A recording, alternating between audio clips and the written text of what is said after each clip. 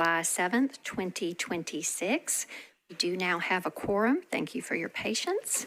This is the 64th regular meeting of the current term of the Metropolitan Council of Nashville and Davidson County. Will all members of the council, as well as the public, please rise for the invocation and remain standing for the Pledge of Allegiance. The invocation is being offered this evening by the Reverend Dr. Kim McLean of Music City West Church of the Nazarene. She is the guest of District 19 Council Member Jacob Coupin. Welcome, Pastor McLean. You are recognized. Good evening. Nashville is known as Music City, the place that makes you think of the songs, the stages, the studios, and the stars. The rich creative culture here has a colloquial feel that gives it organic authenticity. Two familiar mottos in the music community are, "It all begins with a song," and "Musicians are the reason it's called Music City." Nashville's arts culture feeds the soul of all great industries thriving here, from healthcare to education, trade, and government. James Allen wrote, "Creatives are the architects of heaven. Without them, laboring humanity would perish." The rhythm and rhyme pulsing down the boulevards we call Music Row reach from Carolina to California. By nurturing the creative soul of Music City, we bevel the rough edges of a troubled world. Music reminds us that our lives are not simply about making noise, but about finding harmony in different voices, different experiences, and different perspectives. As a songwriter, I've learned that songs have a way of telling everyone's story. And as a pastor, I've learned that communities flourish when we join with a common goal to serve with grace, justice, compassion, and conviction. Let us pray. Loving God, we thank you for this city and for these leaders who have accepted the responsibility of serving it. Grant them wisdom. Give them courage to make difficult decisions and hearts that seek the common good. Help them remember those whose voices are quiet, whose burdens are heavy, and whose hopes depend upon faithful leadership. May this chamber be a place where differences become dialogue and service rises above self-interest. Thank you for these leaders who are guided by love for this city. May Music City continue to be more than the music it makes. May it be the kindness we extend, the dignity we protect, and the hope we leave for the next generation. We ask these things with gratitude and humility. Amen. I pledge allegiance to the flag of the United States of America and to the republic for which it stands, one nation, under God, indivisible, with liberty and justice for all.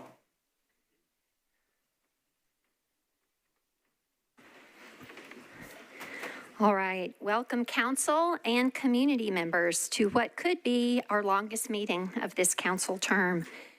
We appreciate so many of you coming out for the public hearings this evening. As of the start of this meeting, we have issued 182 speaker tickets for BL 1391 and 24 for the moratorium.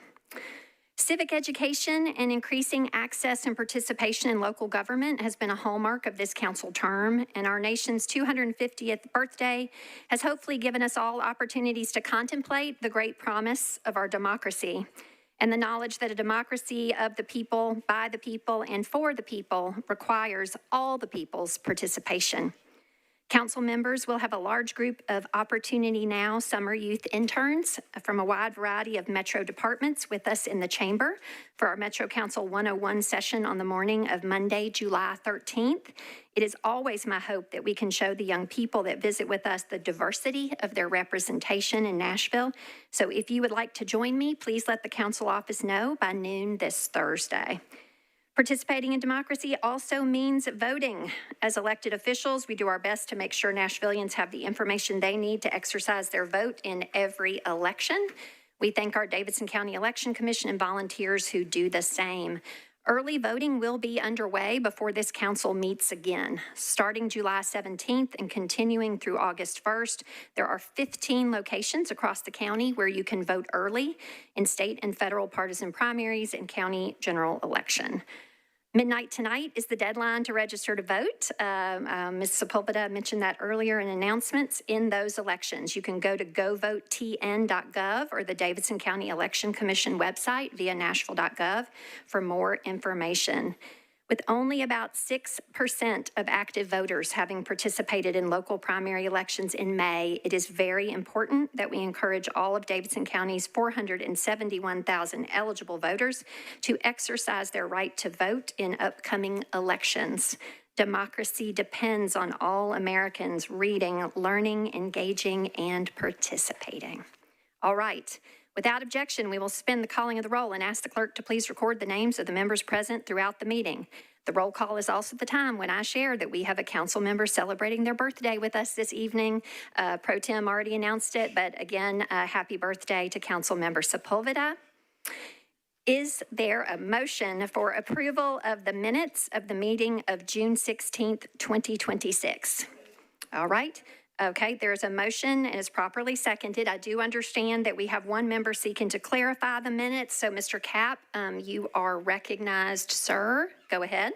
Thank you for recognizing me, Vice Mayor. I briefly need to move to amend the minutes from the last meeting to reflect my intention to abstain from BL 2026 1445, 1446, and 1447. Okay, so noted, Mr. Clerk. Without objection, members, the motion to approve the minutes can be amended with that change. Is there any objection? All right. Now, seeing no one else seeking to be recognized for any change to the minutes, and the motion having been amended with Mr. Kapp's change, the minutes of the meeting of June 16th are approved as amended. All right, Mr. Clerk, are there any messages from the mayor? Yes, there is a message from the mayor. All right, Mr. Clerk, go ahead, please. Dear Vice Mayor Henderson and members of the council, tonight's agenda includes several items that speak directly to how Nashville grows and how we protect our neighborhoods, institutions, and quality of life. For months, we've heard from neighbors, families, and zoo supporters from every corner of this county about the proposed data center adjacent to the Nashville Zoo. I share their concerns about the proposed use of that site. But the question before us is bigger than one parcel. Right now, our zoning code doesn't distinguish between a server room and a 100-megawatt campus. That's a gap we must close. I urge passage of both the zoning bill and the moratorium legislation before you tonight as substituted. Councilmember Horton's ordinance, BL 2026-1391, would give Nashville its first data center-specific zoning standards. I support this framework and appreciate the Planning Commission's thorough work to strengthen it. The legislation may not arrive in time to apply to the property next to the zoo, but it sets the important blueprint for how we regulate data centers in our city moving forward. Departments working under Executive Order 59 will identify further impacts and determine how best to guard against them to further safeguard our communities. Paired with Councilmember Johnston's ordinance BL 2026-1448, which would pause new data center approvals, we have a responsible path. Press pause and put thoughtful rules in place. Separately, you have before you tonight a late filed bill from my administration. I filed condemnation legislation to allow Metro to acquire the property adjacent to the zoo for public use. We've been looking for space in this area of the city for some time and have multiple needs that this site would address. I hope you will support that legislation, which might give us the only option available to address immediate needs in this area. I understand earlier this evening, DC Blocks issued a statement that is full of inaccurate, wishful thinking, divorced from reality and indicative of a company trying to repair a PR problem they caused for themselves. The timing would suggest an attempt to disrupt tonight's council votes on data center legislation. To be clear, I called a meeting because there are 3 parties interested in the property and Metro intends to acquire the land. We will proceed in Metro's interest. Thank you to this council for the seriousness you bring to these questions and to the many Nashvillians who will spend their Tuesday evening participating in your government. That represents local government at its best, and I appreciate it every time a Nashvillian works to make their city a better place. I appreciate the chance to join you on that journey. Best, Mayor Freddie O'Connell. All right. Thank you, Mr. Mayor, and thank you, Mr. Clerk. All right. Next, we'll proceed right into our agenda, Section E, Appointees and Nominees. This portion of the agenda shares all persons who are scheduled to appear before the Rules, Confirmations, and Public Elections Committee for an interview this evening. Referrals back to the committee will be by rule as part of the council's two-meeting process for elections and confirmations. No votes will be taken by the body in this section of the agenda. Chair Cash, your brief report, please. No vote totals necessary, simply the name of those interviewed and for which seats, and if a person in the appointment and confirmation process was unable to attend your committee this evening, at what meeting they will next appear, please, sir. Go ahead, Chair Cash, you're recognized. All right. For Community Corrections Advisory, Jamal Boykin. For Contract and Compliance Board, we deferred Marcus T. Booth for one meeting. Okay. For the Contract and Compliance Board, Michael Idavadia, and you sent me that too, I'm sorry. For Contract and Compliance Board, Matthew Neal. For Director of Law, Tyler Yarbrough. For Electric Power Board, Robert Boone. For Employee Benefit Board, Thomas Curtis. For Farmers Market Board, Jackson Zeitlin. For Historical Commission, I've got 5, Dr. Clay Bailey, Jay Brothers, Caitlin Jones, Dr. Marissa Richmond, and Linda Nguyen. For Short-Term Rental Appeals Board, Kevin Griffith was withdrawn. For Transit Authority, Whitney Weeks. All right, so I appreciate you sharing all persons that were interviewed, and we will note, that Marcus Booth is deferred one meeting and Kevin Griffith is withdrawn. Pro Tem, you're recognized for a point of order. Thank you, Vice Mayor. Tyler Yarbrough should be for the Director of Law, not for the Electric Power Board. I think it was just misspeaking. I appreciate you correcting the record if that was misread. Yes, Ms. Tyler Yarbrough had her interview in committee to serve as the Metropolitan Director of Law. Okay, with that, Chair Cash, you are now recognized for your committee report on the appointees in the second step of your committee's two-meeting process with vote totals this time, and a consolidated motion for the confirmation of those persons, or first for a deferral motion if there are any. Go ahead, sir. All right, for Bicycle and Pedestrian Advisory Commission, the reappointment of Alvin J. Haney, we approved 6-0-0. For the Central Business Improvement District Board, appointment of Christopher Carlson for a term expiring June 15th, 2029.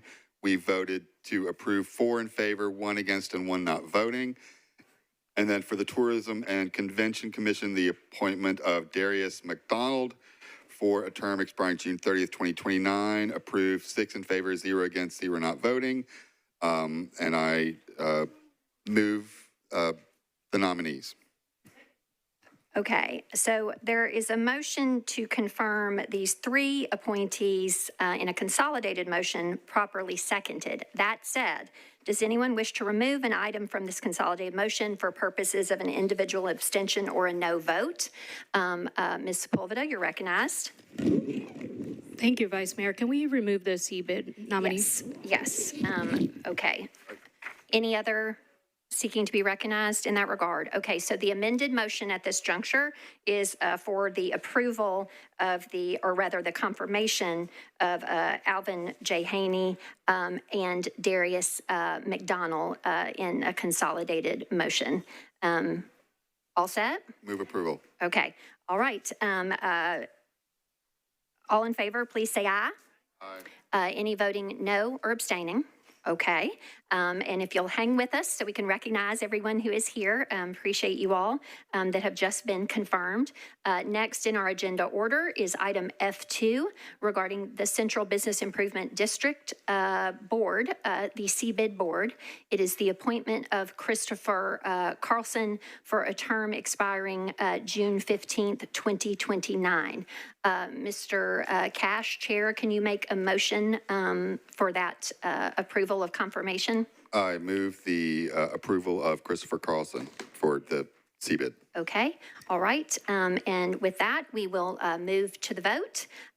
All in favor, please say aye. Any voting no? Okay. Mr. Clerk, is that sufficient to record with raised hands? Okay. Any abstaining? Okay. Council has confirmed also Christopher Carlson. So it appears that we have some of our confirmed appointees with us this evening. If you chose to return to the council chamber, which is not required, do please stand and be recognized as I call your name. Council has confirmed the appointments of Alvin J. Haney. He was reappointed to the Bicycle and Pedestrian Advisory Commission. Council has confirmed the appointment of Christopher Carlson to the CBID Board. And last but certainly not least, Council has confirmed the appointment of Darius McDonald to the Tourism and Convention Commission. Thank you to everyone for your willingness to serve. We appreciate you. Thank you.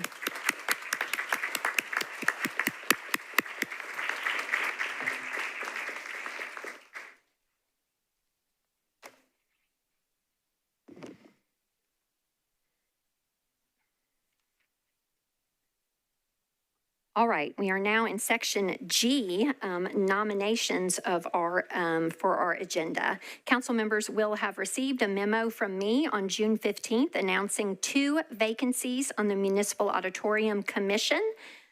Those vacancies will be with terms expiring on June 30th, 2029. An election will be conducted at the August 4th meeting so that your nominees can go through our 2-step process. Those openings or those vacancies were also announced from this dais at last meeting. And so I will now open nominations.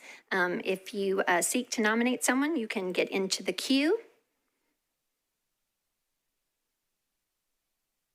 or raise your hands. Council members, we've been busy, but also you got a memo and I mentioned it at the last meeting.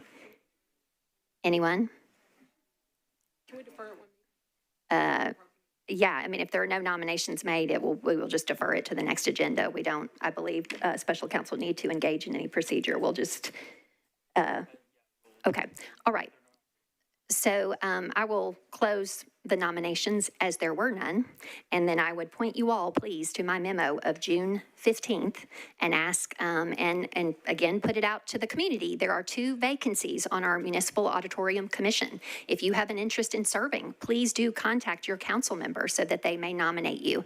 Council members, please give that board and commission a look and see who is currently serving and otherwise, and we will take up these nominations again at our next meeting, okay? All right. Next, we are in section H of our agenda. That is the public comment period. Members of the public who are Tennessee residents wishing to speak may sign up at a table for public comment outside the council chamber from 5 to 6 p.m. on the day of a council meeting. Public comment is limited to 20 minutes total at council meetings, and each speaker is allowed up to 2 minutes to speak. Persons speaking on agenda items must be prioritized to comply with state law. All right. With that, the first, second, and third persons for public comment, so I would ask that they all just go ahead and come on forward, are Trina Hewell, Manon Hall, and John Hamilton. Trina Hewell is speaking regarding public hearings, processes, and procedures. Go ahead, Ms. Hewell, you're recognized. Hi, my name is Trina Hewell. I live in District 6. Tonight I saw a neighbor with a cane waiting in a line that goes up a flight of stairs to the second floor just to receive a ticket. Once people receive a ticket, they're ushered not. Once they receive a ticket, they're ushered into what appears to be some kind of cattle herding situation, and there's very little seating. And what I've heard expressed out there is the one thing that we can guarantee is that this city does not want us to have a place to sit. But people standing in that line, right, the last I saw, the line is down the stairs to get a ticket, which we have one staff member sorting which of the two hearings you want to speak on. And I filmed, and it's taken about 90 seconds to 2 minutes just to get one person a ticket. So I do appreciate that a lot of work went into planning tonight, and I do think that this is an improvement. But on June 2nd, constituents were asked to show grace while standing in a line that broke down immediately. On June 11th, at the Planning Commission, people waited outside in 90-degree heat and were told the fire marshal was the reason they couldn't come in. I contacted the Nashville Fire Department. Deputy Fire Marshal Michael Figlio III responded in writing, "To my knowledge, there was no enforcement needed from our office regarding the occupant load within the space, as the space was not over the maximum occupant load, let alone near it." Tonight's ticketed system is an improvement, but a neighbor with a cane is navigating a staircase inside this building right now just to get in line to speak with nowhere to sit while they wait. The people of Nashville who show up to participate in their government deserve better than this. We have deserved better for a long time. Thank you. I appreciate your feedback, and I will just add for those listening, any staff member, sheriff's office, anybody on the mezzanine or the ground floor is very happy to provide ADA accommodation to anyone about whom there is a concern, and use the elevator rather than the stairs. It is not required to use the stairs. I appreciate you sharing that with me. Just wanted to speak that for people's assistance. Mr. Mannon Hall is speaking on agenda item 73. This is RS 2026-2097. Speaking in opposition, this is an MOU regarding law enforcement within the public transit system. Go ahead, Mr. Hall. Hey, my name is Mannon Hall. I'm speaking as an individual who relies on the bus every single day, and I'm asking you to defer vote down this MOU between the Metro Transit Authority, MNPD, and RTA. First, I must ask, why has an MTA and Chime fully launched the Journey Pass program with income verification? First, it was going to be launched last spring, then fall 2025, then spring 2026, and now they're saying by the end of the year 2026. Why do they keep pushing timelines with no explanation? The Transportation Improvement Program, the TIP that Chime funded, approved by the voters, only allocated $5 million for security improvements over the 15-year program. It's in the document. Yet MTA has already drawn down more than $5 million for a currently non-existent transit police division, when the Transit Ambassador Program is being slow-rolled. We are encouraging and acting on getting the people that need to ride the bus the ability to ride the bus more frequently with the Journey Pass program. When Metro interacts, when MNPD and the security at MTA on the bus, their strategy is just to ban someone for a day, for a week, for a month. That's what the policing and the security do at WeGo. Prioritizing more police at WeGo Central and at the bus stops is not going to increase the safety, because those people will come back after their day, after their week, after their month. It's by bringing the Transit Ambassador Program to the front, making that the priority, putting that in place now. By having ambassadors who can connect our bus riders with the resources they need, like we have resources, you'll talk about it all the time, rather than just banning them from the system over and over again, we can actually make our bus system safer. Thank you.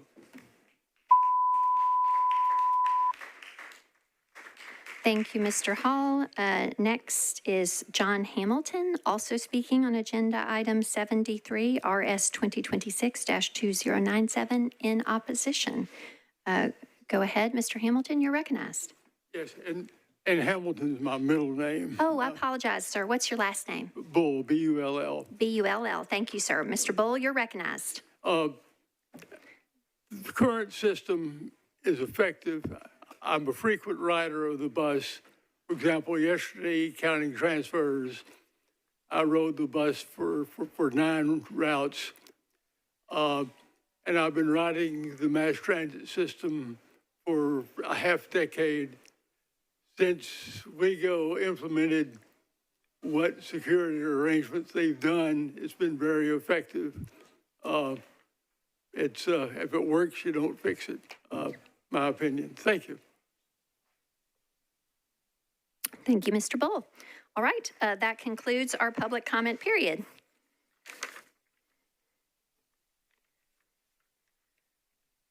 All right. Now we are moving into the public hearing portion of our evening in our agenda. These are sections I and J, a resolution, single resolution, and then multiple bills on public hearing. Spanish interpretation services are provided for all Metro Council public hearings. Ms. Sandra Obando is here as the interpreter this evening. Ms. Obando, will you please share how you can help, please, ma'am? Buenas tardes, mi nombre es Sandra Obando, soy la intérprete en español para la sesión de esta noche. Si necesitan mi asistencia, estoy sentada aquí a su izquierda. Gracias. Gracias, we appreciate you. All right, for those wishing to speak on public hearing items this evening, please do state your name, but it is not required for you to provide your exact address if you do not wish to do so. You may want to tell us in what neighborhood or area you live, your connection to an agenda item or project, or who your council member is. Okay? All right. First, in section I, we have a resolution on public hearing. This is agenda item 1, RS 2026-2070, sponsor Taylor. This is a resolution exempting Vibes Bar and Lounge located at 114 28th Avenue North from the minimum distance requirements for obtaining a beer permit pursuant to section 70809 of our Metropolitan Code. Mr. Taylor, you're recognized, sir. Thank you, Vice Mayor. I'd move to open the public hearing, please. Okay. Committee reports? Well, we can do committee report first. We've done it either way, but for the report of the Government Operations and Regulations Committee, Chair Hill, you're recognized, ma'am. This was 2070, righty? Yes, ma'am. We recommend 6 in favor, 0 against, 0 not voting. Okay, all righty then. And now I heard you request to open the public hearing. Absolutely. So I declare the public hearing open for Council Member Taylor's resolution 2070. Would all members of the public here in support of this resolution please raise your hand? Thank you. Would all members of the public here in opposition to this resolution please raise your hand? Seeing no one here in opposition, do the persons here in support seek to be recognized or speak? Okay, thank you. Appreciate that. Seeing no one here to speak, whether in support or opposition, I will declare the public hearing closed, Mr. Taylor, and it is back to you for a motion on this bill, given that you have, or rather resolution, with your committee report in. Thank you. I'd like to move for approval with a brief comment. Go ahead, sir. All right, thank you. So I'll make it brief. Thank you. So just give a timeline with this. The Vibes owner approached me, I believe, late 2024, December, November, and time's up. And so, and in that moment, there was some pushback from neighbors in regards to this project. They had some apprehensions and asked the property owner to come, or the business owner to come and have a conversation, and over time, that business owner made a vow to be a good neighbor. And so since that time that they've come to that community meeting, opened and moved forward, they vowed to be a good neighbor. We just recently had a community meeting. This topic was on the table. They've been such a good community member that the community was mad at me for not giving them their peer permit already. And so moving forward, I'd just like to thank the property owner, the community members for working through this process with me, and I renew my motion to approve. All right, there's a motion to approve, properly seconded. Is there any discussion on this resolution? Councilmember Allen, you're recognized. Thank you, Madam Chair. If I might just make a couple of comments. I had a good conversation with Councilmember Taylor. Some concerns from some of my constituents who live on the other side of West End, just about past behavior, which he has addressed. And so my question would be, he's been motivated to have good behavior to get this beer permit, and I am fully confident that he will continue in that vein, which is good.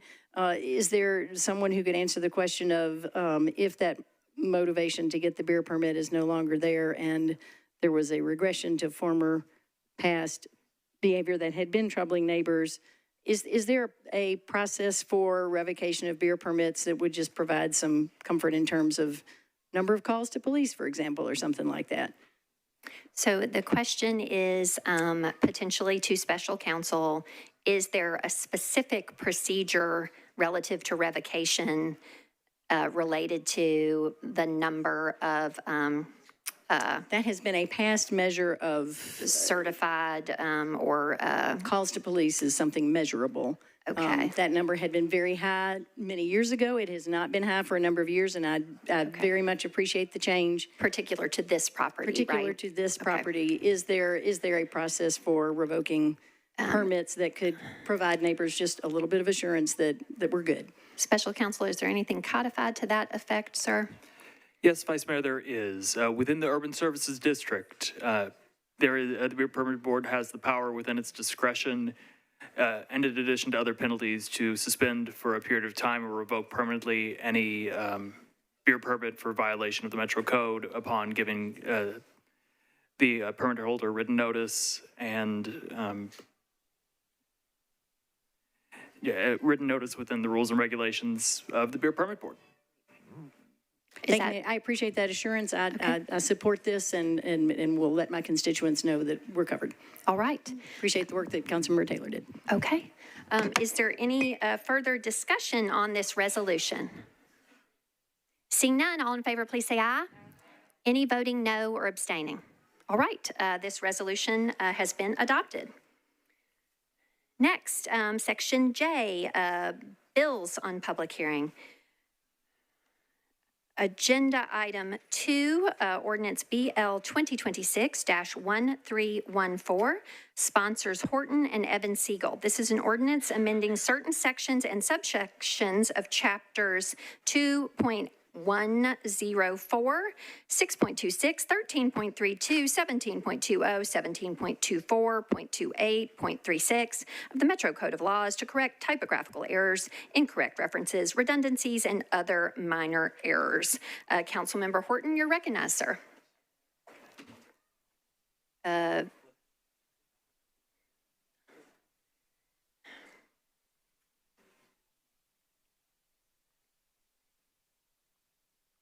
Is there anybody, this is predominantly planning and zoning. I don't know if Vice Chair Harrell of Planning and Zoning, would you be willing to sign on to this bill, sir, for purposes of keeping this moving? Oh, I'm sorry, Mr. Hill. Yes. Okay, Mr. Clerk, so noted. And given that, Mr. Harrell, do you seek to open the public hearing? Does staff know that that is Mr. Horton's intent at this time? Okay. Please open the public hearing. All right. Okay, I declare the public hearing open for council members Horton, Evan Siegel, and Harrell's Ordinance 1314. Would all members of the public here in support of this bill please raise your hand? Okay. Would all members of the public here in opposition to this bill please raise your hand? Mr. Harrell, seeing no one present on either side seeking to be recognized, I will declare the public hearing closed. And Mr. Horton, Mr. Harrell, your vice chair, has taken up that bill. Are you okay with him? Do we want to put it back over to you, as I know you do have a substitute and so forth. So the public hearing is now closed. And with that, I can now recognize you, Mr. Horton, for a motion to get this bill before us. Thank you, Vice Mayor. Apologies for that. I'd like to move for approval, please. Okay, so there's a motion to approve, properly seconded. We're on to discussion. Do you seek to make a motion to substitute? Yes, I'd like to move the substitute, please. Okay. Anything you want to share about the substitute? As the caption shares, this is a housekeeping bill, and so is the substitute. Okay, all right. And move for approval. All right, is there any discussion on the motion to substitute? Seeing none, all in favor of the substitute, please say aye. Any voting no or abstaining? All right, and Mr. Horton, if you'd renew your motion to approve as substituted. I'd like to move for approval as substituted. All right, any discussion on that? Seeing none, all in favor, please say aye. Any voting no or abstaining? All right, this has passed its second of 3 readings as substituted. Next is Agenda Item 3, Ordinance BL 2026-1360, sponsors Stiles and Evan Siegel. If someone could please go get Ms. Stiles. There she is. Yes, ma'am. An ordinance amending Chapter 17.28 of the Metro Code of Laws to amend regulations on underground utilities. Ms. Stiles, you're recognized, ma'am.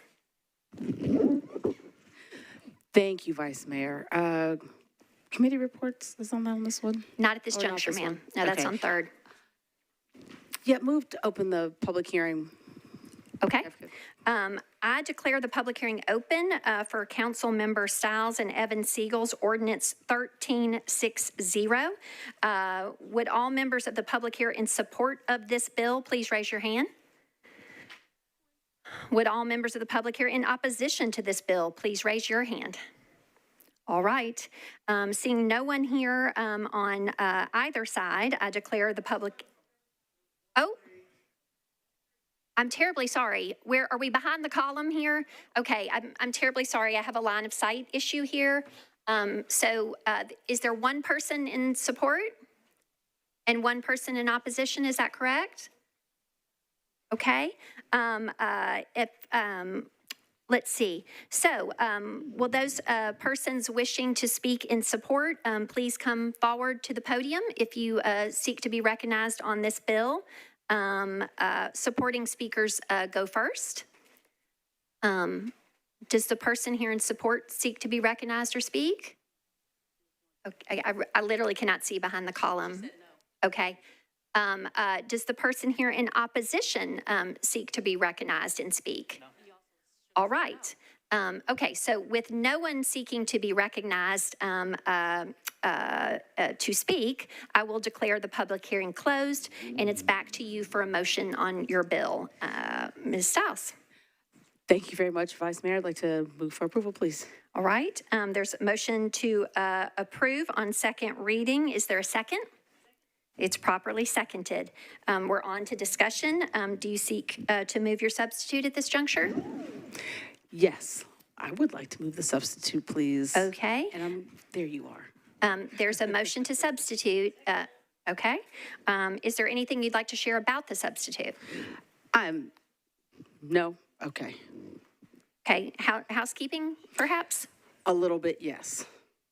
Directly from planning, not from me. Yeah, the planning department table, this was a substitute provided by the planning department. They are concurring that is of a housekeeping nature.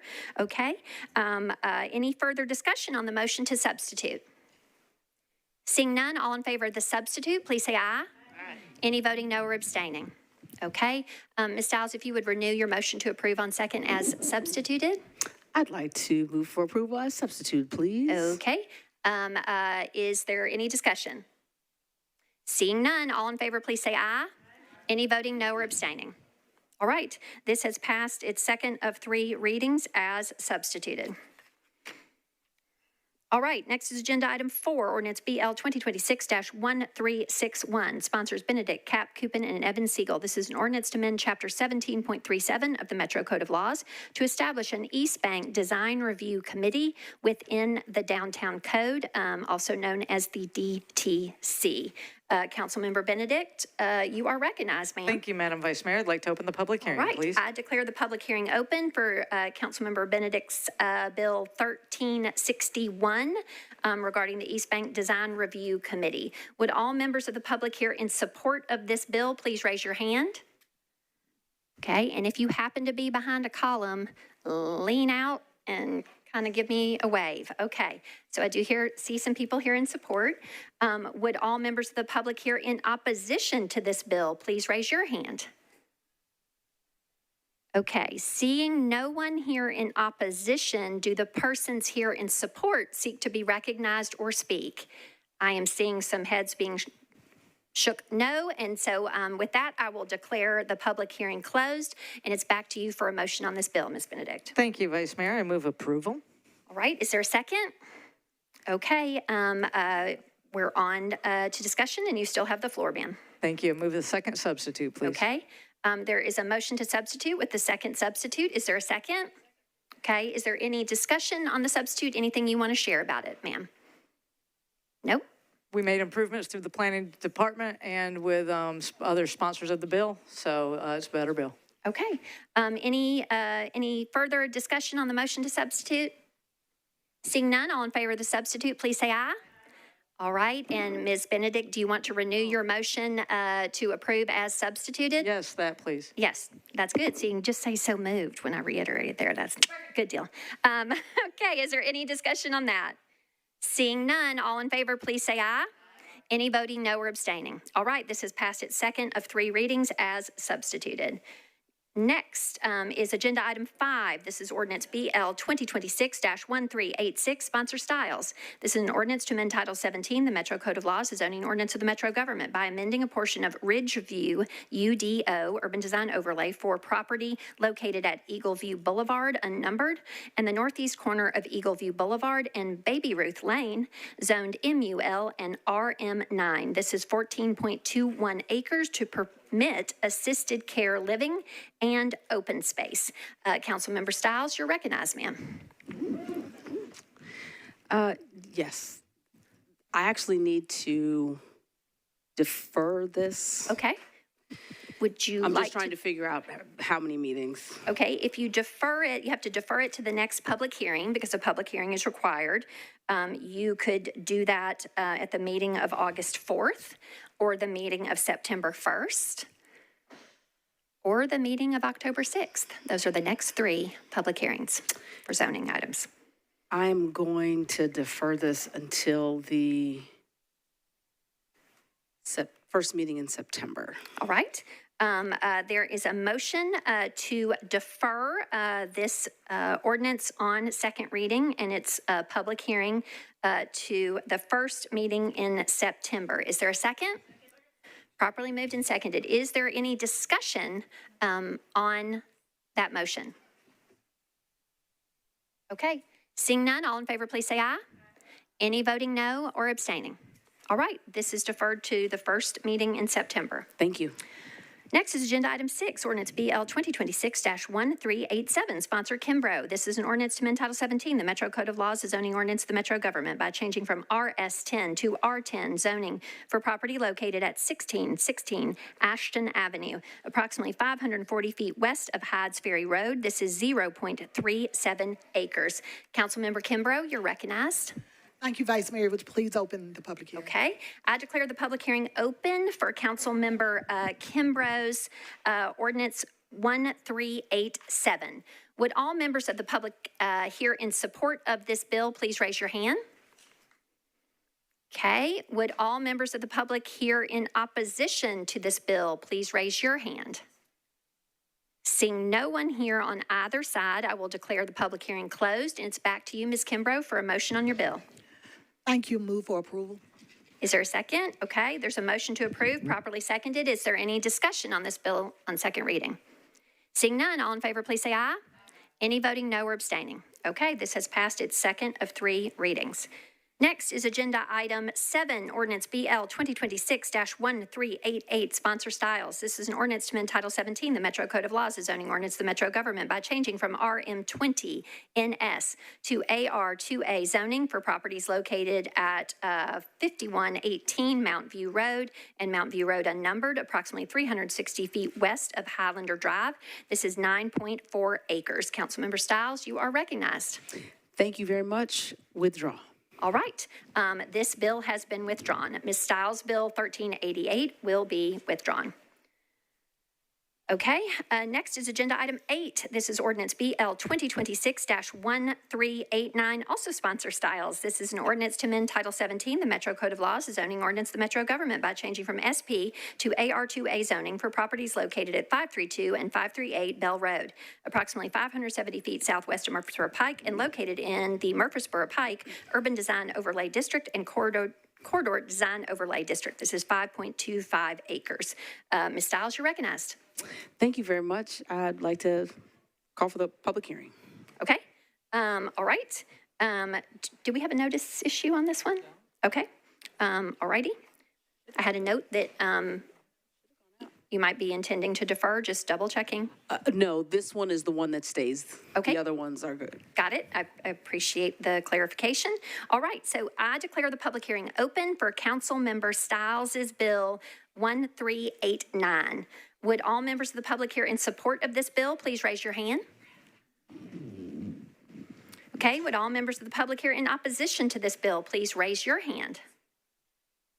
Seeing no one here on either side, I will declare the public hearing closed, and it's back to you for a motion on your bill, Ms. Stiles.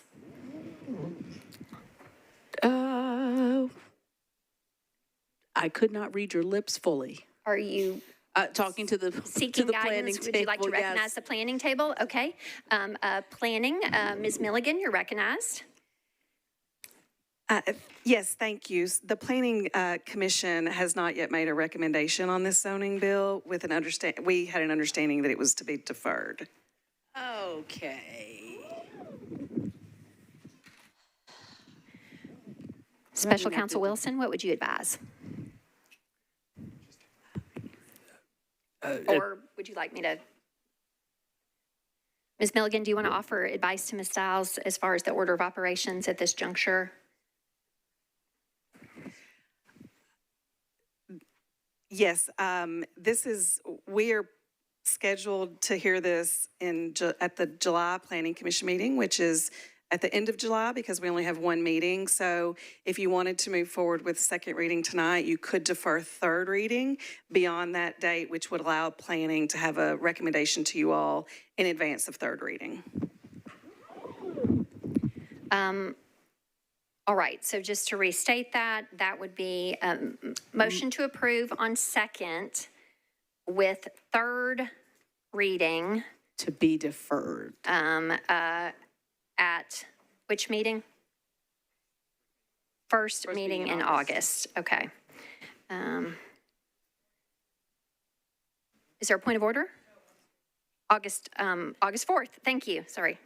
I heard a OR in your little tonal sound there. Okay. So that's a proper motion. Is there a second for that motion? All right. Is there any discussion on that motion? Seeing none, all in favor, please say aye. Any voting no or abstaining? All right, so this has passed its second reading and had its public hearing here. It will next go to the Planning Commission for any member of the community that is listening, and that will be at the 23rd at the Planning Commission, at which juncture it will be back before this body on its third and final reading and in committee at that time at the meeting of August 4th. Okay. All right, next is agenda item 9, ordinance BL 2026-1395, sponsor Welsh. This is an ordinance to amend Title 17, the Metro Code of Laws, a zoning ordinance of the Metro government by changing from RS 7.5 to R8A zoning for property located at 470 Radnor Street, approximately 270 feet northeast of Meade Avenue. This is 0.2 acres. Councilmember Welsh, you're recognized, ma'am. Thank you, Vice Mayor. I'd like to defer for lack of notice. All right, and defer to the next public hearing? To the first meeting of August. Okay. Is there a second for that motion? Okay, is there any discussion on that motion? All in favor, please say aye. Any voting no or abstaining? Okay. This will be back on public hearing at the first meeting in August.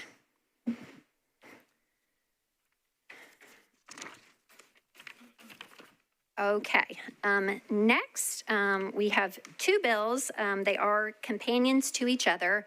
Councilmember Parker, for purposes of the public hearing, They can be taken together. I will go ahead and read both the captions into the record. Agenda item 10 is ordinance BL 2026-1396, sponsor Parker.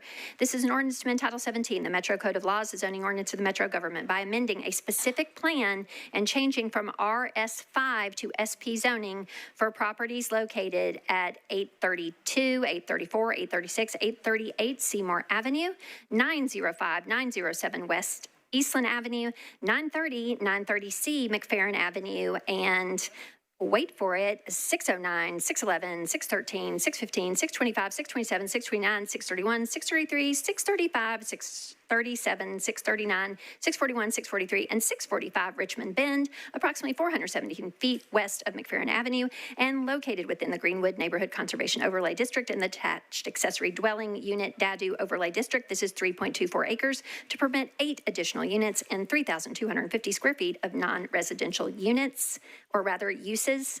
And again, it's companion bill, which is agenda item 11. That's ordinance BL 2026-1397, which requires certain materials to be restricted in the construction of buildings at all those addresses in 1396, which I will mercifully not repeat. Okay. With that, Mr. Parker, you are recognized, sir. Oh, I'm sorry, sir. Go ahead. Thank you, Vice Mayor. I'd like to open the public hearing. All right. I declare the public hearing open for Council Member Parker's bills 1396, 1396, and 1397, which are companions to each other. Would all members of the public here in support of these bills please raise your hands? Okay. Would all members of the public here in opposition to these bills please raise your hands? Seeing no one here in opposition to the persons here in support seek to be recognized or speak, they are both shaking their heads no, Mr. Parker. And so with that, I will declare the public hearing closed. And now as I come back to you, given that you have substitutes, we will have to take these up individually for purposes of substitution and passage. So go ahead, sir. Thank you, Vice Mayor. I would like to move the substitute on BL 2026-1396. Okay, if you could please just move approval on 1396 to get it before us. And then. Yes, move approval of BL 2026-1396. Is there a second? Okay, and I heard you already make the motion to substitute. Renewed. Is there a second for that? Okay, all right. Anything you want to say about the substitute, sir? No. All right. There is a motion to substitute 1396. Is there any discussion? Seeing none, all in favor, please say aye. Aye. Any voting no or abstaining? Okay, if you could renew your motion to approve as substituted. Approve 1396 as substituted. Okay, any discussion on that? Seeing none, all in favor, please say aye. Aye. Any voting no or abstaining? Okay, so that has passed. It's second of 3 readings as substituted. Next, we're on to agenda item 11. Go ahead, sir. I'd like to move BL 2026-1397. All right, go ahead, back to you for the substitute. I would like to move the substitute. Okay, is there any discussion on the substitute? Seeing none, all in favor of the motion to substitute, please say aye. Aye. Okay, any voting no or abstaining? All right, and if you could renew your motion. Move as substituted. All right, so it is, I'm going to presume that your motion was to approve on second reading as substituted. Any discussion on that? All right, seeing none, all in favor, please say aye. Aye. Any voting no or abstaining? Okay. 10 and 11, 1396 and 1397 have passed their second of 3 readings as substituted. Yes, sir.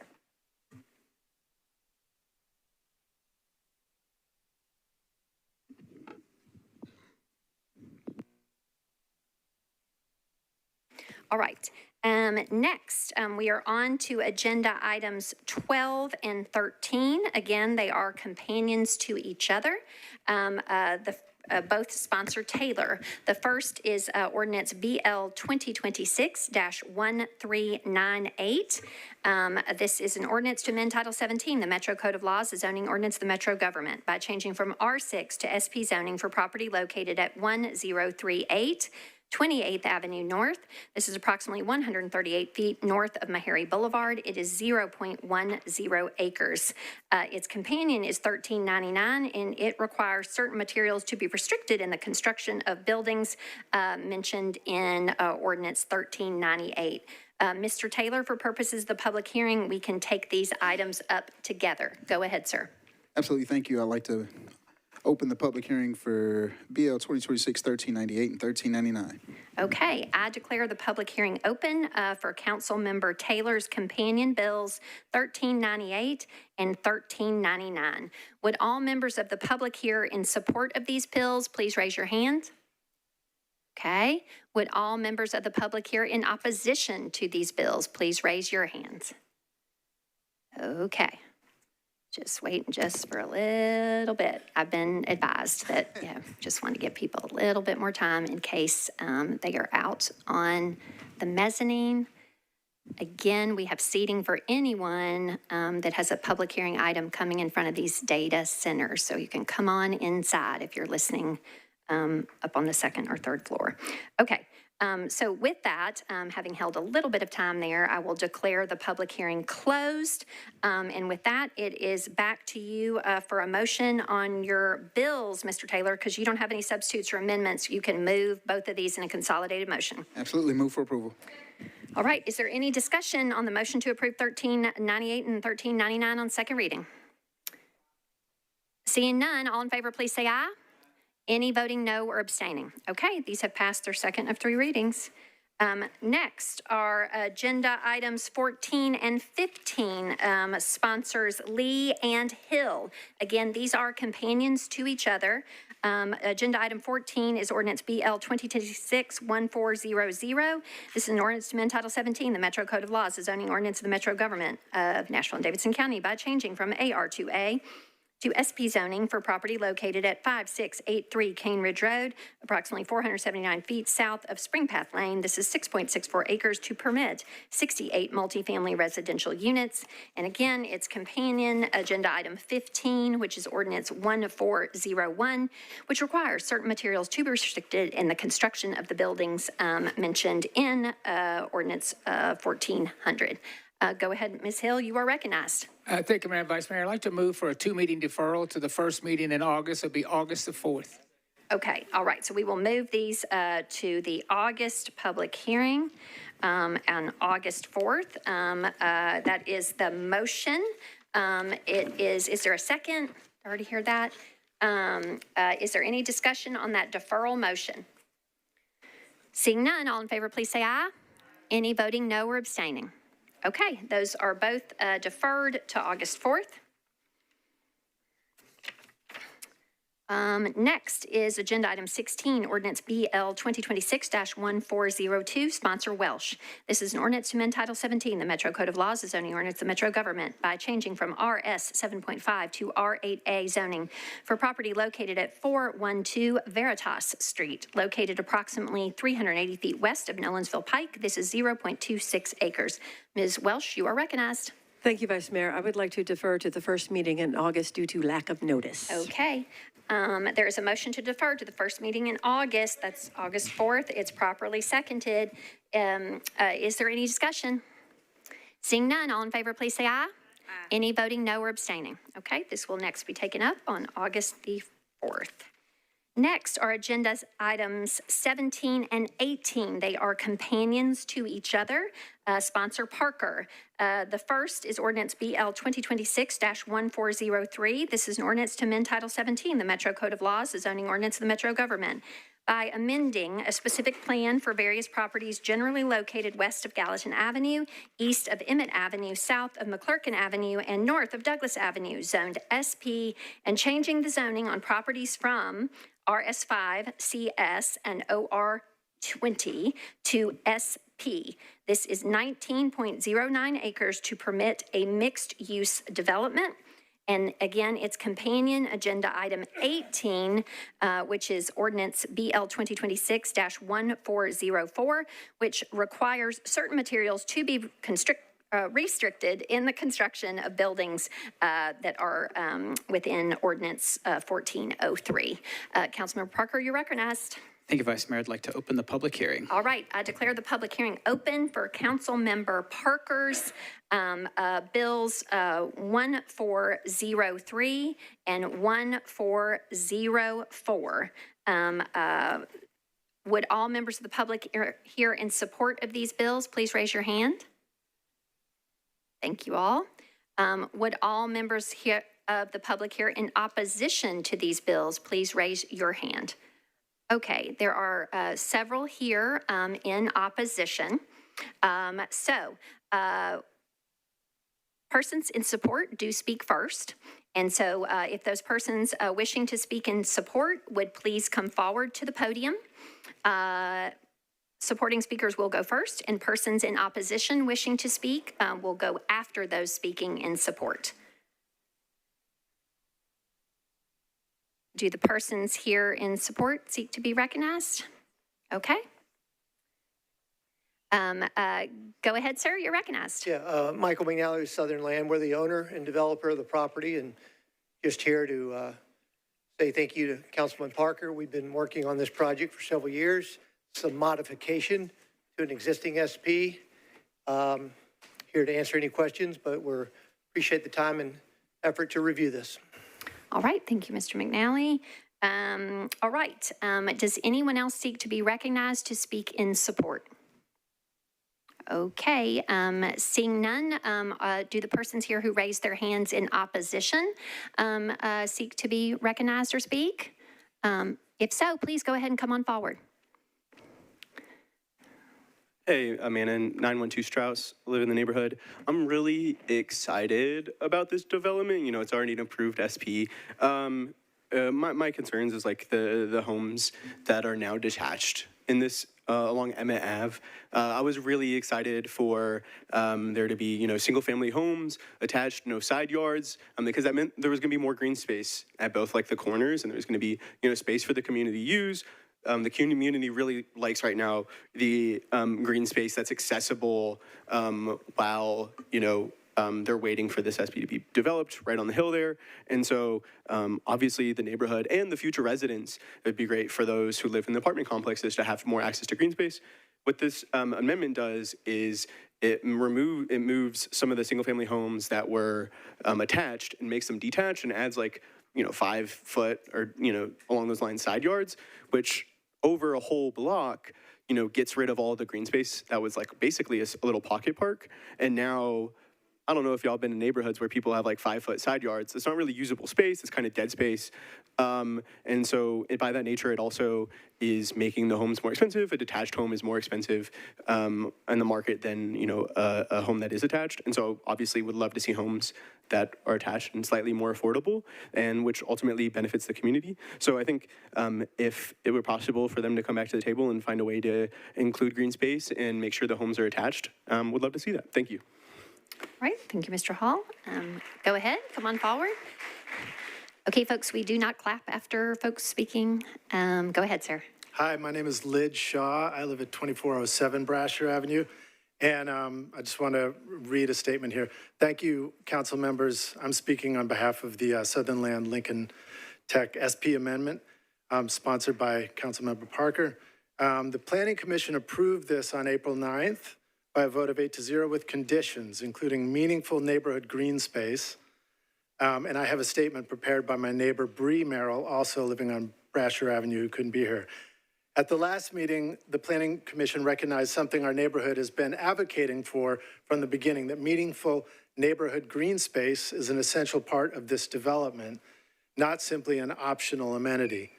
We left that meeting encouraged because there seemed to be a shared understanding that additional green space would help create a project that better serves both future residents and the existing neighborhood. Yet the latest plan appears to move away from that direction, as though the Commission's guidance was viewed as a suggestion rather than an important expectation. Neighborhood green space provides lasting benefits that extend far beyond aesthetics. It creates a space where children can safely play, where neighbors can gather, where families can picnic, where seniors can walk, and where the community can build relationships. It also improves stormwater management, supports mature trees and wildlife, reduces the urban heat island effect, and contributes to better physical and mental health for the community. These are investments that continue paying dividends for generations. This development has the opportunity to become a model for thoughtful planning, one that balances new investment with the quality of life for everyone who calls this neighborhood home. We respectfully ask the Metro Council to remain steadfast in the direction established at the previous meeting and require meaningful neighborhood green space as part of any final approval. Thank you very much. Thank you. Go ahead, you're recognized. Come on forward. Thank you. My name's Katie Gustafson. I live at 905B Strauss Avenue in the neighborhood. And first of all, I just want to really thank the Southern Land Company. I think they've done a great job engaging the community in terms of this development. I will not try to repeat what Lidge said so eloquently, which is just the importance of green space. And I would also just add to that, I think some other recommendations that were made was a traffic study and maybe additional access into the neighborhood. It's hard to imagine, I think, what that space is. It's about 20 acres. And I think in terms of what's being proposed, which is super exciting, and I am not at all opposed to the development, but it is a substantial number of people and vehicles that will be in that 20 acres. And so I think all of us, the neighbors and the Southern Land Company, want that to be a place that still functions in terms of the traffic and what that means for people there. And so I would just really encourage the committee tonight to reiterate, maybe by saying no tonight, and please come back with that sort of additional information around the traffic and additional access to the neighborhood. Thank you. All right. Does anyone else seek to be recognized to speak in opposition? All right.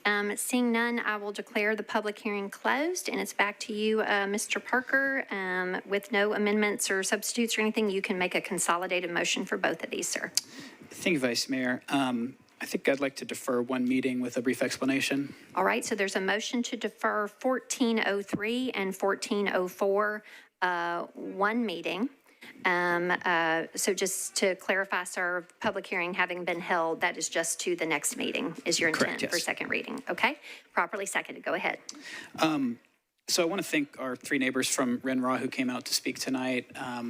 It is a kind of a relatively compact neighborhood, and this SP represents a significant chunk of that neighborhood. So we've had a ton of meetings over, the last 4 or 5 years about the original SP, which is actually in place on the site right now, and then this amendment to the SP. There's a lot of great things in this amendment to the SP. We're able to realign Strauss, which is going to significantly help with traffic flow and safety. The way that the commercial buildings engage with the Gallatin corridor, I think is a massive improvement over what was in the previous SP, the one that's in place right now. There's still obviously a big desire from the community for more green space. I do want to temper expectations because this is going from a open institutional campus style development to a dense mixed use development. Like that's still what's happening. That's the SP that's in place today allows that to happen. So we're not going to be able to add like a park here. But what I'm hoping we can do in the time of the deferral is take a look at that question of, is there anything we can do with the structure? The SP that's in place had, as one of the speakers mentioned, more attached product in the sort of for sale multifamily area. It had more attached product, which means that you're not burning that space between units. And is there an opportunity to cluster some of those units and yield a little bit of additional green space? That's, I think, the most viable path to potentially making an amendment here. So that's what I want to spend the deferral time looking at, as well as the Planning Commission. We talked about how the area around the Renraw Mansion is going to be programmed or arranged or addressed. So that's the purpose of the deferral, and I'll be reaching out to both Southern and some of the neighbors to try and have some discussions about that in the time. So I would just renew my motion for a one meeting deferral. All right, there's a motion to defer one meeting to the meeting of July 21st. It was properly seconded. You've heard an explanation from the sponsor. Is there any further discussion? Okay, and again, this is for both 1403 and its companion 1404. All in favor, please say aye. Aye. Any voting no or abstaining? Okay, these will be back on our agenda on July 21st. Okay, so next is agenda item 19, ordinance BL 2026-1405, sponsor Taylor. This is an ordinance to amend Title 17, the Metro Code of Laws, the zoning ordinance of the Metro government by changing from RS5 to R6A zoning for property located at 1704 10th Avenue North, approximately 80 feet northwest of Jane Street. This is 0.17 acres and located within the detached accessory dwelling unit overlay district. Councilmember Taylor, you are recognized, sir. Thank you. Please open the public hearing. Okay. I declare the public hearing open for Councilmember Taylor's ordinance 1405. Would all members of the public here in support of this bill please raise your hands?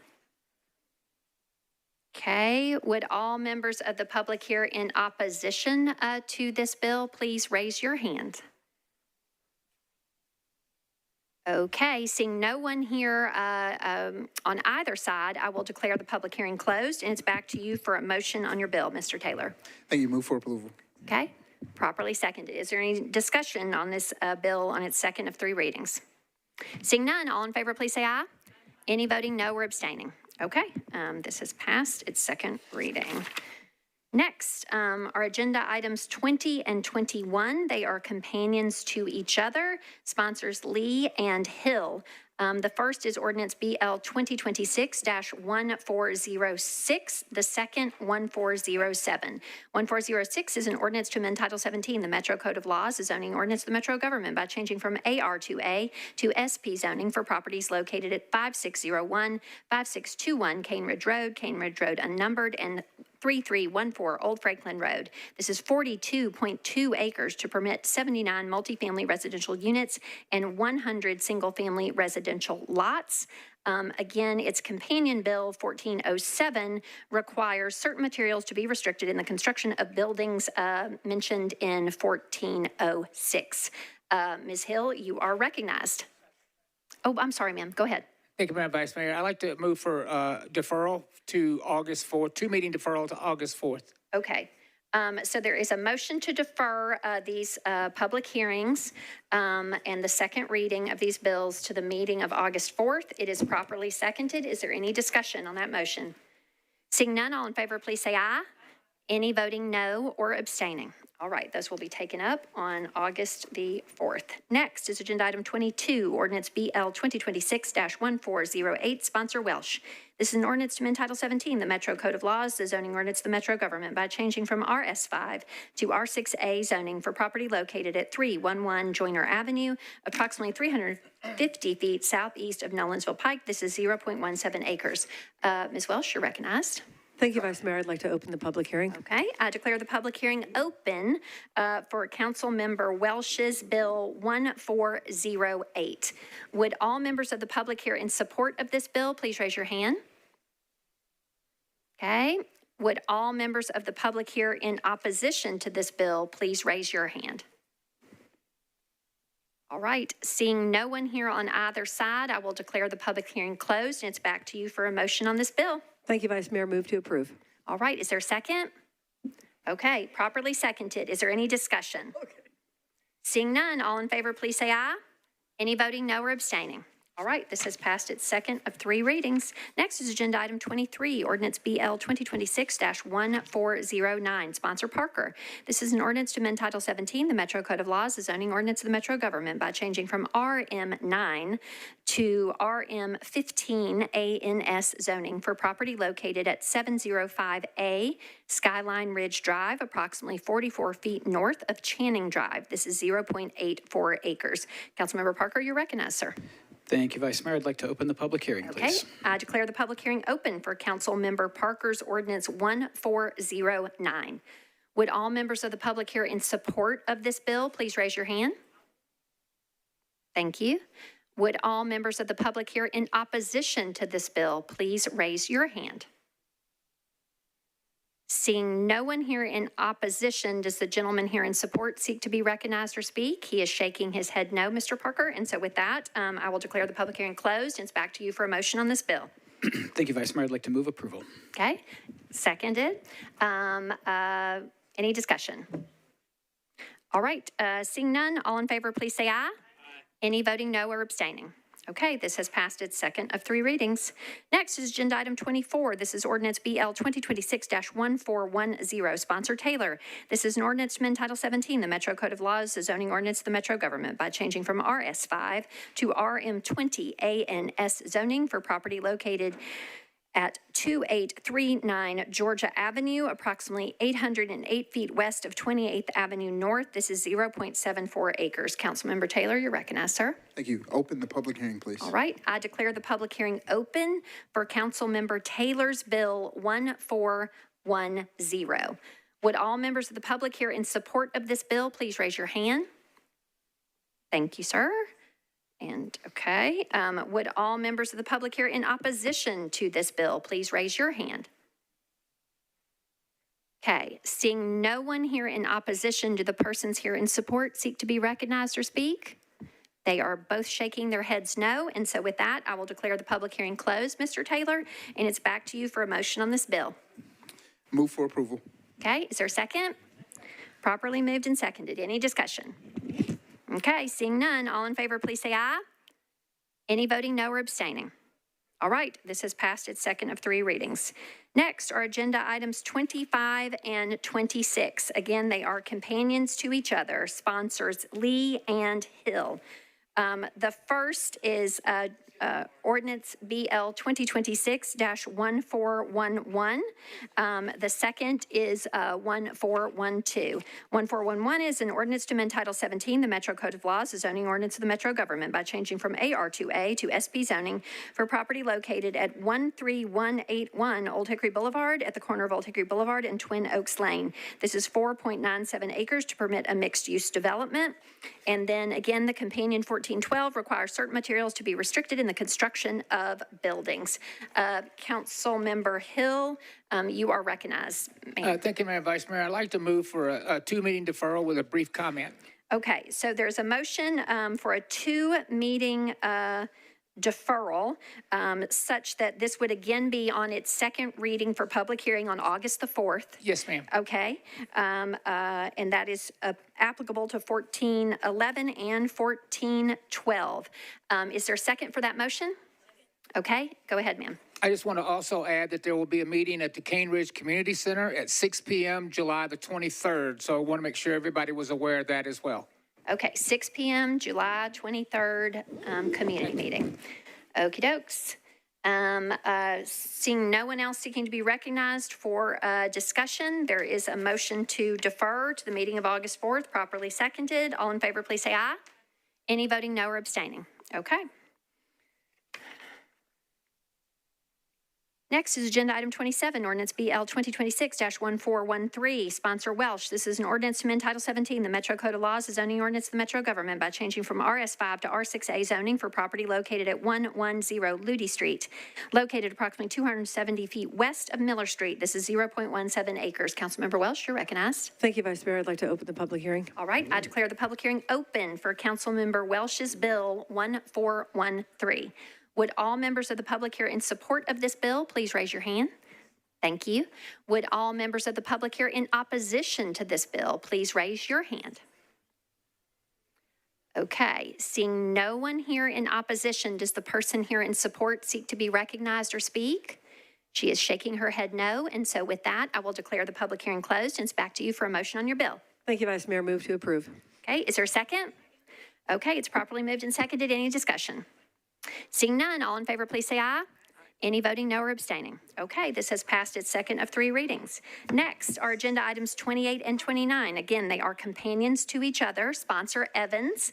Agenda item 28 is ordinance BL 2026-1414. This is an ordinance to amend Title 17, the Metro Code of Laws, the zoning ordinance of the Metro government by changing from RS 15 to SP zoning for property located at 6114 North New Hope Road, approximately 352 feet north of Central Pike. This is 3 acres to permit 44 multifamily residential units, and ordinance BL 2026-1415, its companion, which requires certain materials to be restricted in the construction of buildings in the aforementioned 1414.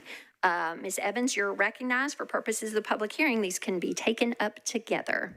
Thank you, Vice Mayor. I'd like to move to open the public hearing, please. Okay, I declare the public hearing open for Council Member Evans's bills 1414 and 1415. Would all members of the public here in support of these bills please raise your hands? Thank you. Would all members of the public here in opposition to these bills please raise your hands? Seeing no one here in opposition, does the gentleman here in support seek to be recognized or speak? He is shaking his head no. And so with that, I will declare the public hearing closed, and it's back to you. You can make a consolidated motion on these bills. Thank you, Vice Mayor. I'd like to move to approve both bills, please. Okay, there's a motion to approve 1414 and 1415. Is there a second? All right, is there any discussion? Seeing none, all in favor, please say aye. Any voting no or abstaining? All right, 1414 and 1415 have passed their second of 3 readings. Next is agenda item 30, ordinance BL 2026-1416, sponsor Webb. This is an ordinance to amend Title 17, the Metro Code of Laws, the zoning ordinance of the Metro government by applying a contextual overlay district to various properties along Shepherd Hills Drive and Twin Hills Drive, southeast of Gallatin Pike, zoned R20. This is 137.6 acres. Councilmember Webb, you're recognized, ma'am.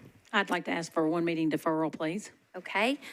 Is your intent to defer to the next meeting in July or to the public hearing in August, the first meeting in August? Yes, the first meeting in August. Okay. There is a motion to defer to the first meeting in August for purposes of public hearing and second reading. Is there a second? Properly seconded. Is there any discussion? Seeing none, all in favor, please say aye. Any voting no or abstaining? All right. This will be deferred to the meeting of August the 4th.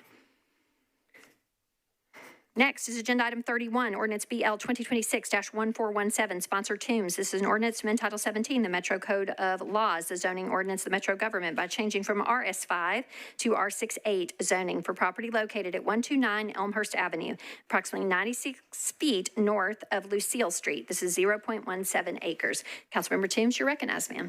Thank you, Madam Vice Mayor. Request to open a public hearing. Okay, I declare the public hearing open for Councilmember Toombs's Bill 1417. Would all members of the public here in support of this bill please raise your hand? Thank you. Would all members of the public here in opposition to this bill please raise your hand? Okay, seeing no one here in opposition, does the gentleman here in support seek to be recognized or speak? He is shaking his head no. And so with that, Ms. Toombs, I will declare the public hearing closed, and it's back to you for a motion on your bill. Move for approval. Okay, there's a motion to approve, properly seconded. Is there any discussion on this? Seeing none, all in favor, please say aye. Any voting no or abstaining? Okay, this has passed its second of 3 readings. Next is agenda item 32, ordinance BL 2026-1418, sponsor Spain. This is an ordinance to amend Title 17, the Metro Code of Laws, the zoning ordinance of the Metro government by changing from AR2A to RM9NS zoning for property located at 7345 Old Charlotte Pike. This is approximately 322 feet east of Old Hickory Boulevard, and it is 0.93 acres. Councilmember Spain, you're recognized, sir. Thank you, Madam President. I'd like to open the public hearing. All right, I declare the public hearing open for Councilmember Spain's Bill 1418. Would all members of the public here in support of this bill please raise your hand? Okay, would all members of the public here in opposition to this bill please raise your hand? Mr. Spain, seeing no one here on either side, I will declare the public hearing closed, and it's back to you for a motion on this bill. Thank you, Madam President. Move approval. All right, is there a second? Properly moved and seconded. Is there any discussion? Seeing none, all in favor, please say aye. Any voting no or abstaining? Okay, this has passed its second of 3 readings. Next is Agenda Item 33, Ordinance BL 2026-1419, sponsor Evans. This is an ordinance to amend Title 17, the Metro Code of Laws, the zoning ordinance of the Metro government by changing from RS15 to R15 zoning for property located at 3524 Earhart Road, approximately 535 feet south of Hesse Road. This is 3.2 acres. Councilmember Evans, you're recognized. Thank you, Vice Mayor. I'd like to move to open the public hearing, please. All right, I declare the public hearing open for Councilmember Evans's Bill 1419. Would all members of the public here in support of this bill please raise your hand? Okay, would all members of the public here in opposition to these bills please raise your hand? Ms. Evans, seeing no one here on either side, I will declare the public hearing closed. It's back to you for a motion. Thank you, Vice Mayor. I'd like to move for approval, please. All right, is there a second? Properly moved and seconded. Any discussion? Seeing none, all in favor, please say aye. Any voting no or abstaining? Okay, this has passed its second of 3 readings. Next is Agenda Item 34, Ordinance BL 2026-1420, sponsor Webb. This is an ordinance to amend Title 17, the Metro Code of Laws, the zoning ordinance of the Metro government by applying a contextual overlay district to various properties along Cumberland Hills Drive and Northside Drive south of Gallatin Pike, zoned RS40. This is 68.2 acres. Ms. Webb, you're recognized. I'd like to ask for another deferral till August the 4th meeting. Okay, is there a second? Okay, there is a motion to defer the public hearing and second reading to the meeting of August 4th. It's properly seconded. Is there any discussion? Seeing none, all in favor, please say aye. Any voting no or abstaining? Okay, this will be taken up again at the meeting of August 4th. Next is Agenda Item 35, Ordinance BL 2026-1421, sponsor Toombs.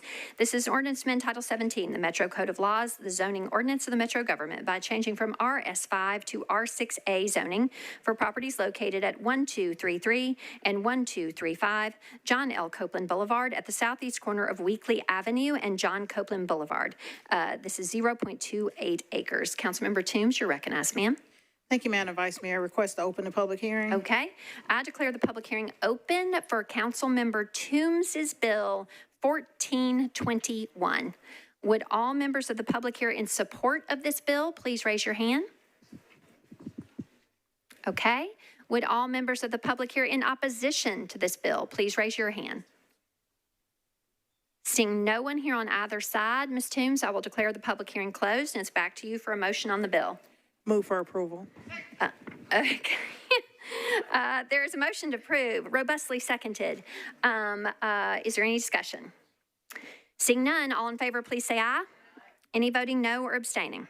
Okay, this has passed its second of 3 readings. Next is Agenda Item 36, Ordinance BL 2026-1422, sponsor Benedict. This is an ordinance to amend Title 17 of the Metro Code of Laws, the zoning ordinance of the Metro government by changing from RS 7.5 to R8A zoning for property located at 863 Argyle Avenue, located at the corner of Argyle Avenue and Emmett Avenue. This is 0.58 acres. Ms. Benedict, you are recognized, ma'am. Thank you, Madam Vice Mayor. Argyle is correct. Thank you for that. I know, I almost said Argyle, but I didn't. No, you got it. Right. I'm going to move this to for deferral to the first meeting in August, please. Okay, there is a motion to defer, properly seconded, to move the public hearing and second reading of this bill to the first meeting in August 4th. Is there any discussion on that motion? Seeing none, all in favor, please say aye. Any voting no or abstaining? Okay. Next are Agenda Items 37 and 38. They are companions to each other. Sponsor Horton. 37 is Ordinance BL 2026-1423, and Agenda Item 38 is 1424. 1423 is an ordinance to amend Title 17, the Metro Code of Laws, the zoning ordinance of the Metro government by amending a specific plan on property located at 5901 California Avenue at the southeast corner of 60th Avenue North and California Avenue, zoned SP. This is 8.12 acres to permit a mixed-use development. And again, it's Companion Bill 1424, which will require certain materials to be restricted in the construction of buildings at the aforementioned addresses in 1423. Councilmember Horton, sponsor, you're recognized, Mr. Chair. Thank you, Vice Mayor. I'd like to open the public hearing, please. Okay. I declare the public hearing open for Councilmember Horton's bills 1423 and 1424.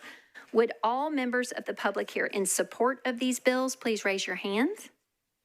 Thank you.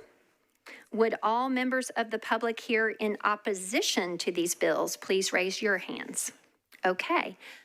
Seeing that there are folks here both in support and opposition, our supporting speakers go first. If the persons here in support seek to be recognized and speak, if you would go ahead and come forward to the podium and line up behind. All right, go ahead, sir. You are recognized. Good evening. I'm Wesley Smith here in a personal capacity. I live right down the street from this, and what I'm most excited selfishly for this project is it fills a pretty significant sidewalk gap from my apartment to West Park. I walk this stretch several times a week. I did this morning before work. There's no sidewalk on either side of the street on the frontage of this property on 60th, and so it connects basically from the food project to West Park, also from St. Luke's Community House to the park as well. So it does a lot of what we say we want more of in this city, fills sidewalk gaps paid for by developers, and it builds more housing. And so that's as simple as it gets for me, and I hope you will support it. Thank you.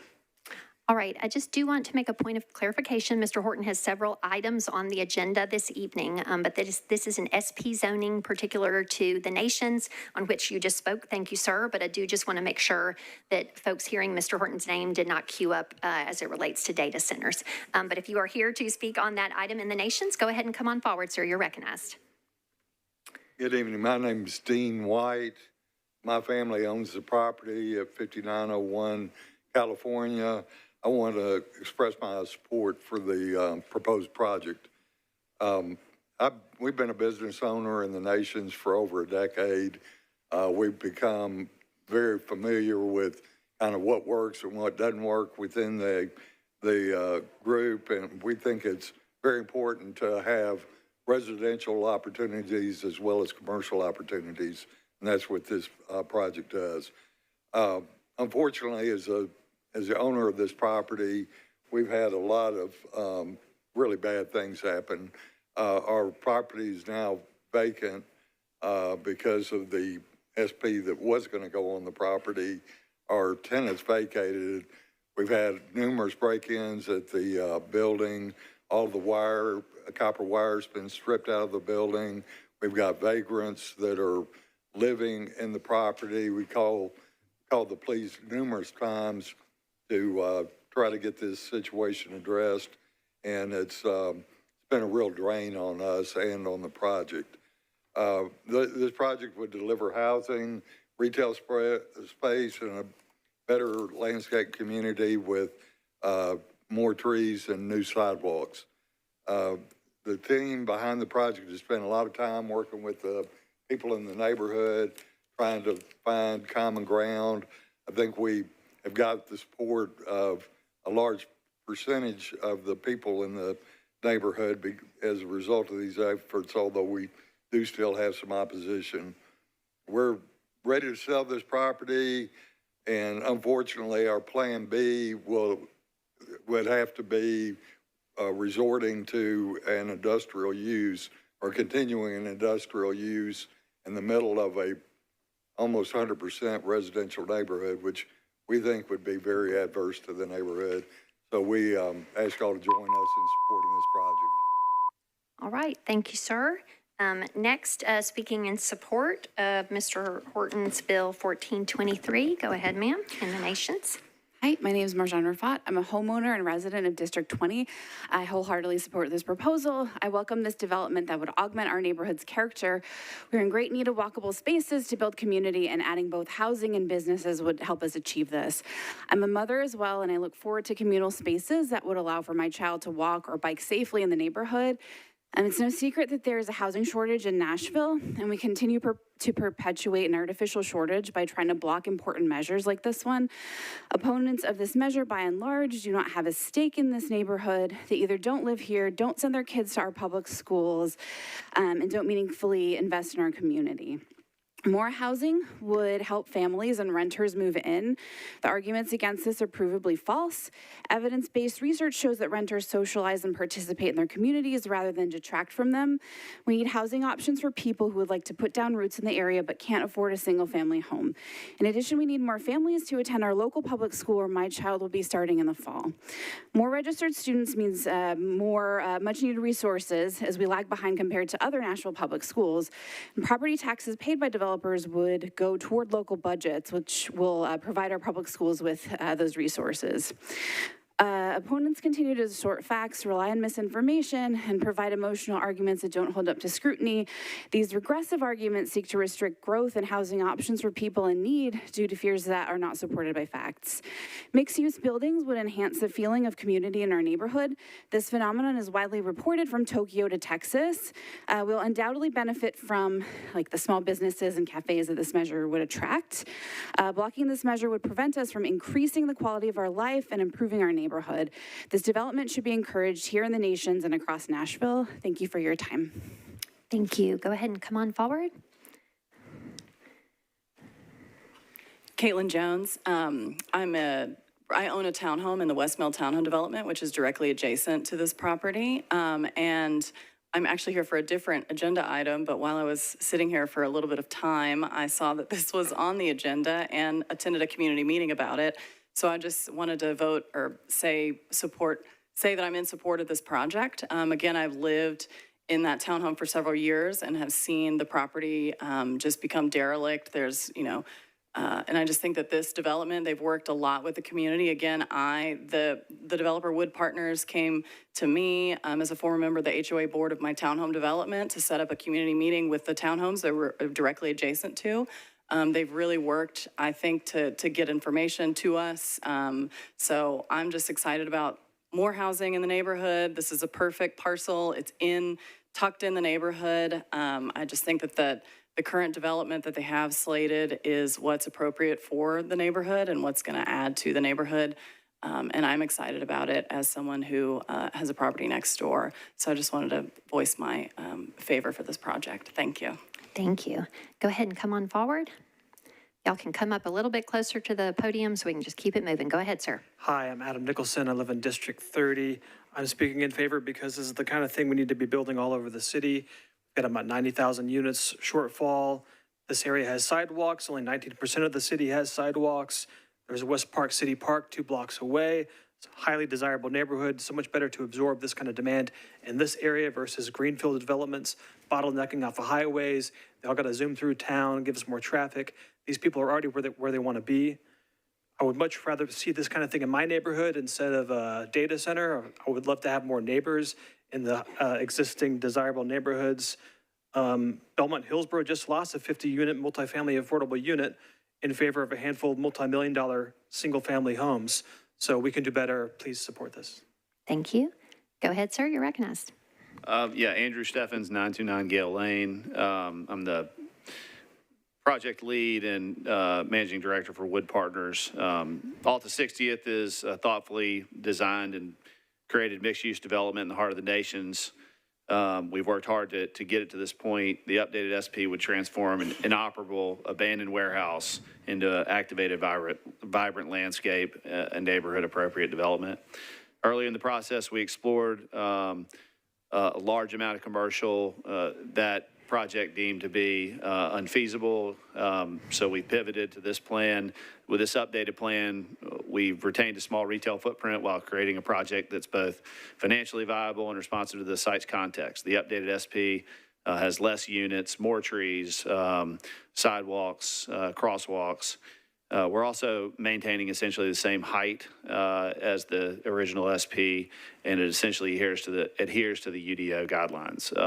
Throughout the process, we've worked closely with the neighborhood leaders, neighbors nearby, and business owners, and Councilman Horton to understand the priorities and shape a plan that supports the area's continued growth while remaining feasible to deliver.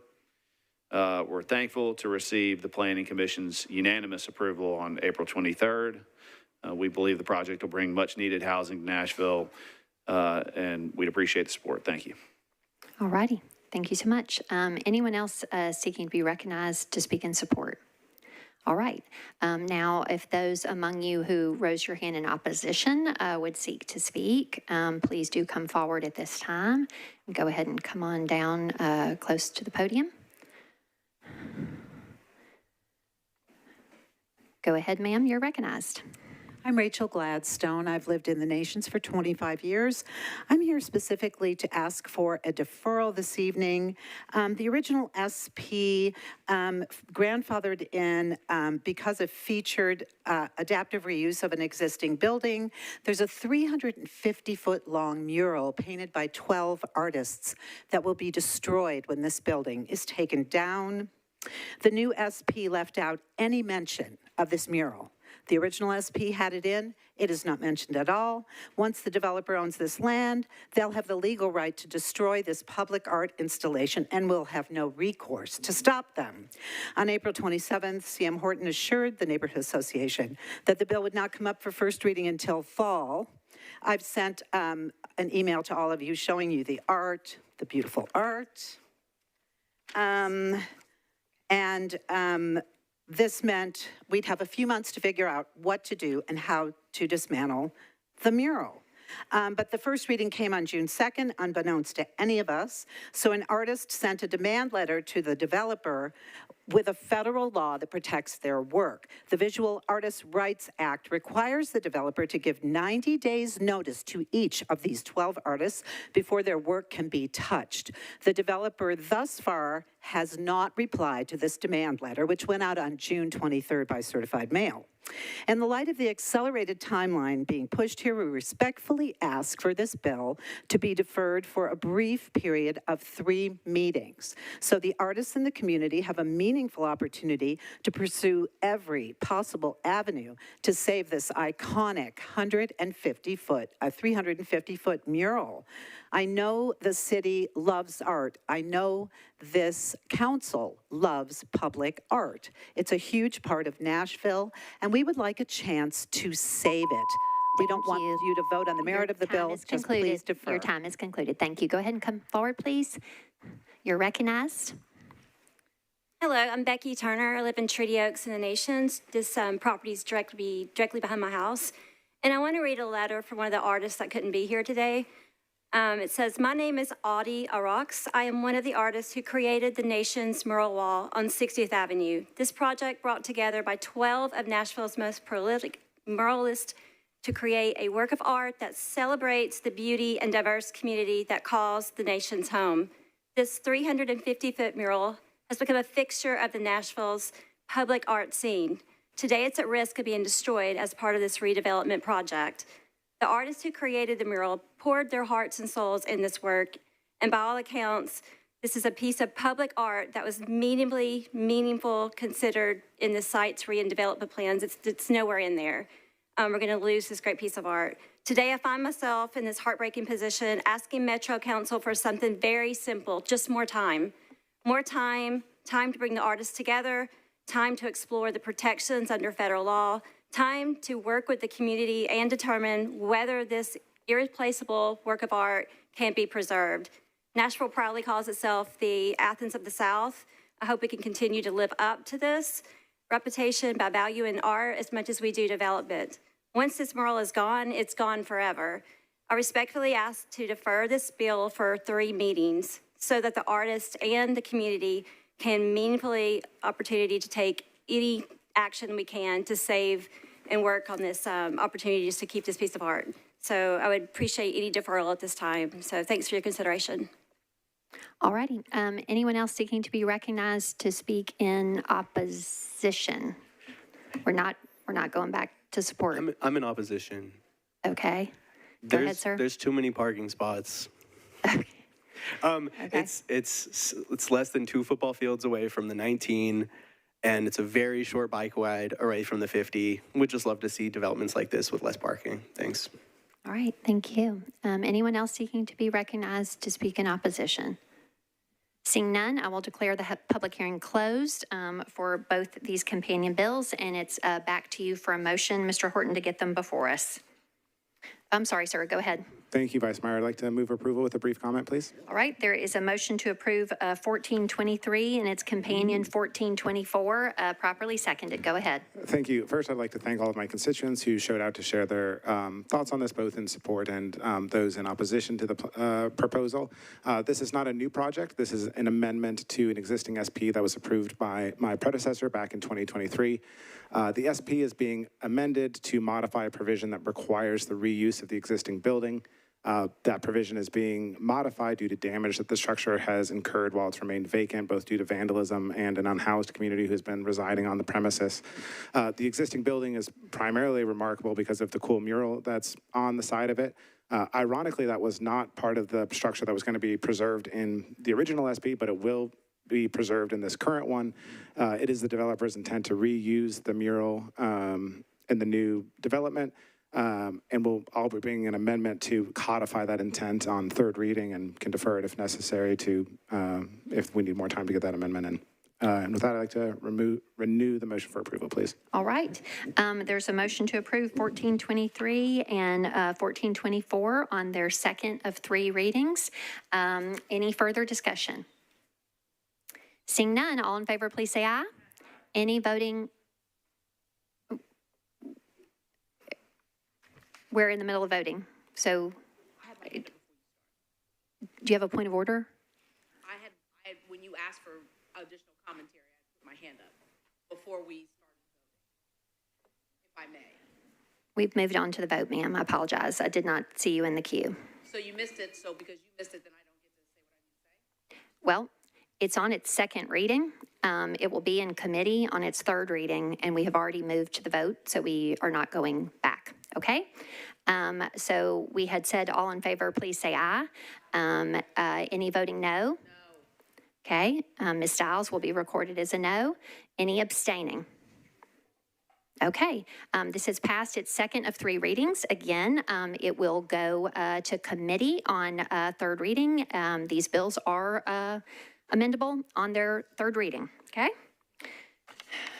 Next. Agenda items 39 and 40, they are companions to each other. Ordinance BL 2026-1425 and 1426, sponsor Harrell. 1425 is an ordinance to amend Title 17 of the Metro Code of Laws, the zoning ordinance of the Metro government by changing from AR2A to SP zoning for property located at 3233 Hamilton Church Road, approximately 315 feet west of Buckpasser Avenue. This is 4.05 acres and located within the Hamilton Hills Urban Design Overlay to permit 24 multifamily residential units. And again, the companion is 1426. It requires certain materials to be restricted in the construction of buildings in the aforementioned 1425. Mr. Harrell, Vice Chair, you're recognized, sir. Thank you, Madam Vice Mayor. So I would like to move to defer 1425 and 1426 one meeting due to lack of notice. Okay, and so let's do that one, or rather 2 meetings to the next public hearing. Absolutely. For purposes of public hearing. Okay, so that will be a deferral of 2 meetings to the meeting of August 4th, and it will have its public hearing and second reading at that time. Is there a second for that motion? Okay, properly moved and seconded. Any discussion? Seeing none, all in favor, please say aye. Any voting no or abstaining? Okay. Next, agenda items. Item 41, Ordinance BL 2026-1427, sponsor and Hancock and Mr. Horton, Chair, has signed on. This is an ordinance to amend Title 17 of the Metro Code of Laws, the zoning ordinance of the Metro government, by changing from RS10 to R10 zoning for property located at 917 Hospital Drive, approximately 444 feet east of Kingsley Boulevard. This is 0.43 acres. Councilmember Horton, you are recognized, sir. Thank you, Vice Mayor. I'd like to open the public hearing, please. Okay, I declare the public hearing open for Council Member Hancock and Mr. Horton's Bill 1427. Would all members of the public here in support of this bill please raise your hand? Would all members of the public here in opposition to this bill please raise your hand? Seeing no one here on either side, I will declare the public hearing closed, and it's back to you for a motion. Thank you. Move for approval, please. All right, properly moved and seconded. Is there any discussion? Seeing none, all in favor, please say aye. Any voting no or abstaining? Okay, this has passed its second of 3 readings. Next is agenda item 42, ordinance BL 2026-1428, sponsor Benedict. This is an ordinance to amend Title 17, the Metro Code of Laws, the zoning ordinance of the Metro government, by changing from RS10 to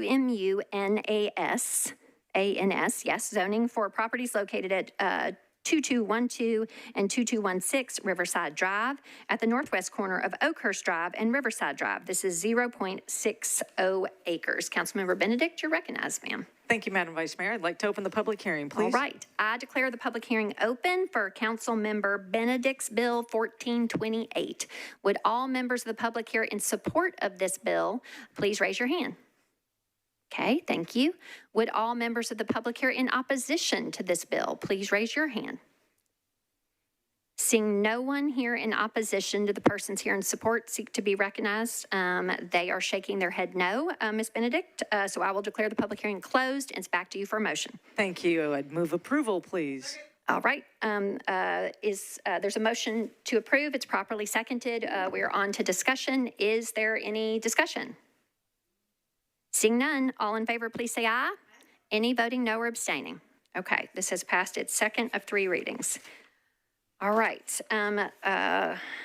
the last non-data center item on a public hearing, just the regular old public hearing, is agenda item 43. This is ordinance BL 2026-1429, sponsor Spain.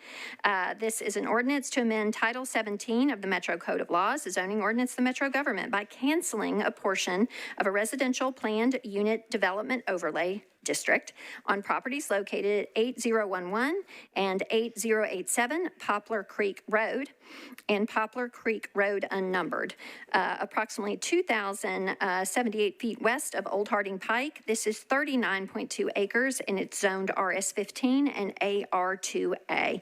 Councilmember Spain, you're recognized, sir. Thank you, Madam President. Last but not least, I'd like to open the public hearing, please. All right, I declare the public hearing open for Councilmember Spain's Bill 1429.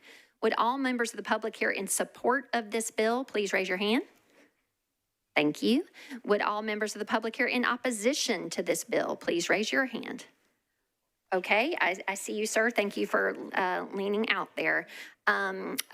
Seeing that there is a person here in opposition, just a person here in support, seek to be recognized and speak. Persons in support will go first if you seek to speak.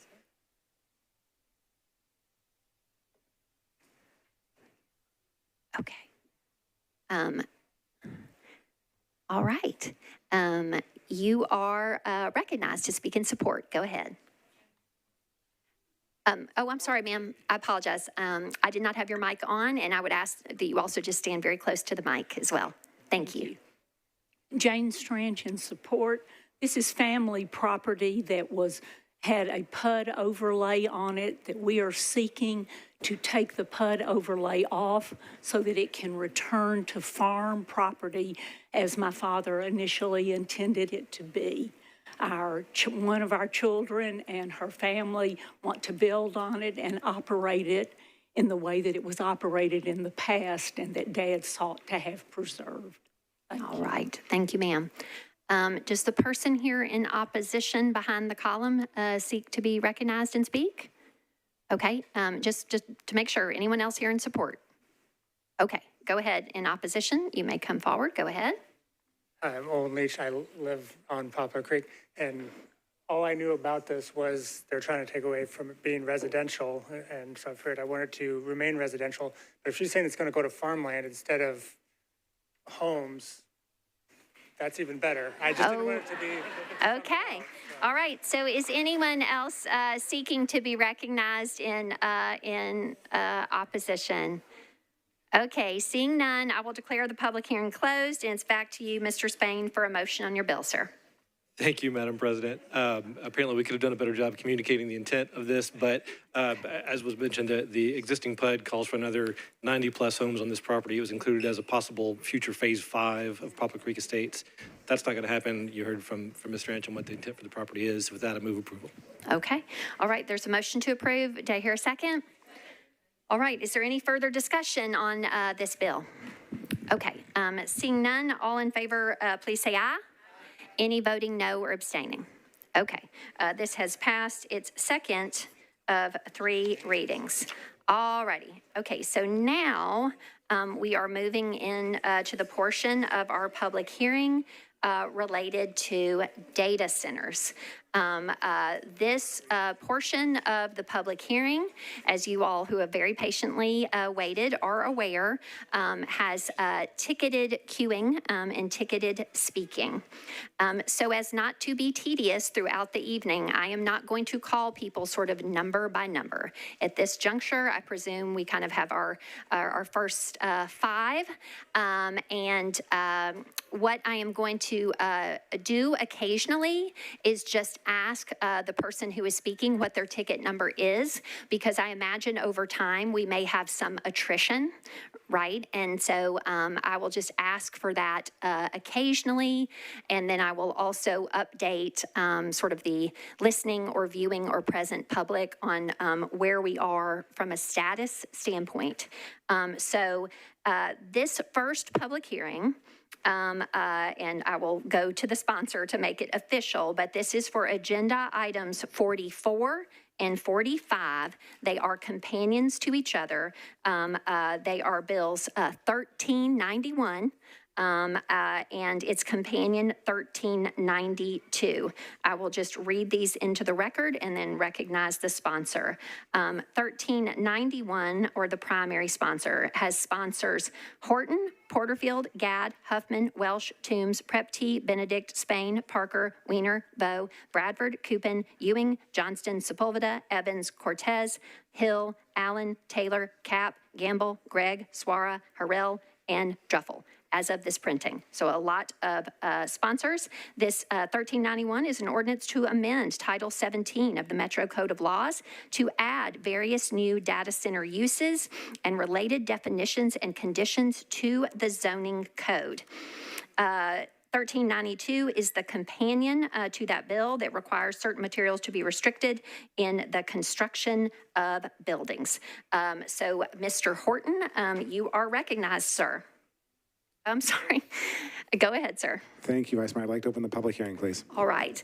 I declare the public hearing open for Council Member Horton's bills 1391 and 1392. We are just going to proceed through,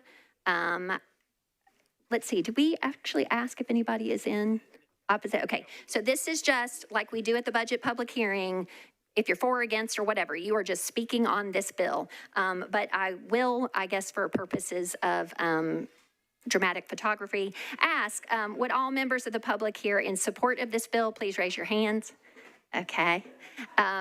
Would all members of the public here in opposition to this bill please raise your hand? Okay. All right. As I stated earlier, and just for the general public to be aware, we are going to have our staff support folks in getting queued in ticketed order.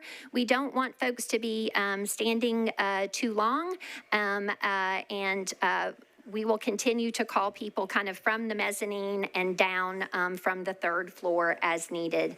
I do want to share with folks, as you contemplate whether or not you wish to speak this evening. You may be here for several hours. You are here in numbers, and we see and we feel that. You may feel that folks have, spoken great words with which you concur. So you each have 2 minutes. You don't have to use the entirety of your 2 minutes, nor if you see that others are saying what you might want to say, the ticket that you have does not require you to speak, okay? You might change your mind. You are very welcome. You are very welcome to speak. I do want to let you know that as of 8 p.m., there were 245 ticketed, yes, sir?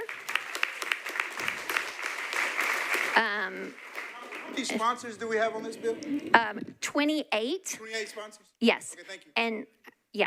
And those were the 28 sponsors that I read into the record. I think Mr. Taylor is perhaps mentioning that because what that implies, this bill is, if every sponsor votes in favor, is likely to pass this evening.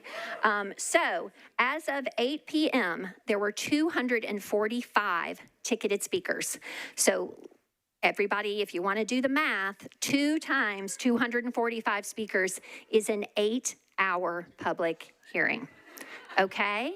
And so this is a public hearing. Folks who want to speak will be heard, but I would ask that with respect to everyone here, you know, let's think about this as we go along, okay? And so with that, the public hearing is open, and so if our first speaker would please come forward. Hi, I was not expecting to have to go first, but good evening. My name is Catherine Wyant, and I live in the Davidson County side of Hermitage, Tennessee, in Council District 14. I'm here to speak in support of Ordinance BL 2026-1391 because I want strong and permanent rules and regulations around data centers in Nashville and Davidson County, not just at Fisk University or the zoo, and not just for 6 months. This means not a single large-scale data center goes up in Davidson County, hopefully forever. But if not that, then until the full scope of effects on our power grid, infrastructure, water, and public health can be fully understood, and the companies who want to build them can fully account for how they are going to mitigate these effects so that the population of Middle Tennessee is not left bearing the health and financial consequences of the current run on unnecessary data centers being built to capitalize on massive tax cuts to corporations, including DC Blocks, a company headquartered in Atlanta, Georgia. Thank you to Councilmember Horton, my Councilmember Huffman, and all the other sponsors of this ordinance for looking out for Davidson County residents. Thank you. Thank you. Next, go ahead. Folks, we're going to move much faster if we don't have clapping, and if folks at the podium will just come on right on up and roll on through. Go ahead, sir, you're recognized. Thank you. Everyone, my name is Rick Heron. I'm a resident of Nashville, live in Germantown neighborhood. I'm a volunteer leader with the Tennessee chapter of the Sierra Club. I'd like to share my personal thoughts on BL 2026, 1391, and 1448 tonight. The rapid and unchecked growth of data centers is quickly overwhelming utilities, putting ratepayers at risk of increased bills, undermining our environmental goals and public health, and putting our air, water, and climate at risk. I urge council members to support both bills, 1391 and 1448, to protect Davidson County from the adverse impacts we've seen not only in Memphis, but all across the country, where tech companies are allowed to run roughshod over communities. I support 1391 as a first step in the right direction, but the current language in 1391 must be strengthened. We need to be vigilant to have not only the intent, but the reality of protections with real teeth.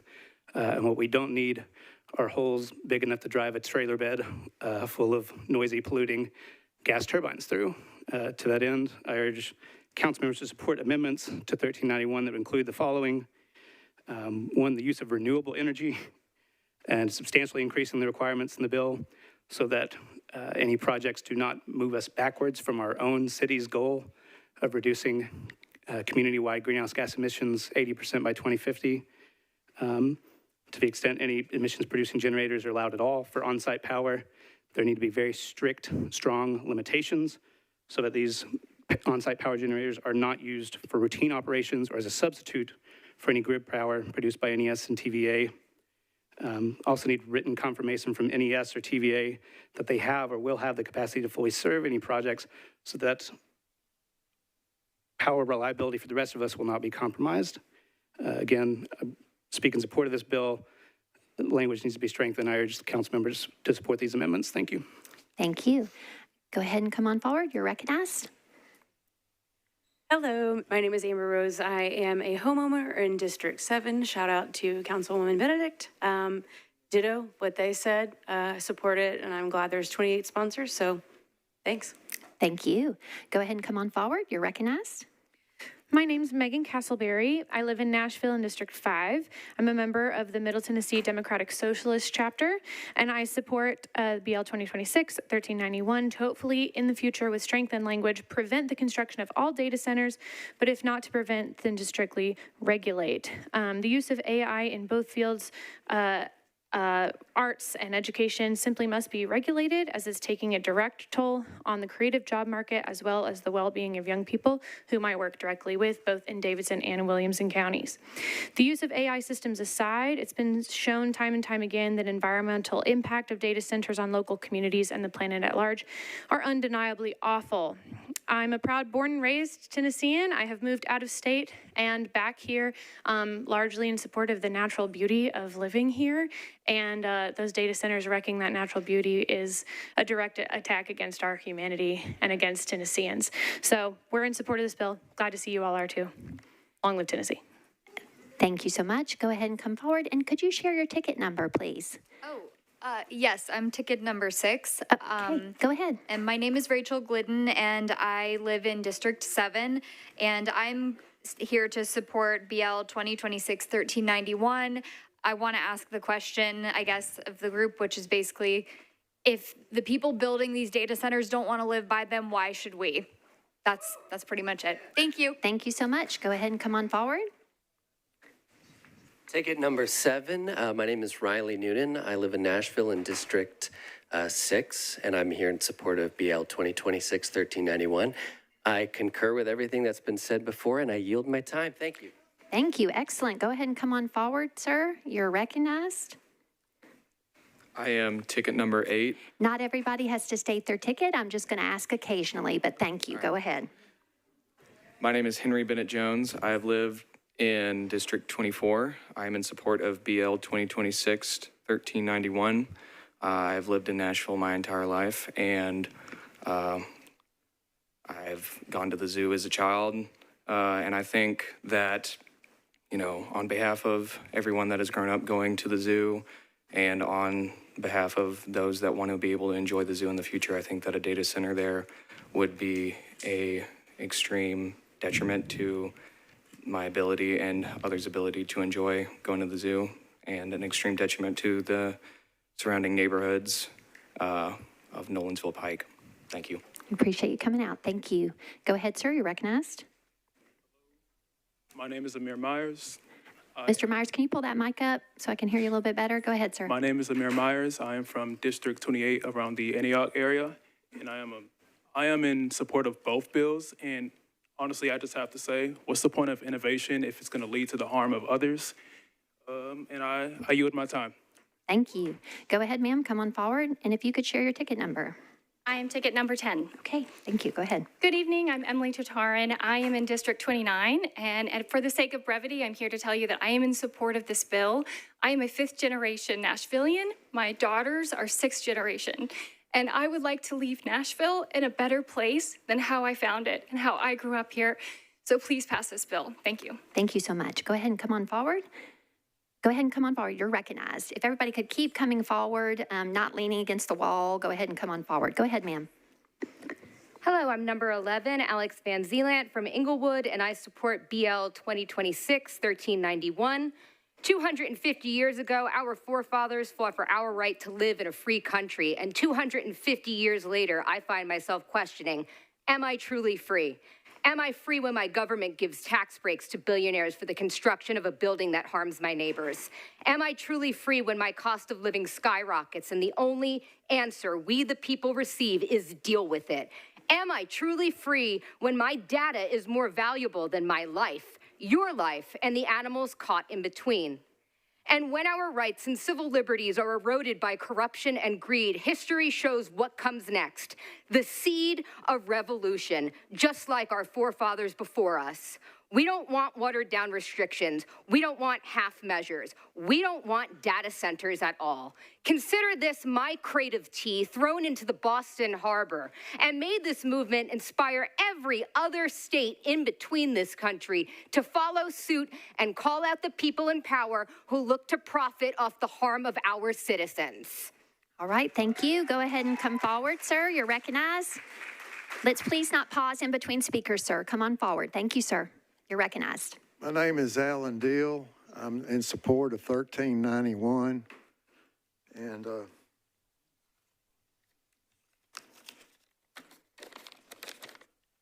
if heaven were on earth, it would have to be the zoo. There is so much to see and a whole lot to do. From the gibbons to the rhinos, the zoo is the place to go. Where else can you say pink flamingos? There is a lot to do, and you never can tell. You might even ride a wild animal on the carousel. You can soar like an eagle way up in the sky, or ride a toy train while the people wave by. But it isn't just the animals that you see at the zoo. The one thing I hope to see is you. Let's not put this data center here. It don't belong. Thank you. Thank you, sir. We appreciate your poem. Okay, go ahead and come forward. You're recognized. Hello, my name is Darcy Heiser. I live in Nashville in District 5, and I support Bill 1391. I'm a Nashville native and the daughter of a prominent figure in animal activism. My mom started the first no-kill animal shelter in Greater Nashville. As an animal rights activist, my mom spoke for the voiceless, and that is why I am here today. I do not want to see a data center built near the zoo. This isn't just about the animals, it's also about the human impact. There are 3 facts that support why we should not have data centers in Davidson County at all. Power supply. A typical data center takes up power of over 100,000 homes. Residents already experienced the horrors that was Winter Storm Fern. The residents of Davidson County do not need to see rising electrical costs and failed systems again. Water pollution. Our rivers already have been tested and have shown a persistent presence of forever chemicals of PFAS. We don't need more water pollution. Noise pollution. Data centers can make noise of up to 85 decibels. This noise won't just impact the zoo animals. That noise impacts the entire city's ecosystem. For example, birds, frogs, squirrels, and bats have mating calls that depend on acoustical environments. Simply, we will see a change in our wildlife species and food chain as a result of this data center. In summary, we do not need any new data centers. I support Bill 1391 because it puts restrictions and rules in place about data centers, and that's a start. Truly, Bill 1391 is only a compromise to no data centers at all. Thank you. Thank you so much. Could you share your ticket number, please? Number 15. Okay, thank you, ma'am. Go ahead. Good evening, Vice Mayor and Council. I'm Penny Judd. I'm a Goodlettsville resident, and I serve on the Nashville Zoo Board. I am here in support of Council approving measures to create zoning rules for data centers and other lawful measures to protect the zoo. While economic growth is key to a vibrant city, this pause to review and amend land use policies is an important and responsible step toward balancing quality of life with economic growth, so that children of all ages can enjoy the zoo for years to come. Our family has cherished the Nashville Zoo, visiting often for the past 20 years, enjoying the wildlife and beautiful, serene setting. And it is such an asset for children and families and a great treasure for everyone in our region. Our community has this significant opportunity to protect animal habitats, park space, and surroundings for generations to come. With over 500,000 petition signatures, it is evident that our community agrees with this sentiment. Further, I support innovation and technological advancement as a tool toward greater prosperity and American competitiveness. This location is simply not the right place or land use for a data center next door to this park setting with animal habitats and surrounding neighborhoods. In closing, the Nashville Zoo is thriving as Nashville's #1 tourist attraction with over 1.3 million visitors in 2025, as reported in the Nashville Business Journal. I share this to encourage council to rally around building upon this momentum of great things happening at the zoo and protecting this amazing asset for our community. Thank you. Thank you so much. Go ahead, you're recognized. Hello, my name is Noelle Shaw. I am a resident of District 33, and I am here in support of this legislation. Thank you. Thank you. Next, come on forward. Hi, my name is Katie Bridgeforth. I'm a resident of District 13 near BNA and Donaldson. I'm here speaking tonight in support of BL 2026-1391. Legislation surrounding data centers is important for our city. Having clear guidelines surrounding how and where data centers can operate supports the people and animals Nashville calls home. Legislation, once passed, can be amended as we seek to better protect our homes, our communities, our safe places. Legislation sets a clear precedent. Nashville protects her communities. Research shows the negative effects of data centers on communities. To summarize, data centers disrupt the ability to live life. In our own city, 2 proposed sites near Fisk University and the Nashville Zoo have united people in support of better legislation to keep communities safe. BL 2026-1391 is the start in keeping schools like Pearl Cone and MLK safe from disruptions in education. BLK 2026-1391 is the start in protecting the Nashville Zoo, a place beloved by the animals who live there and the people who visit. For the representatives who have supported this bill, thank you for your support of Nashville. And for those of you still deciding, I am asking for your support of BL 2026-1391, protecting Nashville and what she holds dear. Thank you. Thank you.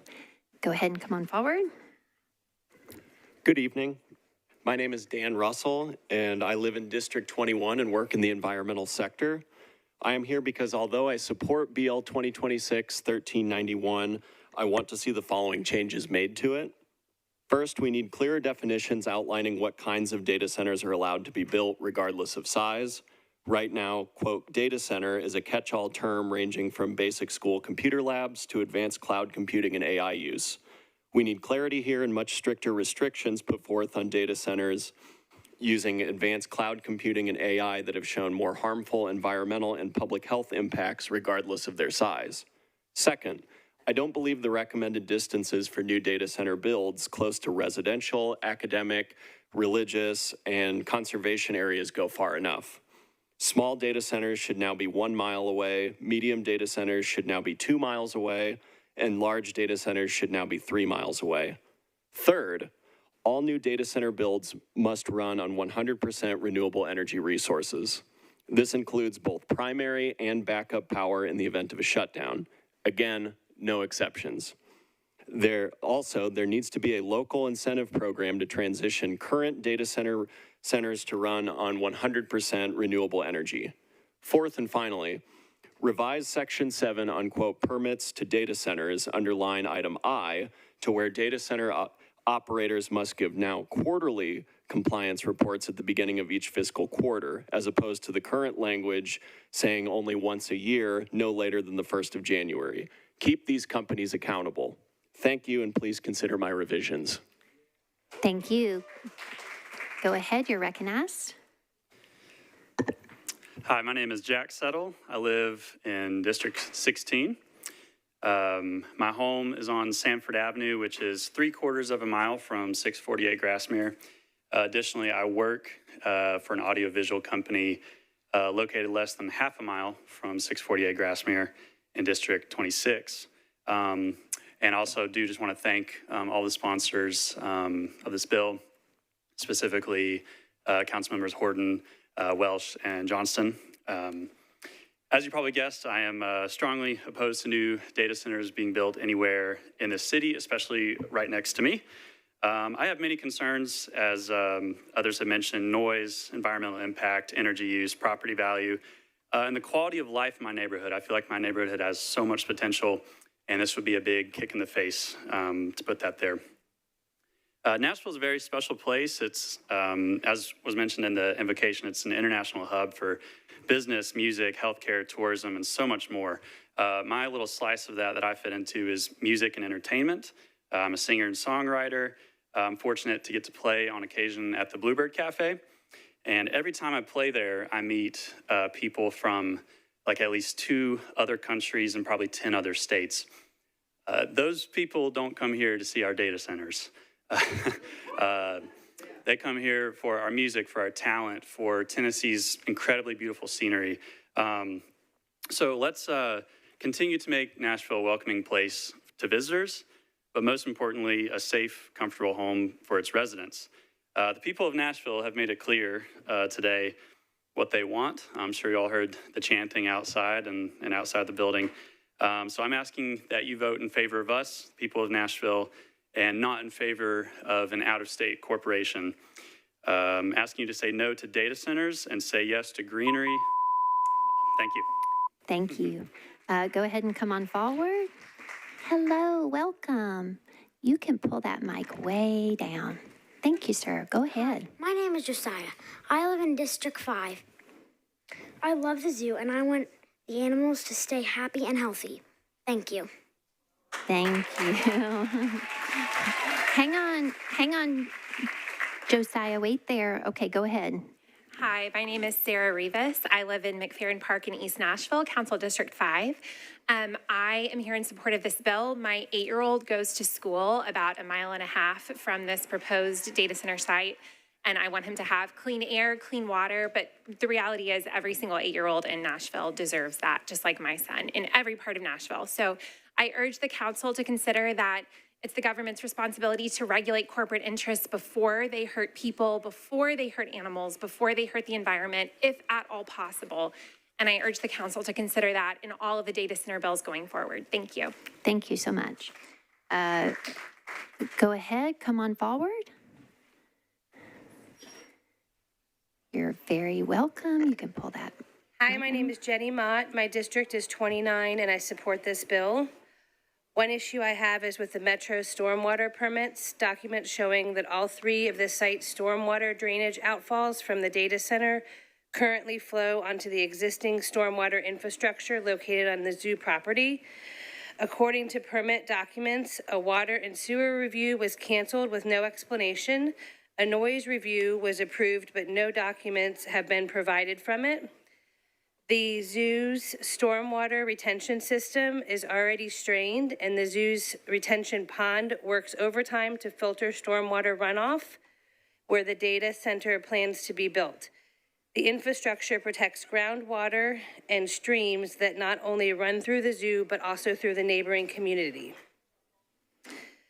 The data center will have detrimental impacts on the well-being of the animals at the zoo. Effects of noise pollution from AI centers on animals are chronic stress, disruptive breathing patterns, hearing damage. The constant hum can disrupt and mask natural sounds that the animals use to communicate amongst themselves, leaving them confused and agitated. Prolonged or sudden noises can cause direct hearing damage, heightened anxiety, cardiovascular or the effects of the air pollution on animals can compromise their respiratory systems, give them neurological damage, and reproductive failure. The U.S. already has 8 times more data centers than any other country. We have 4,280 data centers. The closest to us has 527 data centers. That is by far the greatest number of data centers in the world. And this also, my notes were more for the zoo, but I also disagree with it next to the FISC because of the same dangers, noise pollution, air quality, and the stream water or energy. Thank you. Appreciate you coming out. Yep. Go ahead, you're recognized. Hi, my name is Jax Mott, and the Nashville Zoo is ranked top 10 zoos in the country and top 10 attractions in Tennessee. And all 6 primates at the zoo are endangered or critically endangered. The Amur leopard, Sumatran tiger, clouded leopards, cheetahs, eastern hellbenders, and the Nashville crayfish. The zoo has over 350 species and 3,000 animals. And the zoo participates in over 50 species survival plans. AI data centers are being built at an alarming pace, posing possible risk to diverse and vulnerable communities. This one could be feet away from the most fragile and rare collections of animals in the country. The zoo's incredibly rare animals and endangered animals are the Amur leopard, which is the world's rarest big cat. The spotted fauna is the first American zoo. The National Zoo is the first American zoo to successfully breed this rare animal. The Sumatran tigers are the rarest tigers on Earth, and the Maasai giraffes are endangered species. The zoo is a great place, and I love seeing the animals happy. Thank you. Thank you very much. All right. Could you please share with me your ticket number? 24. Okay, folks, we started at 8:37. It is now 9:01, and we're on our 24th speaker, so we're moving in good time. Go ahead, ma'am. I'm Perry Del Favreau from District 20. In a perfect world, we wouldn't need zoos, but our world isn't perfect. Human progress has inflicted a permanent scar on the creatures who share our planet, and we can't turn back the clock. But we can create places that protect wildlife and promote conservation. Zoos. Let's talk about the elephant in the room. Some people don't like zoos. I love sharing with skeptics what I've learned in my 2 decades of involvement with the Nashville Zoo. These educational institutions are highly regulated by governing bodies overseeing construction materials, diets, even which bears are permitted to hump each other. The zoos of our childhood looked very different, and as our knowledge has grown, they've evolved. Zoos are the reason we still have so many previously endangered species. Our Nashville Zoo has released over 40,000 crested toad tadpoles to their native Puerto Rico. Countless wild animals of today descend from those raised responsibly in human care. It is through this work that I believe we're atoning for our environmental sins. Zoos didn't earn our trust quickly or by accident. Over time, society and government demanded standards, transparency, and accountability. The CEO of DC Blocks claimed, much of the concern expressed is related to last generation data centers that were less efficient and utilized older technology. This is misleading, to put it nicely. In this context, last generation doesn't mean decades, not even 1 decade. He's referencing facilities that were considered state-of-the-art only a few years ago. His own words prove my point. Data centers are evolving so quickly that they're a complete unknown, as is their long-term impact.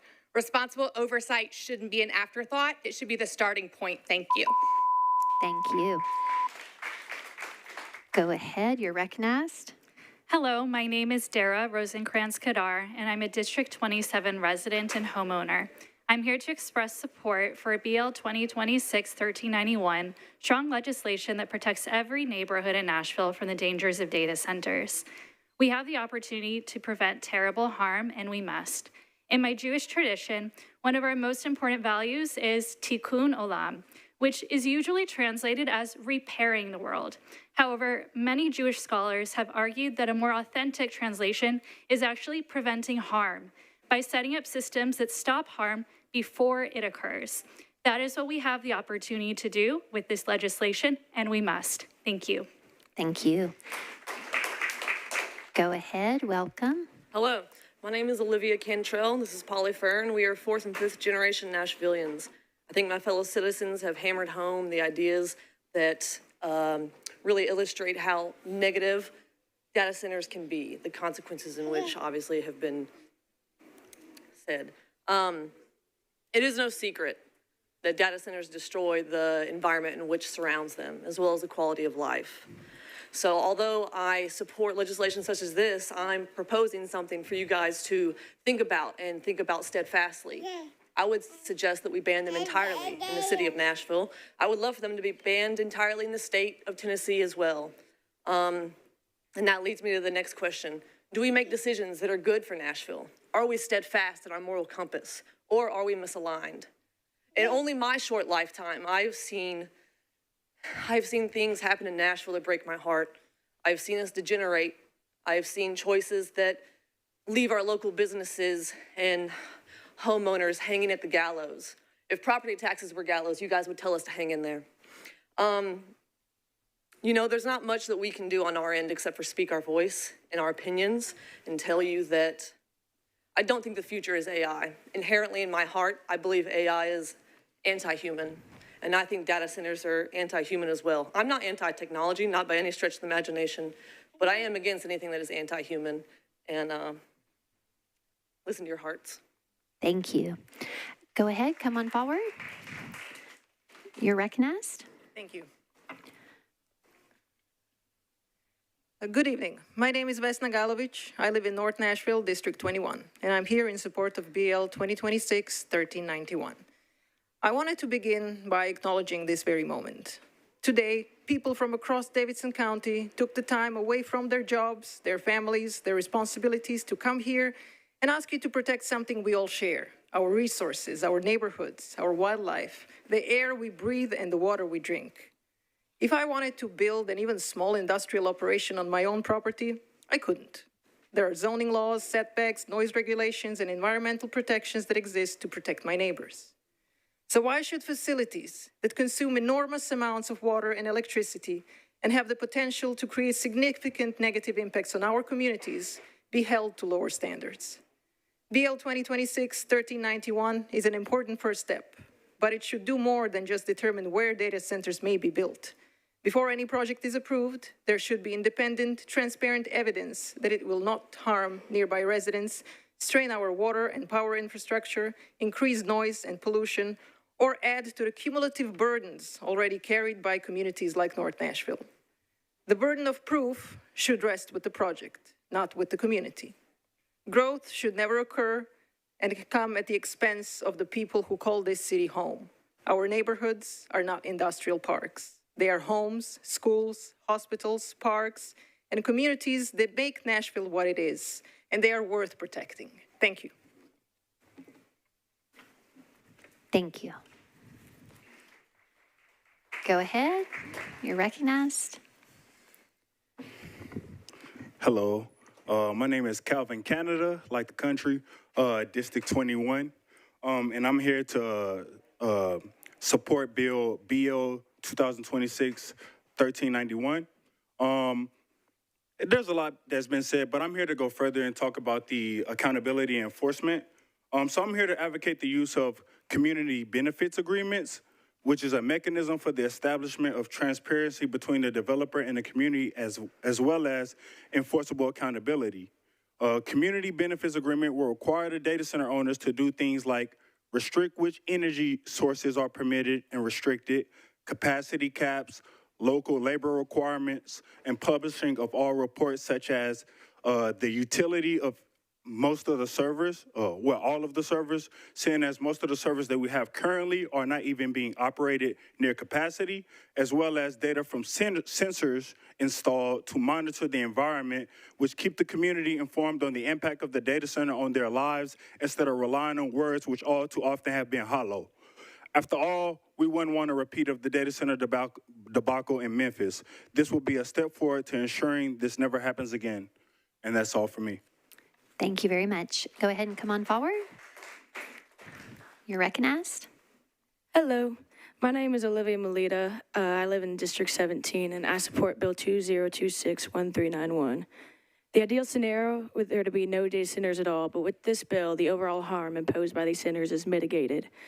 And the people recognize that AI benefits no one except the tech oligarchs and anybody on their bankroll. And any part in the progress of AI is an unmistakable betrayal against the American people that we won't forget. There are 546,890 signatures on a change.org petition opposing the Zoo data center and 17,459 signatures opposing the Fisk University data center. You're public servants. You're supposed to act in the interest of the people. With this bill, I call on you to not so shamelessly sell out Nashville. Thank you. Thank you so much. Go ahead. My name is Taylor Darden from District 28, and I am here in support of BL 2026-1391. 1391. And I would just like to say that as human beings, we are the only species that has the willingness and ability to deliberately use our resources in such a negative capacity. There are thousands of species in the state of Tennessee and over 350 of them represented in the Nashville Zoo alone. And while I think, as my predecessor said, it would be great to have no data centers at all, putting one anywhere in a community, anywhere near the animals and those that cannot speak for themselves is an egregious error and should be opposed.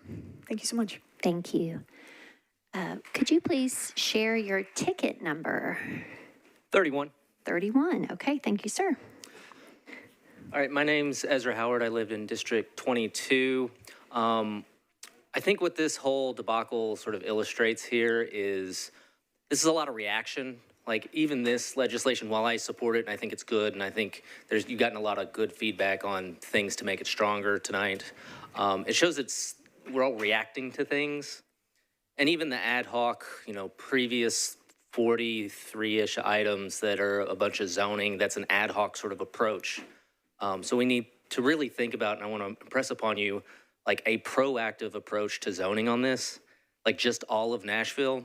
We downzoned like almost the entire city in the 90s, and we really need to think about like what is a human-centered, housing-centered approach to zoning that can get us to the affordability that we want, and not just sort of picking at the margins. We'll do this lot, then that lot, and then we're found flat-footed with, a data center that we didn't think of, ahead of time. And not only that, just because I have a minute left, because I don't have prepared notes, I really just wanted to take a picture of my kid with Fo's resolution. There needs to be better lines of communication between the administration and council too, because like this was at least on some level known by the administration, and this could have been brought a lot sooner, in my opinion. I don't know the back end stuff. You guys can talk that out. But yeah, this seems to keep happening where someone knows something, but it's not making it down the line to legislation. So I think that needs to be, improved either both on your side and the administration side, because it just, between this and the Boring Company, because it has, a lot of sort of reverberations of that story too.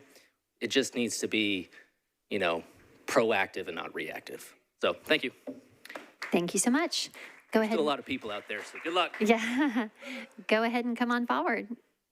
You're recognized. Hi, I'm Carolina Sears. I'm resident of District 10, and I'm also an environmental justice advocate here in Nashville. I'm in support of the regulation with BL 2026-1391 with some caveats, but before I share those, I really want to urge our city council to legislate more policies promoting clean air in Nashville. I am someone who suffers from a severe lung condition as a CF carrier and with severe asthma, and I already struggle to breathe healthily in this county. According to the 2026 American Lung Association State of the Air, we are the 39th most polluted city in particle pollution, and we have a failing grade when it comes to federal air standards. Data centers have a reputation for being bad for clean air and water, but with regulation, their impacts can be ameliorated. I suggest that the City Council consider these amendments to the existing bill. Renewable energy. Encourage the use of it to power data centers. The more of it, the better. However, due to the state's peculiar definition of renewable energy, I would encourage explicit language that specifies wind and solar energy and not fossil fuels such as natural gas. I co-sign what others have said about the distance between data centers and key places like residences, parks, schools, etc. They need to be farther away from where people and animals live and patron. And lastly, portable fossil fuel turbines. Don't allow the data centers to use them. They are heavily polluting, and our friends in Memphis dealing with XAI could tell you all about how they are bad for our air and our health. And please remember, as you legislate, clean air is not optional. It is a human right. Thank you. Thank you so much. Go ahead, sir. You're recognized. I'm Dan Jurenko, District 6. I represent Climate Nashville, a Tennessee Interfaith Power and Light, and the Creation Care Ministries of the Tennessee Western Kentucky Conference of the United Methodist Church. So 3 organizations and a lot of folks. TVA just released its IRP. It's an integrated resource plan. It has a potential massive natural gas build-out due to data centers, which would essentially decimate any chance to decarbonize Tennessee and for Nashville to meet its carbon goals.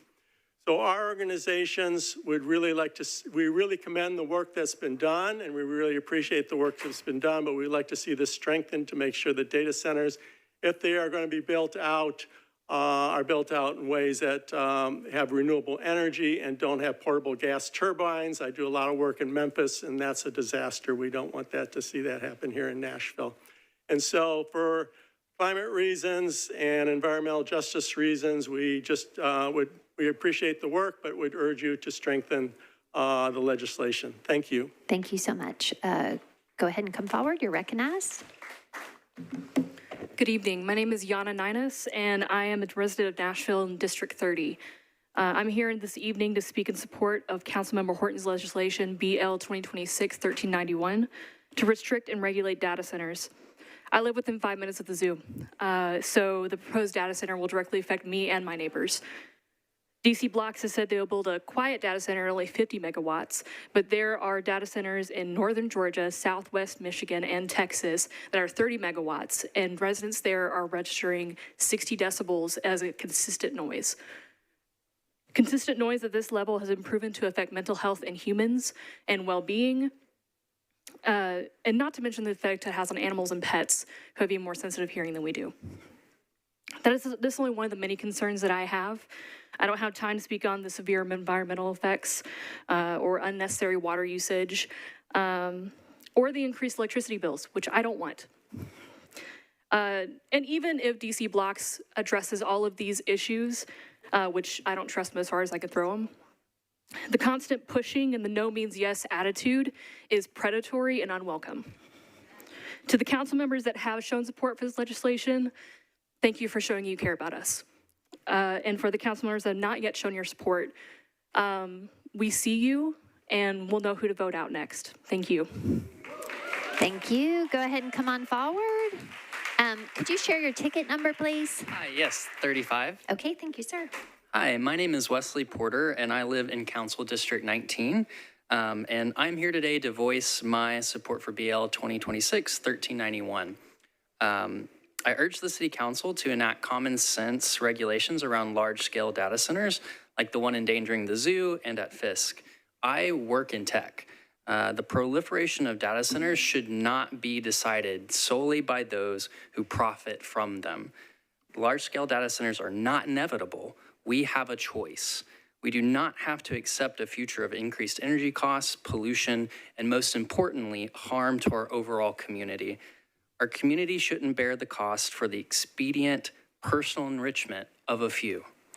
This is a nonpartisan issue. I strongly encourage the council to listen to the unified voice of the community. Support and pass BL 2026-1391 into law. Thank you. Thank you so much. Go ahead and come on forward. And if folks could come up a little bit closer to the podium, that way we can just rotate right on through. Go ahead, ma'am. Hi, my name is Grace Wegener. I'm a resident of East Nashville in District 6. And I strongly support BL 2026-1391. I concur with what has been said so far. I believe data centers don't belong anywhere in Nashville at all, but if they are built, they must be subject to strict regulation and oversight to avoid the catastrophic impacts to residents, animals, and natural areas that you've been hearing about tonight. We cannot let technological growth come at the expense of working people and our environment. Thank you to all the sponsors of this bill. I hope those who are undecided will prioritize the people of Nashville and support it. Thank you very much. Thank you so much. Go ahead, you're recognized. Good evening. My name is Winston Wellington Wright, a proud alumni of Fisk University, class of 2017, and tonight I'm here to speak in support of BL 1391 and to ask you all to ensure the legislation remains strong enough to protect North Nashville from the proposed 30-megawatt data center shell at Fisk University. A few weeks ago, I created a petition against the proposed data center at Fisk that has gained over 17,000 signatures, as mentioned earlier. I want to be clear that despite the rhetoric being shared by some officials across the city, Fisk does not want a data center on campus.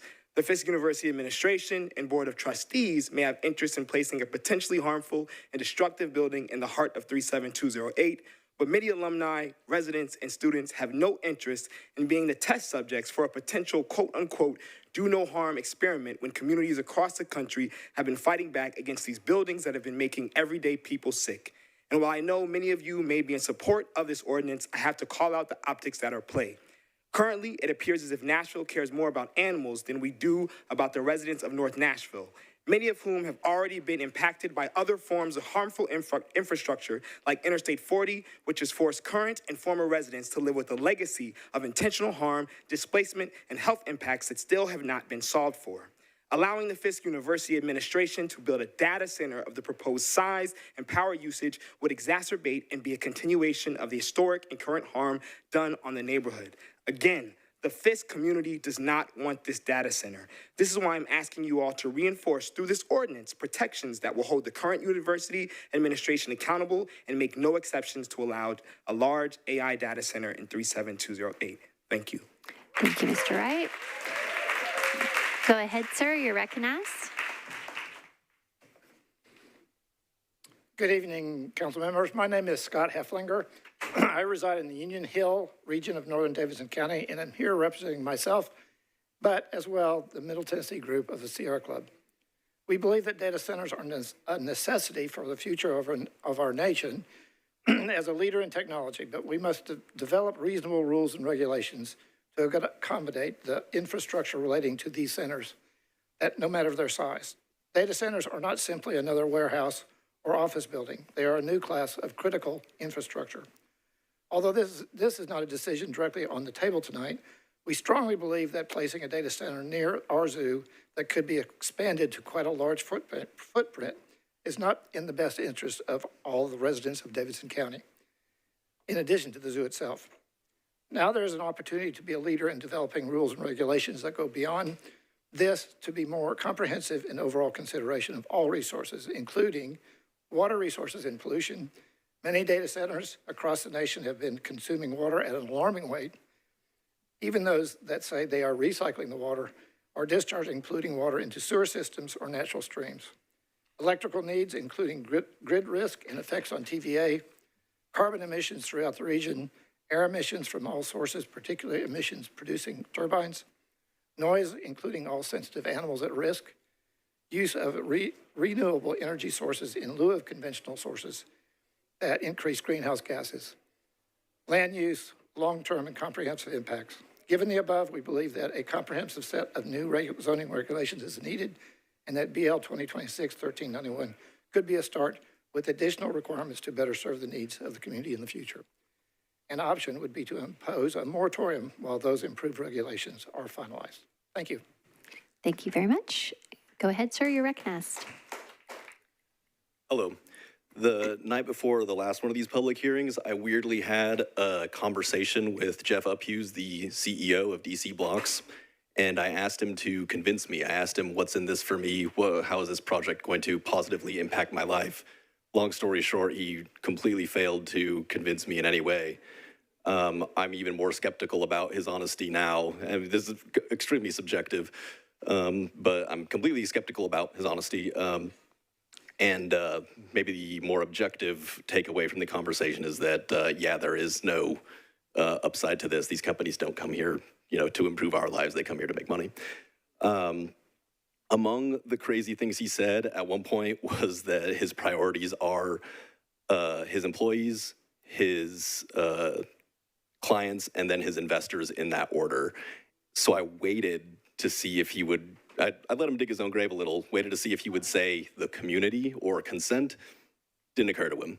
So that's the kind of person we're dealing with. There's a lot I could share about the conversation. He's talked at me for like 30 minutes straight. I barely got a word in. And he sounds just dead set on this project going through no matter what. He said they've already put too much time into it, et cetera, et cetera, et cetera.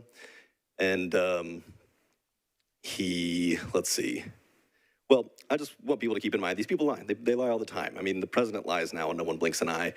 One thing he was harping over and over again is how this is not that kind of data center. We're not that kind of company, but that's probably what they told everyone in Memphis. His website says they're going to be AI ready, whatever that means. And then he is trying to be that kind of company. So Full skepticism, don't trust these people. Thank you. Thank you. Go ahead, you're recognized. Could you share your ticket number, please? I'm number 40. Ticket number 40. Okay, thank you. Go ahead. Okay, thank you for recognizing me. My name is Andrea Young. I am a former zookeeper at the Nashville Zoo, and I'm also a current master's degree candidate at Harvard University in the field of conservation biology. And I do appreciate y'all for letting me speak here, and I appreciate the care that I see that you are putting into this project.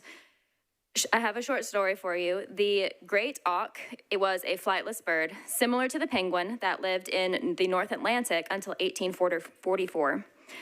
John Branson, Sigurdur Isleifsson, and Ketil Ketcherson are remembered as the three men that were directly responsible for the extinction of the gray auk. I bring up this tragedy to highlight a similarity. So in addition to its threat to the zoo and to the community, the data center is a direct threat to the Nashville crayfish, which is a federally protected species that lives only in a handful of tributaries near the planned location. It is found nowhere else in the world. It's a very small creature, but it's ours. Not Tennessee, but Nashville is its only home. So members of this council and any representatives of DC blocks that may be present or watching, I want you to take a second and think about your names, because you could in the very near future be named alongside the aforementioned men as humans who directly facilitated the extinction of a species. So please do your part to prevent or relocate this data center by strengthening the regulations of the proposed bill, by fighting for enforceable safeguards with real penalties. This should include prevention of any data center related pollution of the Mill Creek tributaries. So I ask the voting members in this room to ask yourselves, will you be remembered as someone that facilitated the extinction of an entire species, or as someone who did everything to protect one of God's and Nashville's fragile creatures? Thank you. Thank you. Go ahead, you're recognized. Hi, my name is Laura Conwell. I'm actually a resident of Greenbrier, but I've been going to the Nashville Zoo for over 20 years, so I hope you'll still hear me out today. Executive Order 59 highlighted 4 areas concerning the data center development: infrastructure, environment, economy, and community. Infrastructure. In January of this year, at one point in time, over 230,000 citizens were without power, and some for over 2 weeks. DC Block says they will pay for power used, and while that feels like it should be, it doesn't have to be said, what is the plan when that power quite literally is not there? For environmental concerns, we don't know. Unfortunately, the tech industry standard of move fast and break things is now encompassing our community. Tennesseans are expected to be involuntary guinea pigs in a real-time study of the ecological consequences of AI data centers. 55% of those that support AI data centers cite job growth. Companies like DC Blocks themselves will admit that they do not offer that many jobs. In fact, the permit for this data center cited 25 expected jobs.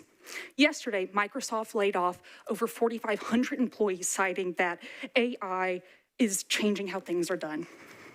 For community, I think I will let the unprecedented number of citizens who have arrived here today to show their support for this item to speak for themselves.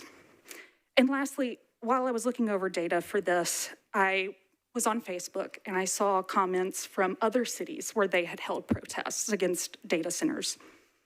And one comment I saw was, "I wish our governments cared for us like Nashville's does."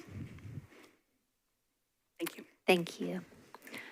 Go ahead, sir, you're recognized. Hey, thank you, Vice Mayor and reps. You're all doing great. My name is Stephen Mason. I live in District 5. I'm grateful to be represented by Sean Parker, who wields a chainsaw like Jimi Hendrix played guitar. This was all because of the power issues and the trees, so shout out to you, Sean. I own a one-chair barbershop in District 17. Go NSC.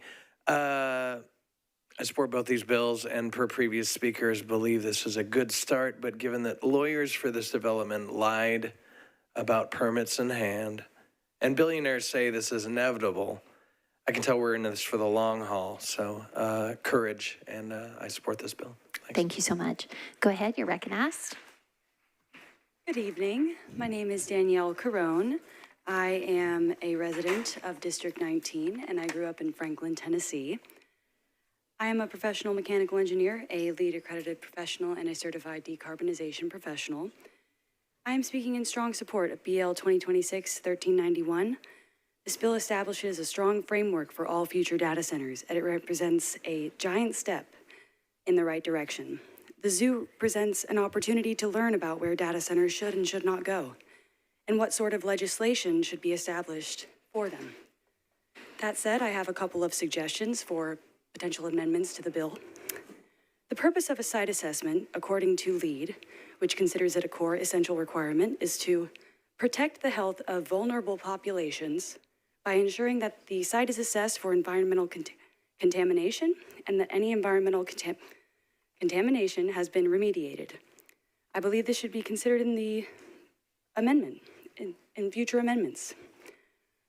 In the case of the zoo, while a human can choose to rationalize or adapt to a constant mechanical hum, the captive and endangered species at the Nashville Zoo cannot. The best estimate of how an animal will react to new sounds comes from those who study it the most. That would be the employees of the Nashville Zoo.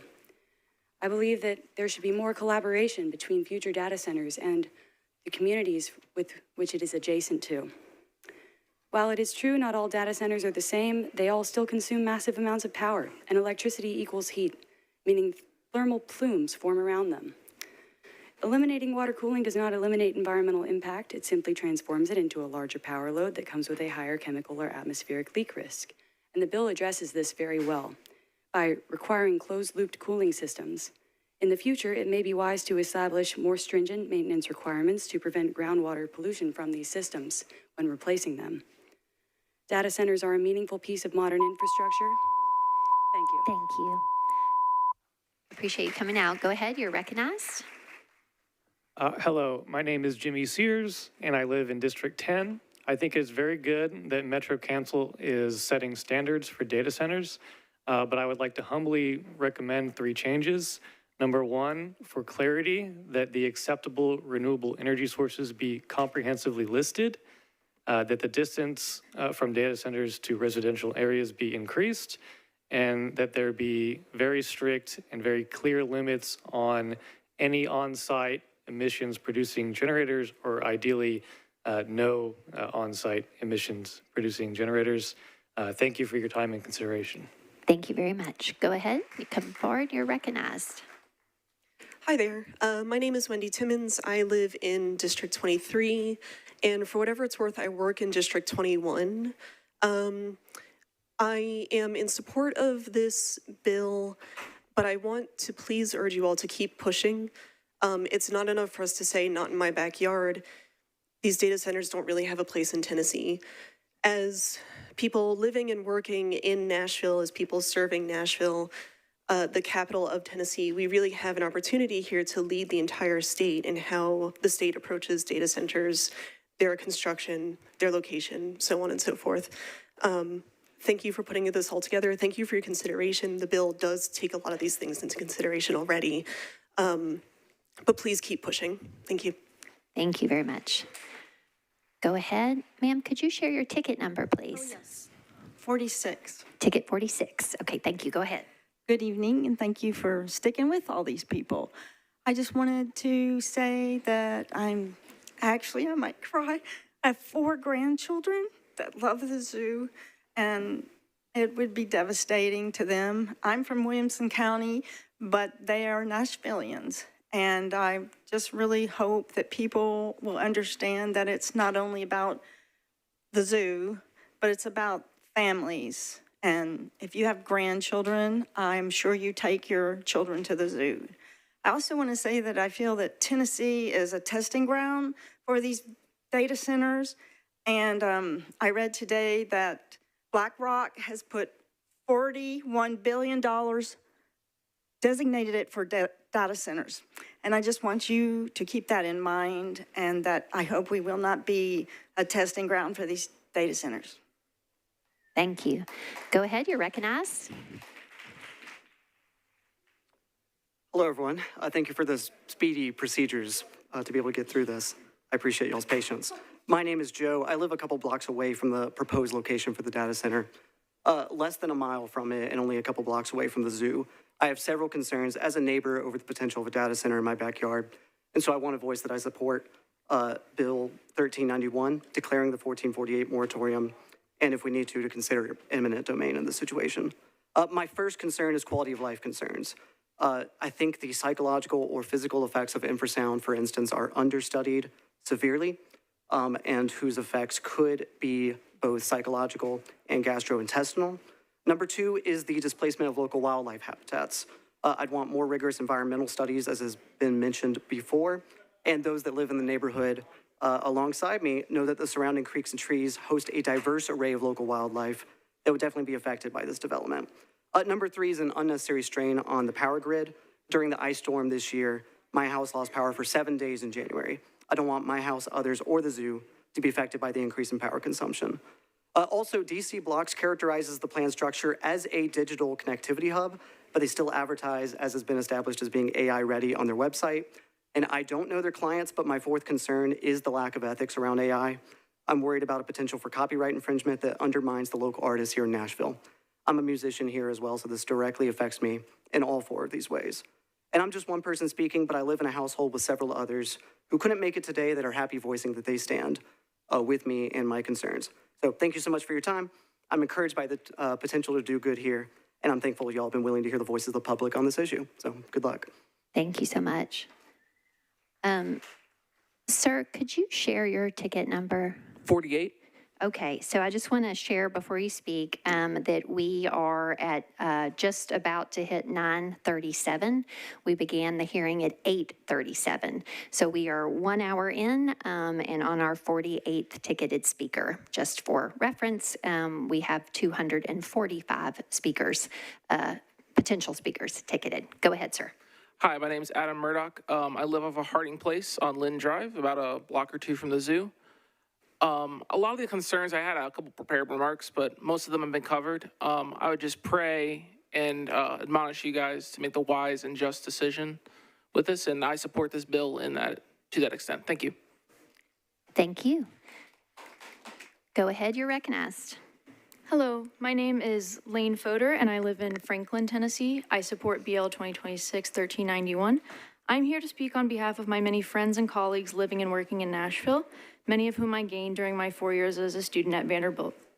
I not only support this legislation for how it will protect the quality of life for fellow students at Fisk University and the people and animals of the Nashville Zoo by preventing noise, air, and water pollution. I support this legislation because I believe it will set the precedent for responsible development throughout Tennessee. I second the more stringent distance and renewable energy amendments mentioned previously. This legislation puts in place common sense, distance, energy, and water protections for the Nashville community and the environment, which are in fact inseparable entities. I'm tired of hearing the same story of an industry coming to a community, claiming to bring economic development, and then extracting all the value from the people in the land with little to no consequences. I'm personally invested in the issue of responsible development as a student of both climate studies and economics. This legislation puts in bare minimum guardrails on how data centers can be developed and lets the people decide if they want to pave paradise or put up a data center lot. Again, I support this legislation and thank you for your time. Thank you very much. Go ahead, you're recognized. Hello, my name is Ray Covey and I live in Gulchview. I am a retired school principal. I spent my life teaching children to consider the consequences of their actions. I ask you to do the same. Vote in support of common sense guidelines on data centers. In fact, tighten the rules and regs. And let this be your legacy. Thank you. Thank you. Go ahead, you're recognized. Good evening. My name is Annabelle Davies. I am a social worker and a lifelong resident of Tennessee. I was born at Baptist Hospital and have been blessed to call Nashville my home for my entire life thus far. I know and have worked with many people who have worked tirelessly to pursue the safety of Nashville's families and the preservations of its ecosystems. Data centers jeopardize both and have already been proven to negatively impact both in other parts of our country. And that is the understatement of this century. I wish I had had time here to provide you the list of the debilitating consequences. I've been around since the 90s and have been a firsthand witness of the boom of our beloved city of Nashville. In the past 10 years, Nashville has become one of the fastest growing cities in the entire country.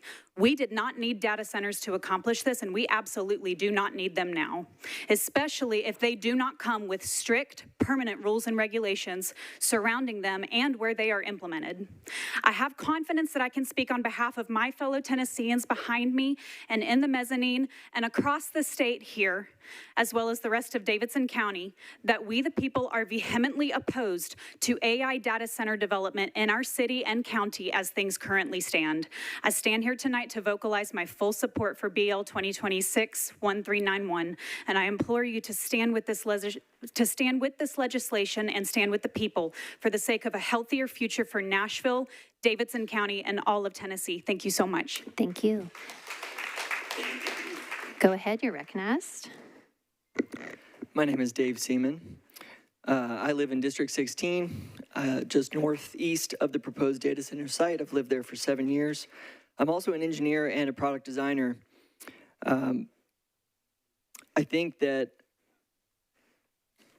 time and time again, we've seen a cycle where we become the product, and these tools end up limiting our creativity and our control.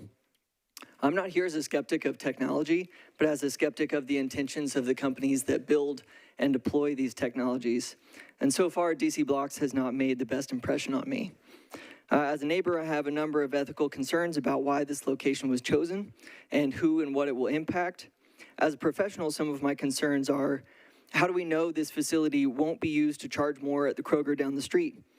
How do we know it won't be used to put cab and Uber drivers out of business? More critically, how can we be sure that it won't be used for surveillance or malicious targeting here or abroad? Being concerned, I read up on DC Blocks to see how they describe themselves. On their website, I found their value of teamwork, which named customers, partners, investors, local community leaders, and government. But design tells a different story. Above that were customer testimonials from holders of state and city offices, a governor, a mayor, a commerce secretary, and a director at Google. That's a lot of attention paid to a narrow audience, and we know now that real life has reflected what is on their site.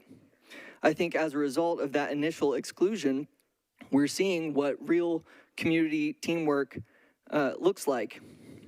We don't need a data center without input from the local community, which is why I support both of these bills, particularly the moratorium, and I would support more rigorous restrictions as well. Furthermore, I think that what we really need are protections, rights, and interests in our data and the works that use them, not new data centers. Thank you.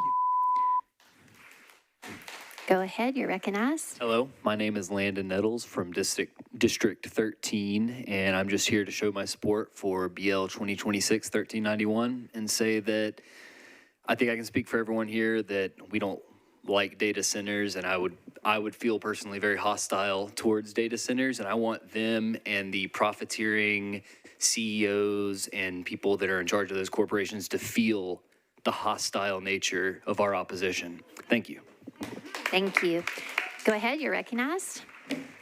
Hi, my name is Jade Irwin. I live in Nashville's District 13, and I'm here to support BL 2026-1391 and the ordinance to follow. I do ask that if you're looking at your phone right now, you look up here and pay attention. I support the demand for amendments to strengthen the regulatory language within this legislation and ensure that there is no and will never be room for interpretation that puts our community at risk. I agree with almost everything that has been said at this podium today, but I do want to detail a couple things that I feel have not been mentioned but are of utmost importance. To the council members and other elected officials who have shown up today with the intention of representing the needs and interests of Nashvillians, thank you for fulfilling the expectations of your elected position, and please continue to do so.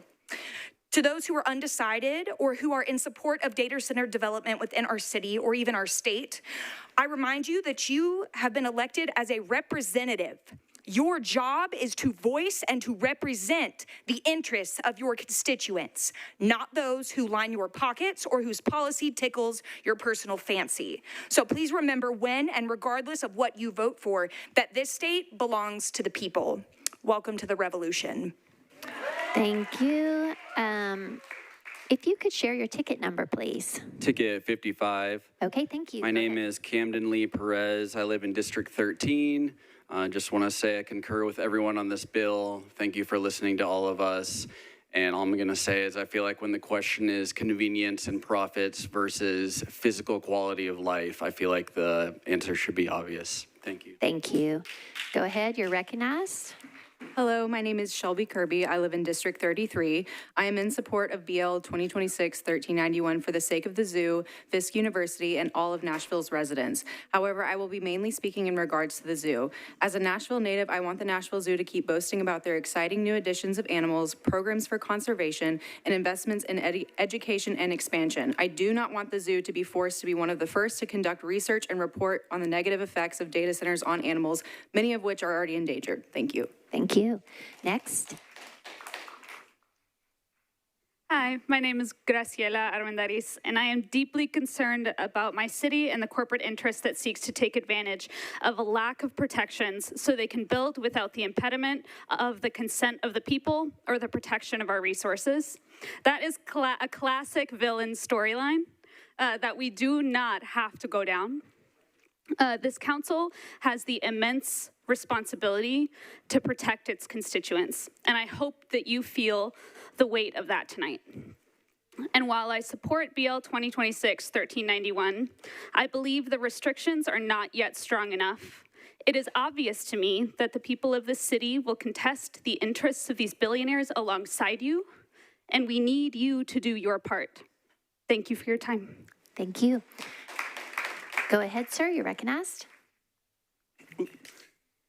Thank you, Vice Mayor and members of the council, and I particularly want to thank the 546,831 people who have signed our petition, as well as the 244 people who have signed up tonight to speak.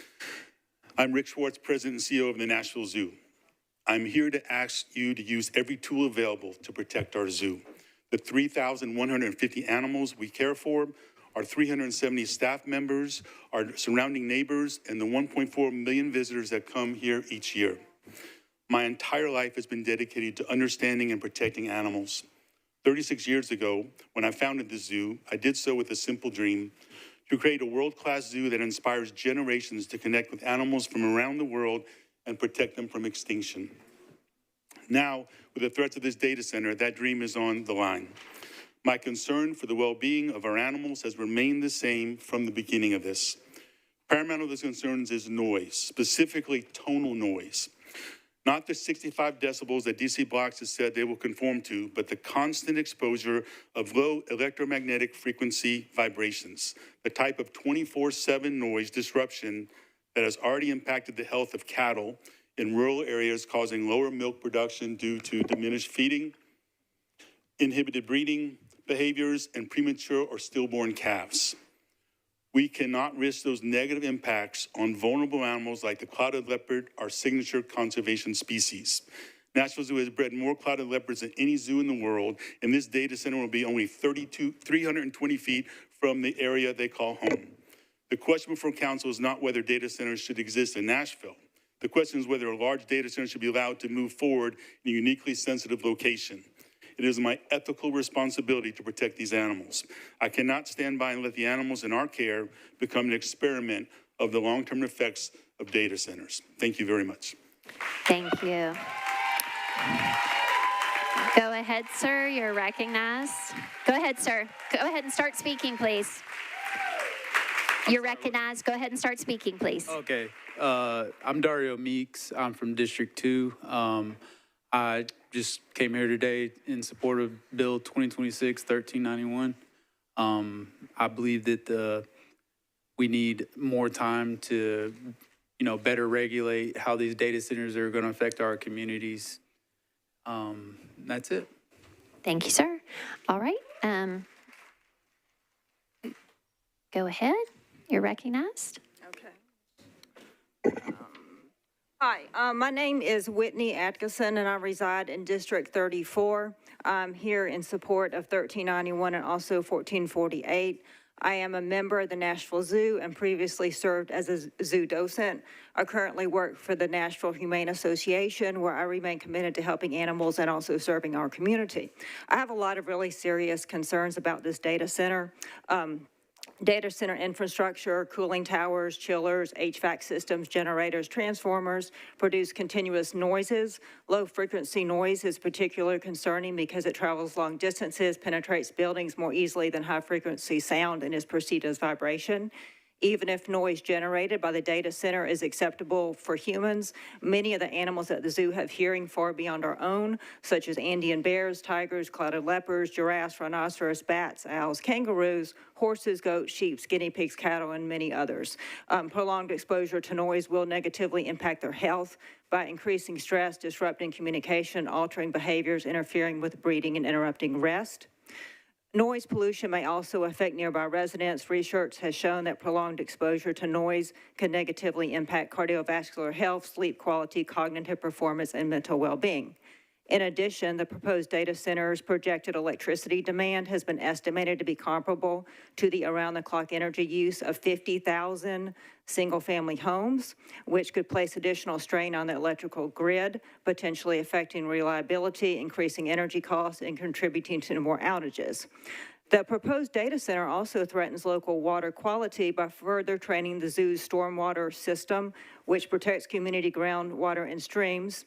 And continuous exterior lighting may also disrupt natural daylight cycles for both animals and nearby residents. Increased vehicle traffic and facility operations will cause higher levels of pollution. In summary, the data center will have numerous impacts on both the animals and the community. Thank you. All right. Could you please share your ticket number? 65. Okay, we're on ticket 65. We're skipping ahead a little bit. Yeah. My name is Abrielle with an A, Ivanov with an I. Yes, my initials are AI, and I am against AI. I'm a resident of Hermitage, Tennessee, District 12. I am here to state my support for BL 2026-1391. I urge the council to listen to the over 200 people who have shown up today to make our voices heard. I have known no other home than Nashville, Tennessee. It is already difficult as it is without an AI data center to live here. Nashville should be for its people, its citizens. Do not allow greed to poison this city. I will not be bullied out of this city. We, the people, have spoken. Thank you. Thank you. Go ahead, you're recognized. My name is Drew Small. I live in District 30, and I'm here in support of this legislation. This bill isn't about punishing one company, though they may act like it. It's about protecting all of the people in Davidson County. You see, punishment looks backwards at what was done, while protection looks forward to our shared and collective futures. However, it's worth looking back for a moment, not to be petty, but to gain proper perspective. At every turn, Doug Sloan and DC Blocks have told us something that is flatly contradicted by the public records available to all. They claim vested rights. The permit record says otherwise. They said they'd only run their generators for maintenance, then sent lobbyists to weaken the limits on how much they can run them. They said they wanted to work with the community, but never held a town hall or reached out to stakeholders. This pattern is what happens when there are no rules to guide us. Corporations will always act in their own best interest. Decade after decade, profit over people has been the backbone of this American experience. Expecting otherwise at this point would be willful ignorance. Council, your job is not to make easy choices or to bend to whoever you spoke to last. Nor is it to be some kind of lone hero in all of this, but it is to work together amongst each other to lay a path where all of us can stay in the neighborhoods we love, near the people we love, and those that love us in return. Between now and the third reading, I urge you to hold your support for this bill. Everyone in Nashville deserves to be safe in their homes, and this bill protects that right. I hope you won't let clever words from lobbyists or selfish ambitions for your own futures cloud your vision. Thank you. Thank you. Go ahead, you're recognized. Ticket number 67. Okay, thanks for sharing. Yeah. Hi, I'm Will Thompson. I live in District 26, specifically the Caldwell Abbey neighborhood. I'm just a dad. In the afternoons, my son rides his bike up and down our block with his friends that, we see every day. My neighbors and I have worked really hard to grow wildflower gardens all throughout the neighborhood. I mean, we now see fireflies coming back, sitting on our porch, enjoying some iced tea. I think we all can relate to that. My wife and I take walks at night, talking about our days. There's families like mine all around Nashville that are going to be impacted by this. Families around Fisk and North Nashville that I've never met that will be affected by this. We're all just regular people. We're not experts. We're not billionaire-backed corporations. We're asking you, please help us. Thank you. Thank you. Go ahead, you're recognized. Thank you. My name is Anna Tate. I live on Harding Place in District 26. I'm Will's backyard neighbor, and I'm here to voice support for this bill. I'm not a Nashville native, but I am so proud of this city and of my community, and I'm so happy to call it home. My husband and I bought our home 10 years ago in South Nashville, 0.8 miles from the proposed data center site that's near the zoo. On a clear day, we can hear the zoo's gibbons from our backyard. Community is the heart of this city, and my neighborhood is a huge part of my community. Our 6-year-old can walk to her friends' houses through the gate we built into our fence, and we regularly celebrate holidays and birthdays with the families on the street behind us, including Will. My backyard garden is my favorite spot in all of Nashville. I'm concerned, like many here tonight, for the negative effects that data center development could have on my community and other communities in Nashville. I believe that neither the moratorium nor the eminent domain plan are sustainable solutions for the many concerns that have been raised. My neighbors and fellow Nashvillians deserve responsible legislation that adequately protects our communities and resources, like our universities and the zoo. We need our leaders to promise us that the safety and quality of our neighborhoods will not be sacrificed for the sake of corporate profit or technological advancement. If larger and more powerful data centers are now a necessary part of American life, then so is legislation that holds corporations accountable for how and where these centers are developed. I'm hopeful that this city can set an example for our state and the nation on how to prioritize the well-being of its citizens over the corporations that wish to profit off of us. Council members, thank you for your time and the work that you do for us. Thank you. Go ahead, you're recognized. Hello, thank you all for your time and consideration for this. My name is Claire Campbell, District 21. I'm born and raised Middle Tennessee. I'm really concerned about data centers encroaching on our well-being, especially in the energy. Everyone knows that we had several days without power in January, and this would just exacerbate the already issues in our infrastructure there. And so thank you for your time. Thank you. All right, next, go ahead, and if you could share your ticket number, please. Ticket number 70. Okay, thank you. Go ahead. My name is Kelsey Alexander, and I am a South Nashville resident in District 16. And I'm here to support this bill because I work in sustainability for real estate investment funds. I work with data centers every single day, tracking their utility usage.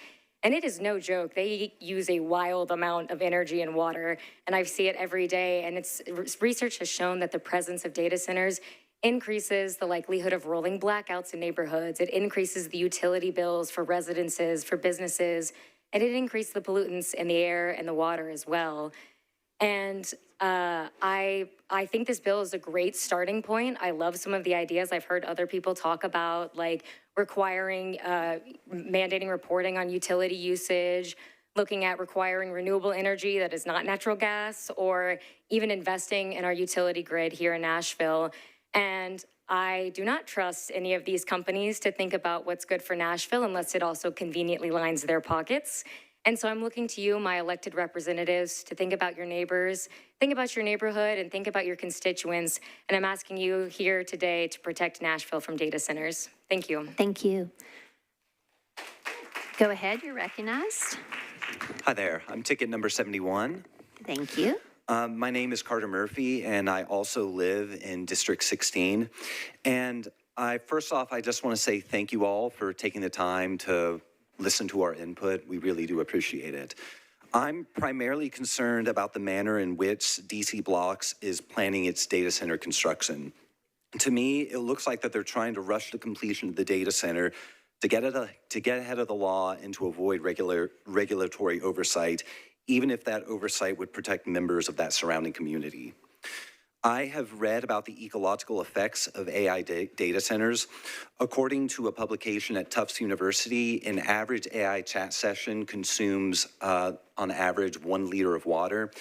And the amount of energy that's used to train an AI program consumes 5 times as much energy that an automobile does in its entire lifetime. Given what we've witnessed about data centers around the country, I am not convinced that DC Blocks is taking the welfare of Nashville residents into consideration with this project, especially given that a common response to these issues by tech authorities is, AI is inevitable, shut up and deal with it. Official statements of AI Blocks or other major tech companies are not enough to ensure the well-being of our citizens regarding this data center. It's crucial to have regulations put in place so that AI companies do not incur financial and ecological burdens on Nashville citizens. Thank you. Thank you. Go ahead and come forward. You're recognized. Hi, I'm Kia Zafar, a proud and lifelong Nashvilleian currently living in District 17. I'm here in support of both the moratorium and guidelines on data centers in Nashville. In fact, I would support more thorough guidelines or a more permanent moratorium, both city and statewide. We've seen time and time again that data centers are built to the detriment of the communities that they are built in. They increase noise pollution and utility bills at the expense of working class people that you are meant to represent. They put strain on electrical and water systems that we've seen fail in Nashville just in this past year.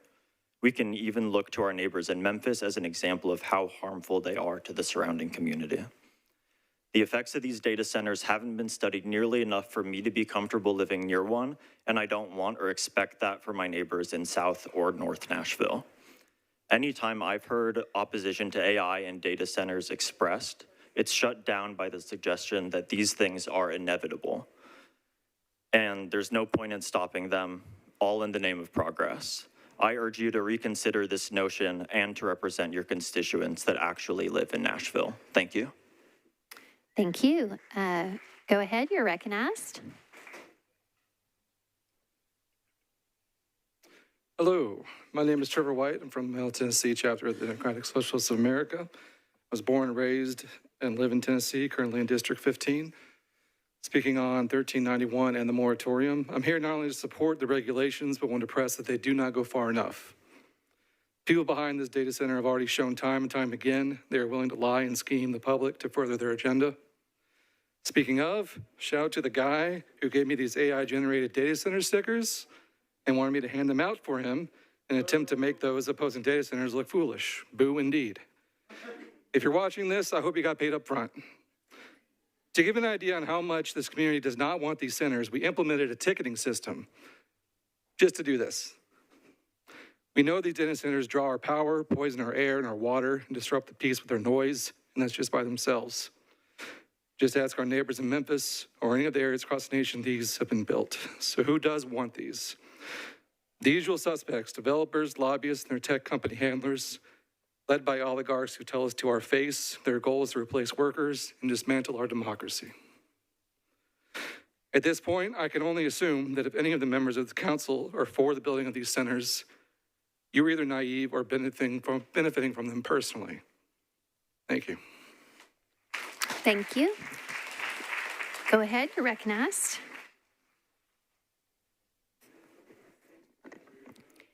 Go ahead. Hi, my name is Michelle Bukowski, and I live in District 4. I support Bill BL 2026-1391, but I think it's just a start. We definitely need to do more. We need to keep data centers away from our beloved zoo, the residents around the area, and out of Nashville permanently. And I want to thank the council, my councilman, and all of the council members supporting this bill. Thank you. Thank you. Go ahead, you're recognized. Thank you. Number 75. Thank you. My name is Miller Way. I'm in District 11. And I just wanted to offer my support for BL 2026-1391 for all the reasons given around health, around noise pollution. I myself am an asthmatic as well. I don't want this development for the profit of a few to the detriment of the many in my neighborhood. I don't want the young people learning at Fisk subjected to this. I don't want their neighbors subjected to this. I don't want the neighbors of the zoo. I don't want the animals at the zoo subjected in this. And I appreciate y'all for standing up and supporting this bill. Thank you especially to all y'all sponsoring it. I appreciate that we have, looks like 3 friendly amendments and 2 sort of adjacent bills. Thank you again to the sponsors and those who brought those bills forth. As you can see, Nashville is very passionate about this. And please, please stay vigilant. We watch DC blocks repeatedly try to weasel, cajole, and mock their way out of public pushback and criticism. I would not trust any promises or assurances they make. You do not invite vampires into your home.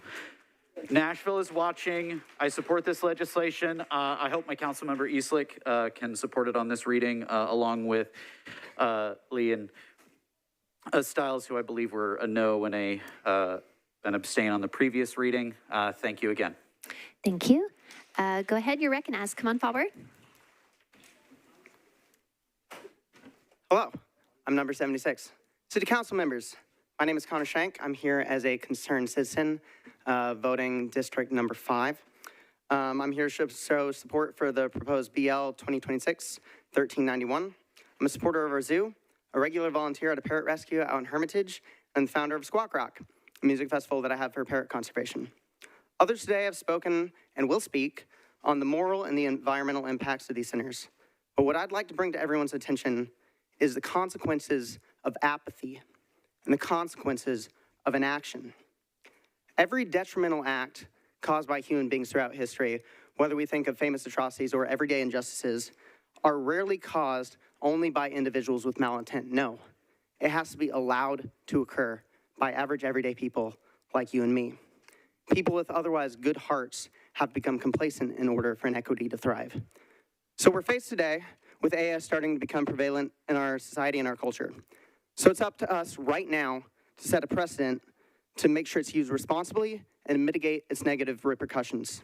We need to enact legislation to prevent those who only care about profit to build these centers without the consent of their neighbors and without proper long-term environmental studies being conducted. But let's drop rank. Guys, I'm embarrassed to be here, right? I'm embarrassed that we've gotten this far. I'm embarrassed that me, a piano bar singer, feels the need to come down to city council and preach on responsibility. Like, come on.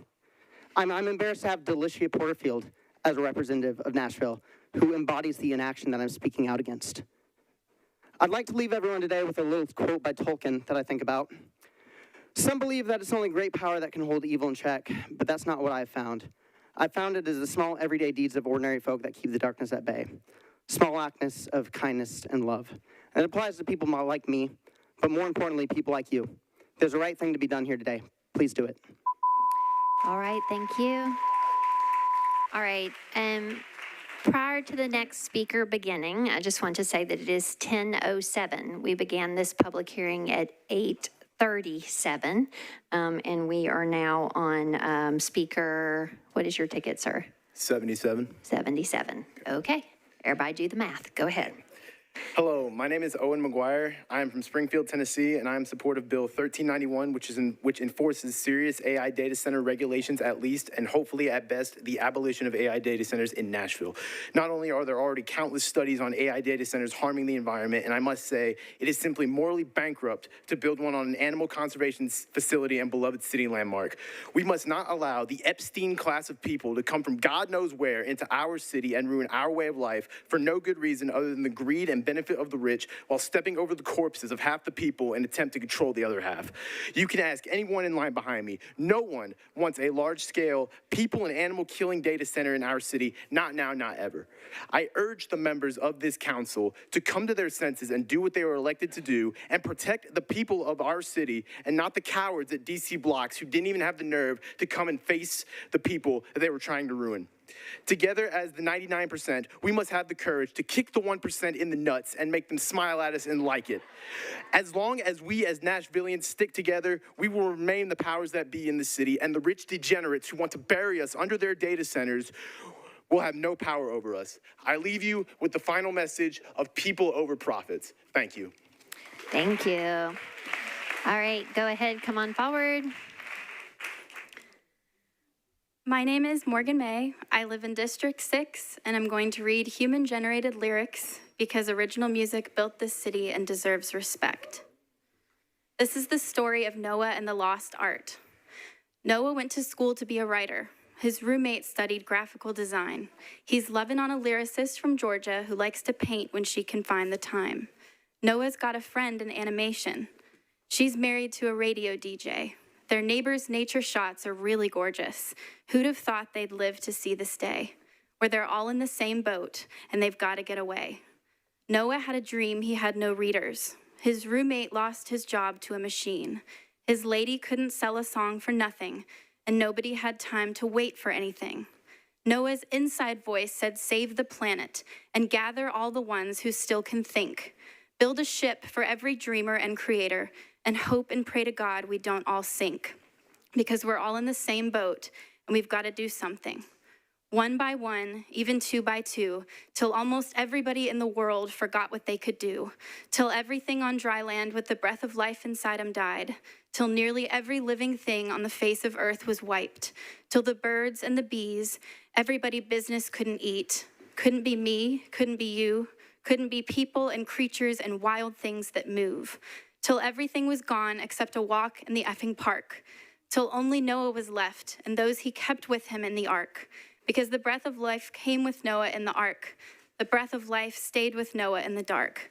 Noah opened a new window on his MacBook Pro, his cursor winking back as if to say, you don't need to know everything at once, love. Just write down what you think about today. And so he built a life he could be proud of, learned to make the writer's block his friend, and to his other friends he paid attention when they let out all that lives inside their heads. He knows the value in what's lived and breathed and bled, because we're all in the same boat and we've got to make it through the end. Thank you. Thank you. Go ahead, you're recognized. I'm Jennifer Richmond. I live in District 9, and I'm for BL 2026-1391. Short and sweet. Thank you. All right, come on forward, you're next. My name is Trevor Silva. I'm District 6, Clay Cap, and here to express support for BL 2026-1391. Thank you to everyone who showed up to make their voices heard tonight. This is what Nashville Strong looks like. Right here.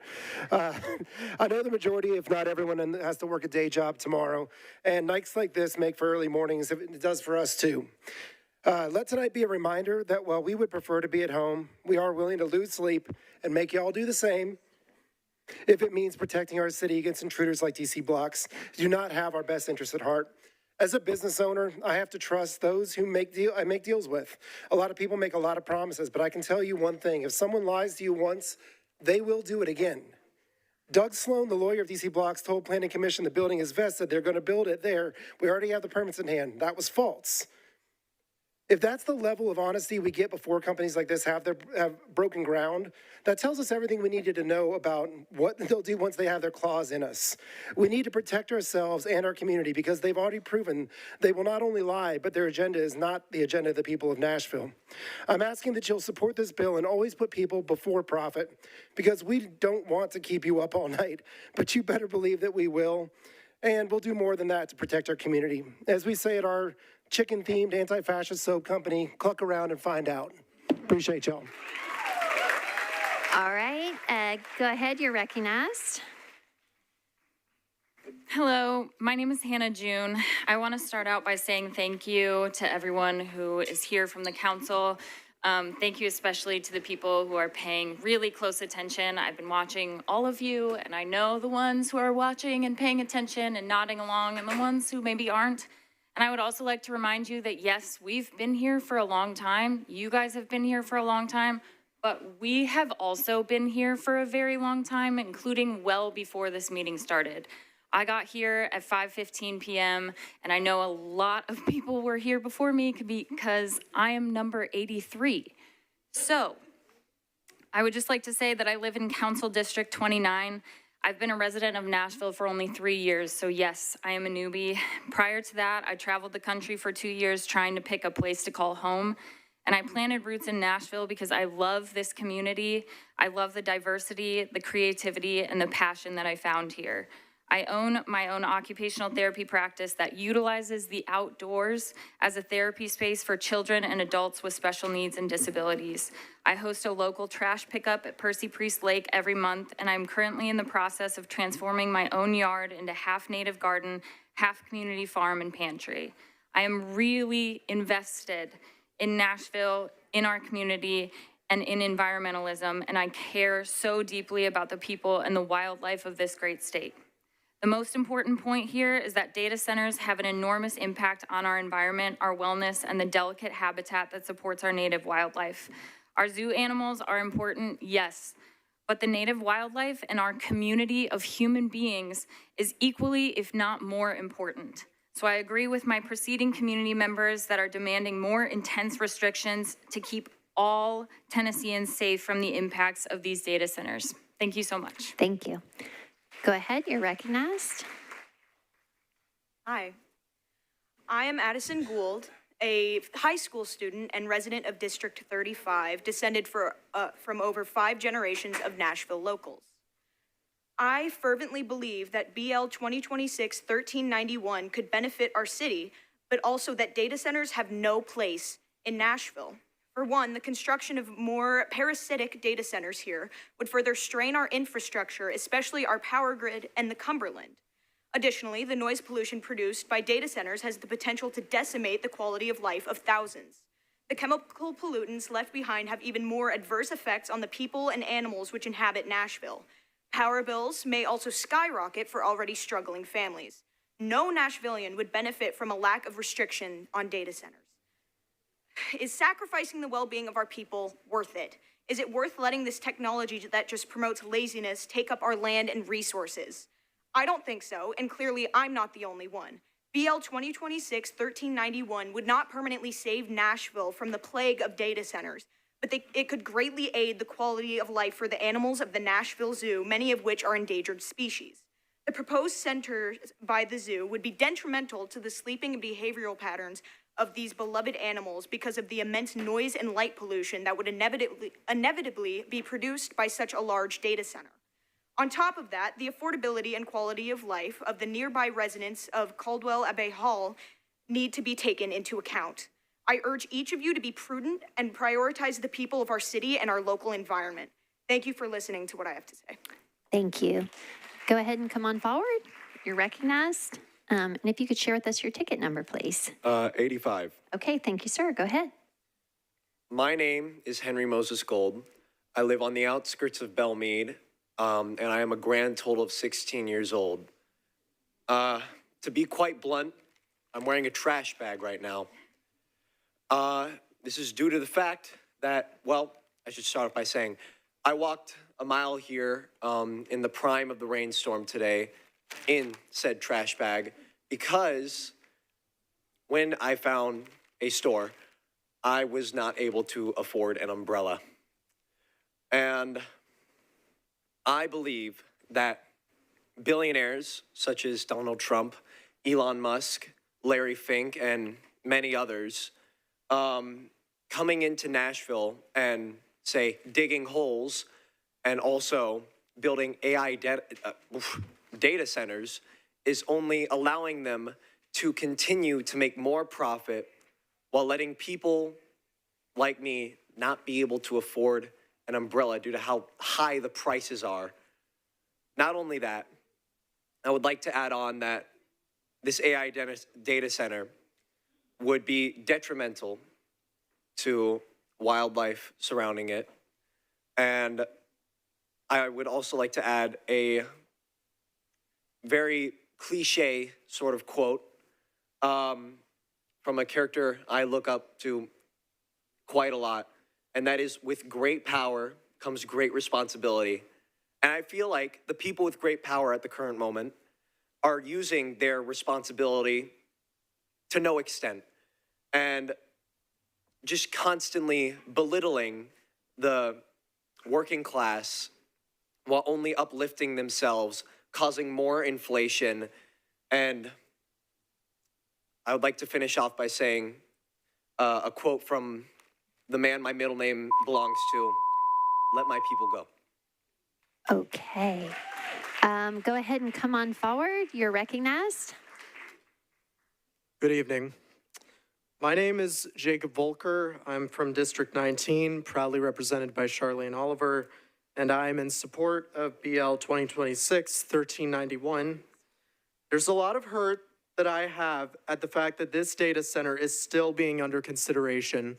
After all the pushback that has been received, after being adversely affected for so long, the last thing that this community needs is a complex that will drain the power supply, which is already scarce, and upend decades of work by our life-saving neighbors that has been done to preserve the environment of endangered species. It is simply not worth it if it will come at the expense of Tennessee's most ethnically diverse communities and endangered wildlife. I'm already appalled at the willingness of DC blocks to seemingly ignore the sheer amount of outrage, 525,000 signatures. That should have set off alarm bells. Although I believe more work needs to be done in order to preserve our environment, I thank you, Mr. Horton, for proposing this legislation and to let us know that you hear us.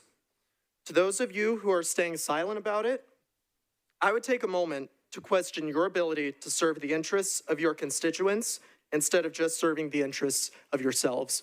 Thank you. Thank you. Go ahead and come on forward. You're recognized. You can pull that mic down. There you go. Thanks. My name is Ashley Karimi, and I live in Council District 21, and I am here in support of BL 2026-1391.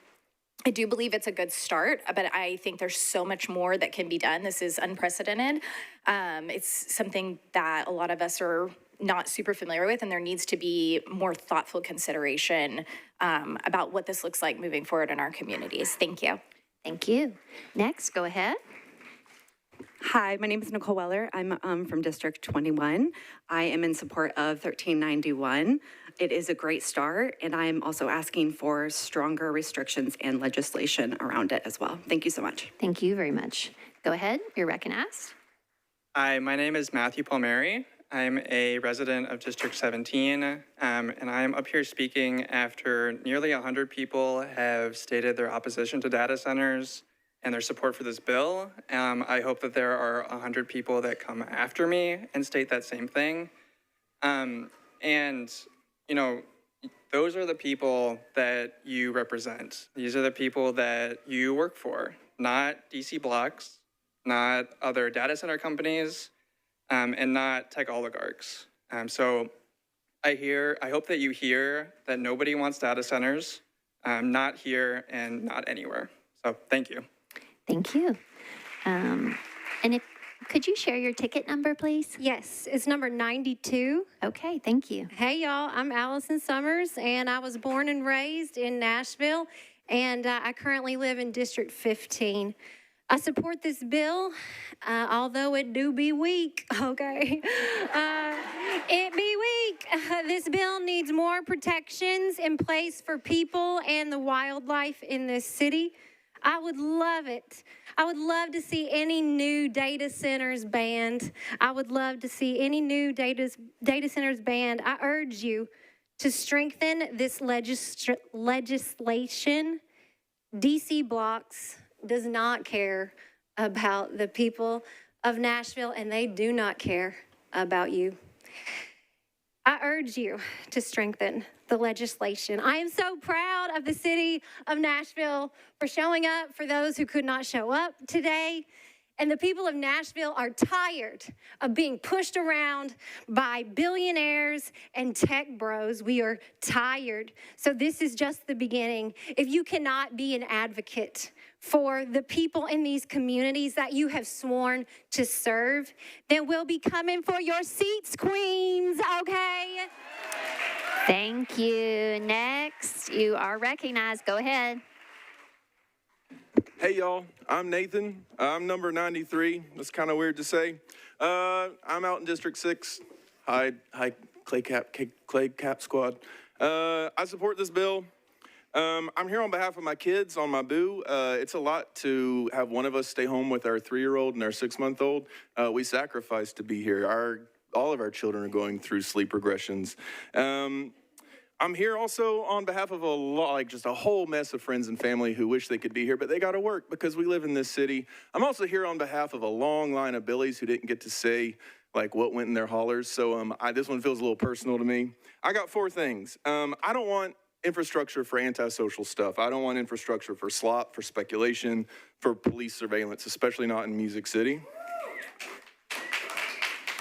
Number 2, look, Bald Squad, Doug Sloan is an embarrassment to this haircut, and I see a number of other people who share that. But look, these people are snake oil salesmen. They really are. We have to live here. All they've got to do is make money off of those of us who live here. And so I would prefer to work with trustworthy people. Number 3, this bill could be meaner. I think regulating these kinds of extractive folks is probably the nicest thing you can do. It's like when you are told, if you can't say nothing nice, don't say anything at all. Well, this is kind of like shutting up. This bill could make like my 6-month-old, who once again is going through a sleep regression and I'm still here, and who I hope will continue to live in this city, and it could get more teeth.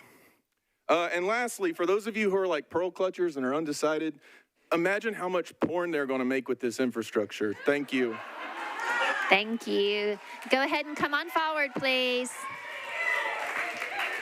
Ma'am, go ahead and come on forward. We can't have kind of the extended time in between very humorous comments, which are fun, but go ahead. You're recognized. Glad that the humor was acknowledged on the floor. I don't really know how I'm going to go after that, but like proud that I made friends with him in line.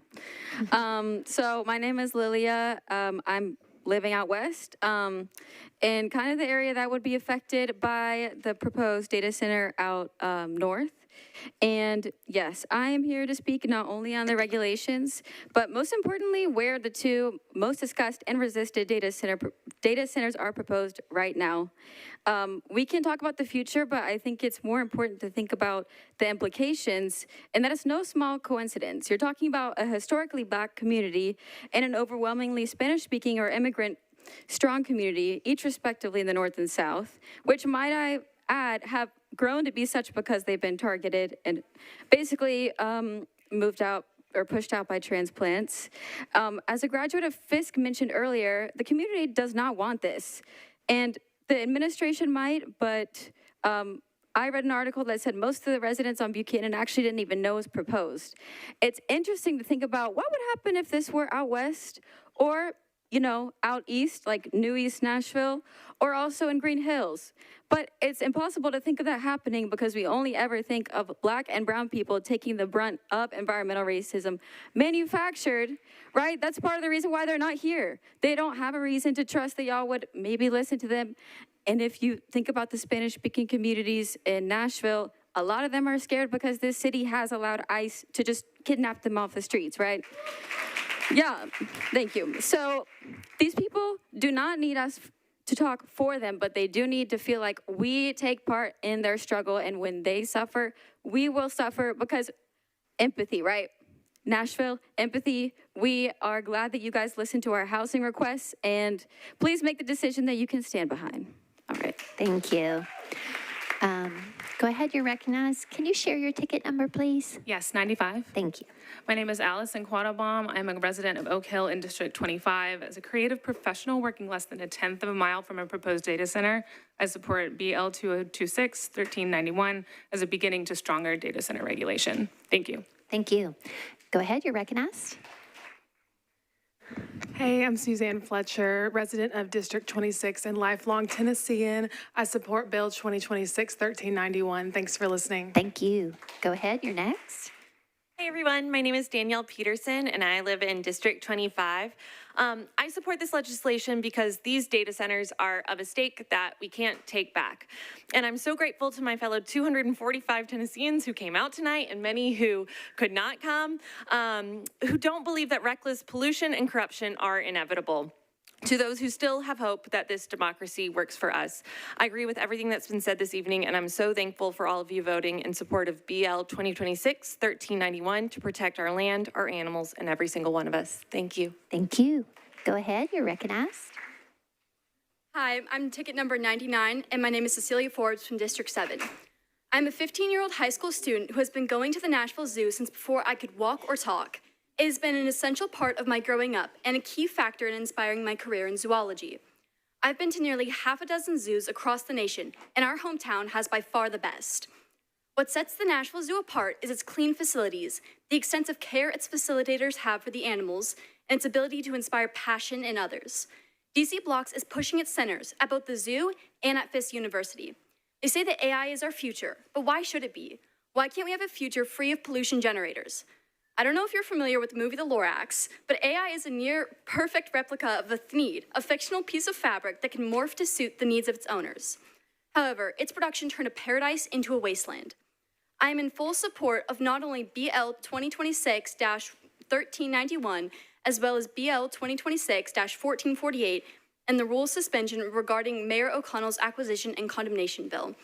This is Music City. Let's please keep it free of AI-generated music. Thank you for your time. Thank you.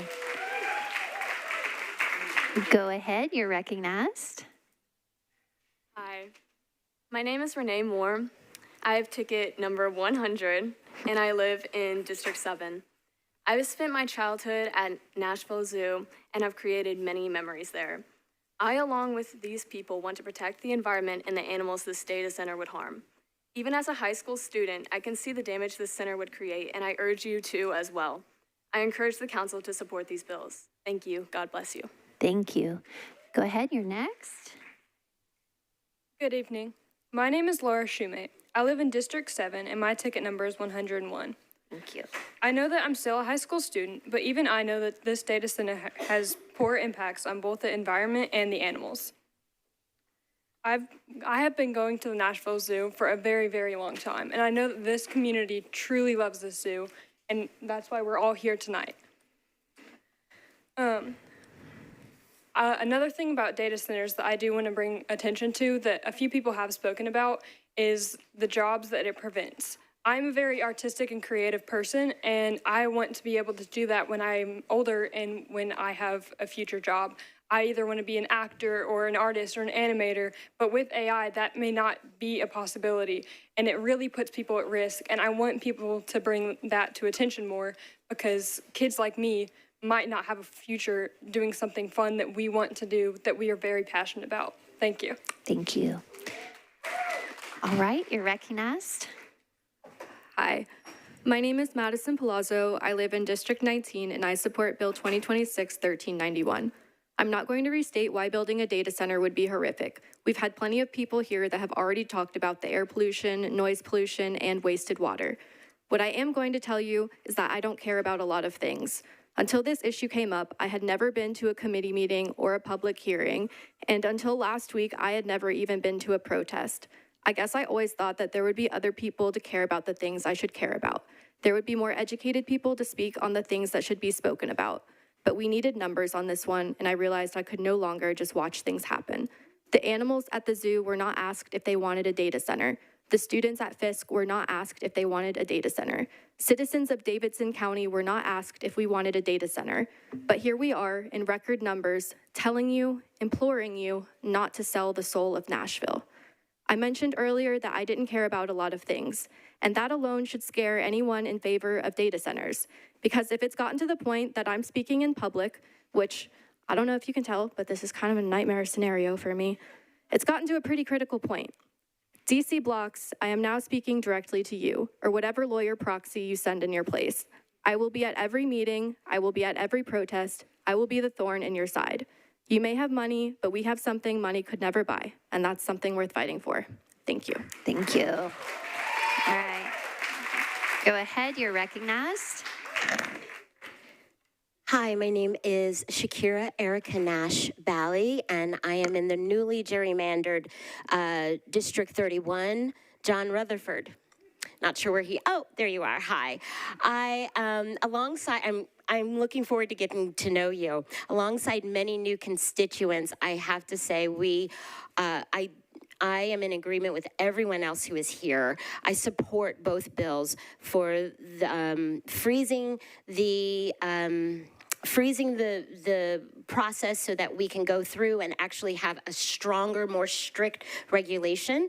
And also, if at all possible, we can get back the city, reclaim the land around the zoo. I'm not sure why the Fisk admin would want to consider selling part of their property to a company that has questionable moral and ethical reputation that would put thousands of signatures on petitions and over 200 people that are here, staying here late.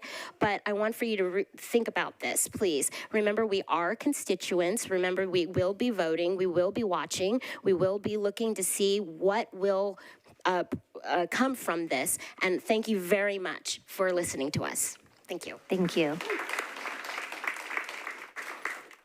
Go ahead. Hello, my name is Isabel Rose Moore. I live in District 24, and I am ticket number 108. I'm speaking today in strong support of BL 2026-1391. I also am in support of the moratorium, and after listening to my neighbors tonight, I am in stronger support of even stricter restrictions. I am so tired of hearing that we have to start somewhere, that fighting is pointless, that change takes years.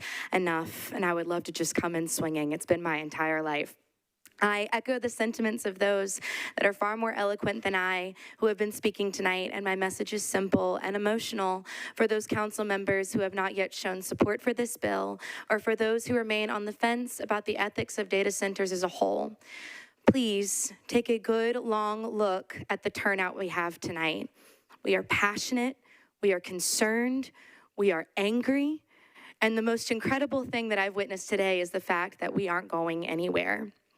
I beg of you to consider the health and lives of your constituents, of the wildlife in Nashville, to place people over profit, and to value the lives of those in my generation and the next generation that consists of Nashville's children who will have to live with the consequences of your actions for much longer than you will.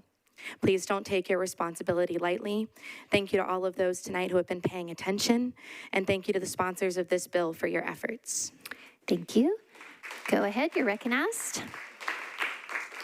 Hello, my name is Dylan Caligiuri. I'm a resident in District 24, and I would like to speak in support of BL 2026-1391, and I echo the same sentiments that others before me have communicated, specifically that water and air are non-negotiable human rights, and data centers have no place in or even close to the surrounding communities of the zoo and Fisk University.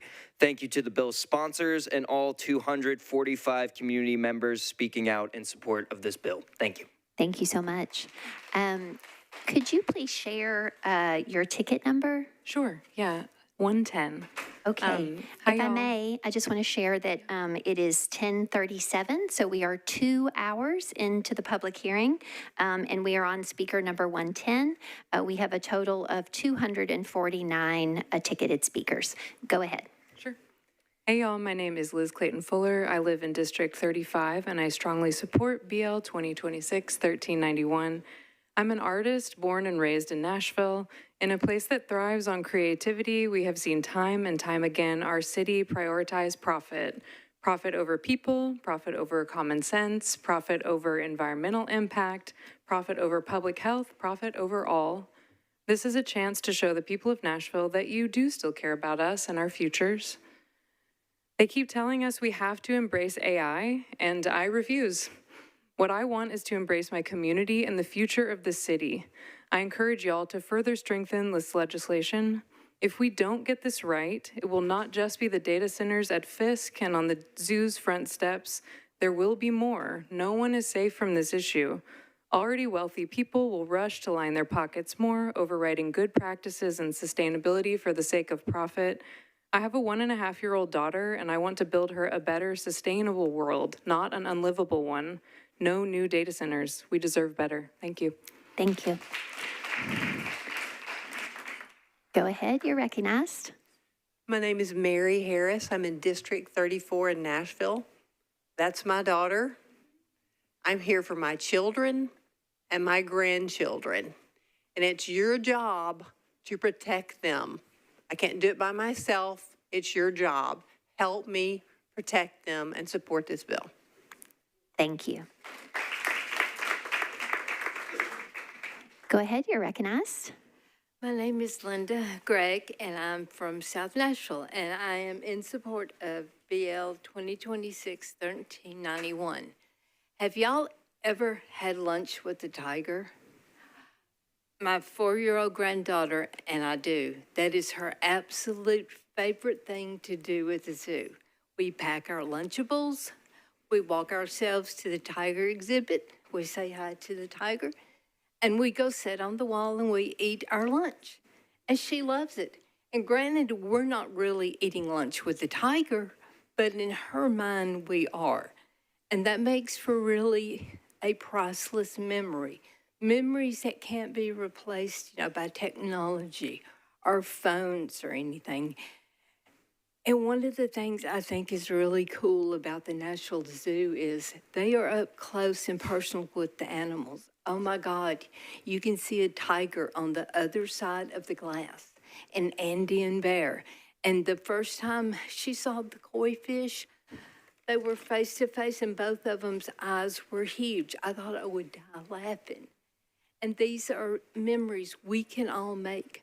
But the only way we're going to be able to make those memories are if we support the zoo and say no to the data centers, send DC Blocks packing back to Atlanta. So thank you for hearing me out. I hope y'all have a good evening, and thank you. Thank you. All right, go ahead and come on forward. Thank you. Hi, my name is Kenneth Stutz. I live in District 26. I'm a lawyer, and I support BL 2026-1391. I live half a mile from the zoo with my partner and 3 kids. I'm also so close to the zoo that I can hear the gibbons from my backyard. I don't want that sound to be drowned out by the constant buzz of a data center. More than that, though, I can't see how a data center helps Nashville in any way. DC Blocks has already admitted that the center would create barely any permanent jobs, and there's 1,000 better uses that I can think of for that land that would create more jobs and wouldn't cause the heat, air, water, or noise pollution of a data center. I watched the last meeting hoping DC Block's lawyer Doug Sloan would provide some kind of evidence to show any way the data center would address pollution and safety concerns, but I heard nothing. He dismissed legitimate community concerns and attempted to shut down opposition to the data center by saying inaccurately that the permits for the data center were already in hand. I've been a lawyer for 20 years. I can't think of a single time when a corporate counsel like Doug Sloan said, "Trust me, bro," with no evidence, and it was a good idea to trust them. I can't imagine trusting the already less than truthful information about this data center from DC Blocks and Doug Sloan. I support BL 2026-1391 and both proposed amendments to strengthen it. I encourage you to vote this bill into law and require data centers to follow the rules that will keep all Nashvillians safe and healthy. Thank you. Thank you. Go ahead, you're recognized. Hello. My name is Maria Weir. I'm a Nashville native living in District 22. I'm here to support this legislation, both as myself and on behalf of several older people who can't stay up this late but would love to yell at y'all. We have already heard so many amazing comments today, and we will hear many more, so I don't feel the need to list all the reasons that I despise data centers, but I am here because I am deeply concerned and frankly absolutely furious. And this rage comes from love I feel toward my city, my state, and my fellow living beings.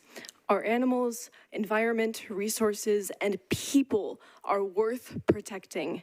And that is the task in front of you. Pass this legislation and continue to strengthen it. People over profits, no new data centers, and thank you for your time. Thank you. Go ahead, and could you share your ticket number, please? I'm number 115, and it's 10:43 at night. I've been here since 5:30. My name is Kristen. I am speaking today in support of SB 2026-1391 with some reservations. I live in 37208, less than a half a mile from the proposed Fisk Data Center, and also work in the same area in cancer research. I am also a circus and burlesque performer, so some of you have probably seen me in my nighttime persona. I do want to also say, as a person who lives on the street that will be able to see this proposed data center, we didn't know. I found out through Instagram. Okay? Great. Thanks. Today, I want to address the setback requirements. The current proposal of this bill defines small as 20,000 square feet or less and 5 megawatts max. These are proposed to be 100 feet from residential use, daycares, religious institutions, community education, parks, zoo, correctional facilities, or other data centers. A large one is 100,000 to 500,000 square feet, 20 to 100 megawatts, and recommended to be 2,640 feet away. 100 feet is a 20 to 30 second mile walk, the length of a bowling lane. 2,640 feet is half a mile. For reference, Chiefs on Broadway is a half mile from here, and that's about a 12-minute walk. Might need a drink after this. But let's contrast that with the State House cabaret bill that was so hot earlier this year. A bill that stated that these cabaret shows, and look that up, I'm not going to explain it to you, even in community centers and dance studios, must be 1,000 feet away from these aforementioned residential uses, schools, churches, etc. There is absolutely no reason why machinery contributing to environmental and noise pollution should be allowed to be so close to a home when our own state government is terrified of a drag show being less than 1,000 feet away. It is ridiculous. I recommend that the setbacks be a minimum of 1,000 feet for small centers and scaled up for larger. At that scale, large data centers would be 5 miles away. Take a stand for this city. Thank you. All right, go ahead, you're recognized. Hello, my name is Emily Wilkerson. I'm number 116. I'm from Murfreesboro, and I would like to speak in support of both BL 2026-1391 and the moratorium. For the students of Fisk, for every person in Tennessee, for the animals at the zoo, and for every member of our amazing local ecosystems. While I support this bill, I am in agreement with everyone else who has spoken in favor of even stronger regulations. Nathan was right, this bill ain't nearly mean enough. I support the strongest possible regulations because data centers have a massive toxic impact on both human beings and the local ecology, as many others have already spoken about. And do we benefit? Hell no. I think all of us here can think of a laundry list of ways AI has affected or soon will affect us negatively, from having it forced down our throats in the workplace, to having our art, music, and writing stolen, to train generative AI to vomit out cheap and soulless slop, to seeing our older family members fall prey to AI-generated scams and misinformation, to the effects of AI dependence, especially in our student population, who deserve to have every opportunity to learn to think for themselves as their brains are in a critical stage of development, to one of the most concerning effects, constantly increasing police surveillance. We must not let tech companies poison and parasitize our communities. They want us to think their vision of an AI future is inevitable. They want us to lose hope and give up. But every person here tonight is proof that we will not. We will fight tooth and nail for the future we want. Thank you. Thank you. Go ahead. You're recognized. Hi, y'all. My name is Allie Crocker. I live in District 16 in South Nashville. That's about a 7-minute drive from the zoo and proposed data center site. At the end of the day, I'm a Southerner. I love living in Nashville. You love living in Nashville. Everyone here does. We're all here because we care about this city so much. And when I say I'm a Southerner, I mean it. Sweet tea runs through my veins. I believe we'd be a lot better off if more people listened to the words of John Prine. I believe in hollering the truth. I believe in standing up for what you believe in. I believe in the golden rule and that you should always speak up for others, humans and animals alike. I support BL 1391 as a means to stop the unprecedented, unchecked money grab that is the expansion of unwanted data centers into our communities, our universities, our zoos, and our beloved Music City. I'm disappointed that once again, Nashville leadership is preparing to pass the buck off to its citizens. Certain billionaires' big, dumb hole comes to mind. For all our sakes, now and for the rest of time, I urge you to pass this legislation and continue pushing for a strong, bold regulation of data centers. An outright ban would be ideal. Just throwing that out there. Give us a reason to believe this city will no longer be bought and sold. To borrow the words from John Prine, don't write this down as the progress of man. Thank you. Thank you. Go ahead, you're next. Hello. My name is Maxwell Rooks. I am in Council District 16 as well, and I'm in here supporting BL 2026-1391.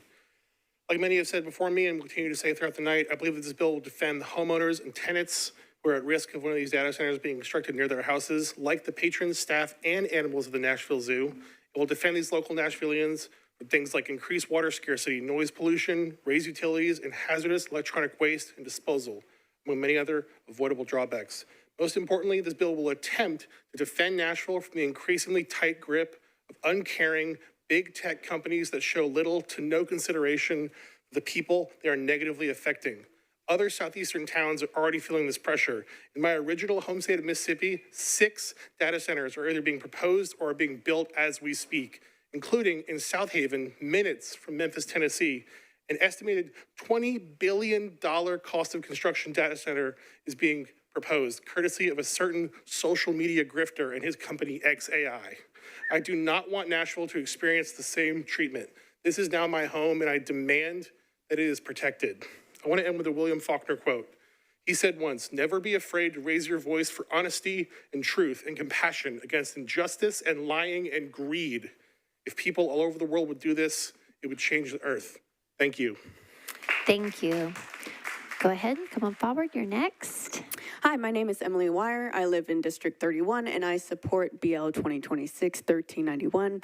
As a lifelong Nashvilleian, I'm concerned about the impact data centers will have on our city, specifically pollution in multiple forms and the long-term consequences, including harm to humans, wildlife, and agriculture, just to name a few.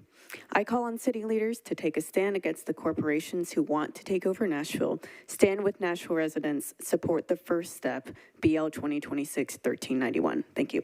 Thank you very much. Could you please share your ticket number? I am 122. Okay, thank you. Hi.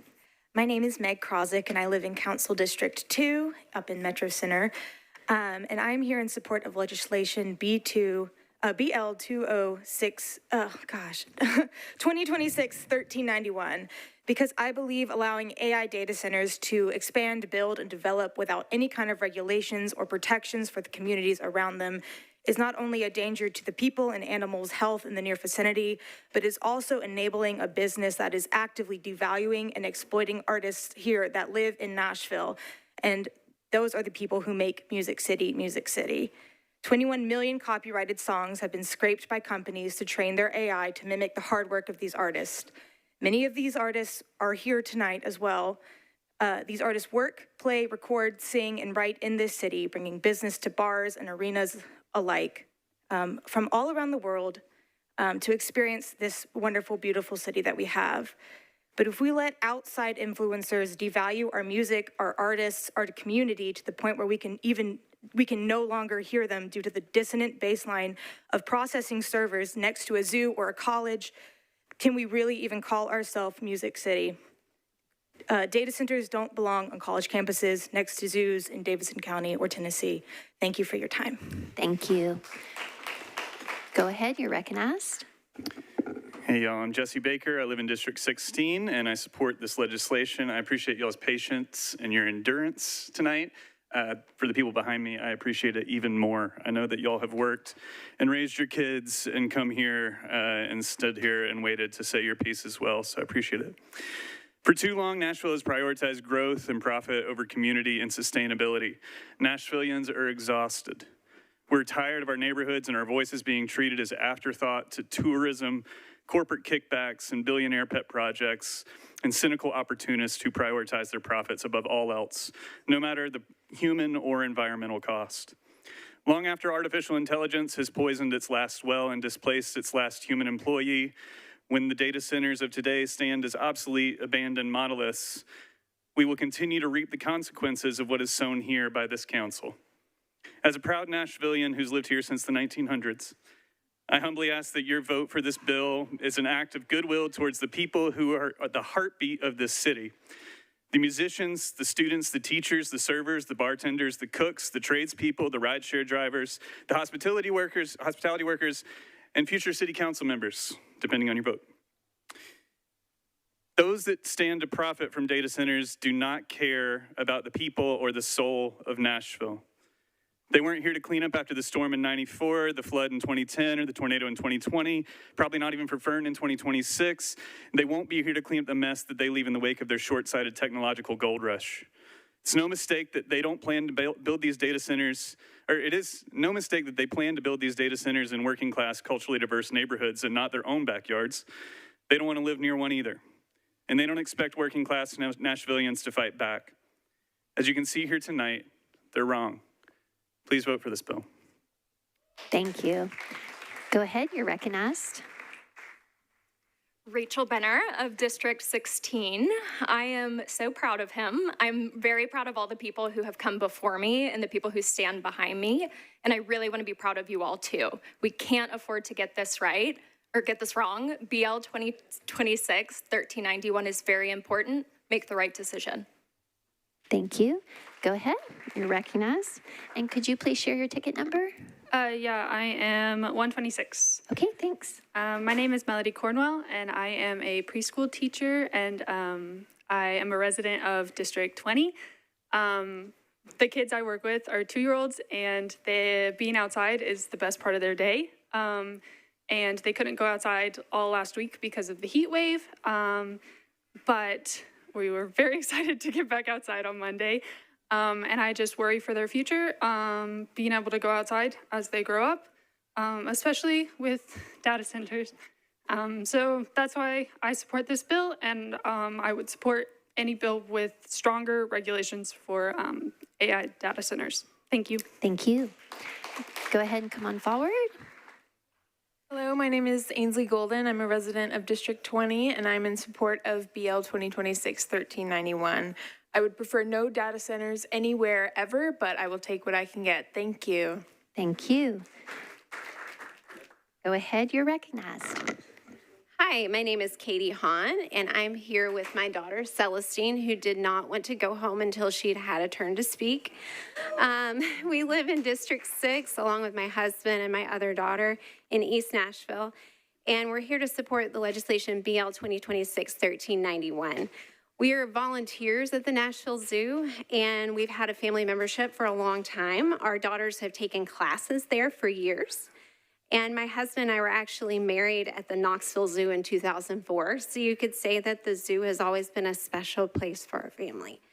Members of our house church also, whom we love dearly, live near one of the neighborhoods in question, or in that neighborhood actually. Our daughter's school, One Tree Tutorial and Enrichment, is also in the neighborhood in question. And I know that we all have significant places in and around Nashville that evoke a sense of joy and connection to ourselves, to nature, to our loved ones, and to our roots. And we're asking you to do all that you can to protect the future of our cherished places in Nashville. Passing strict enforceable legislation will keep us all protected, and I would argue that it needs to go even further. But having a starting point is critical. If that's not done, then we will soon be here again defending the next park, historical site, church, community, or neighborhood. And where does it end? We can continue to make our voices heard on this issue, but I know you'd rather have us out in our communities, loving our neighbors, volunteering at the zoo, or doing other meaningful work.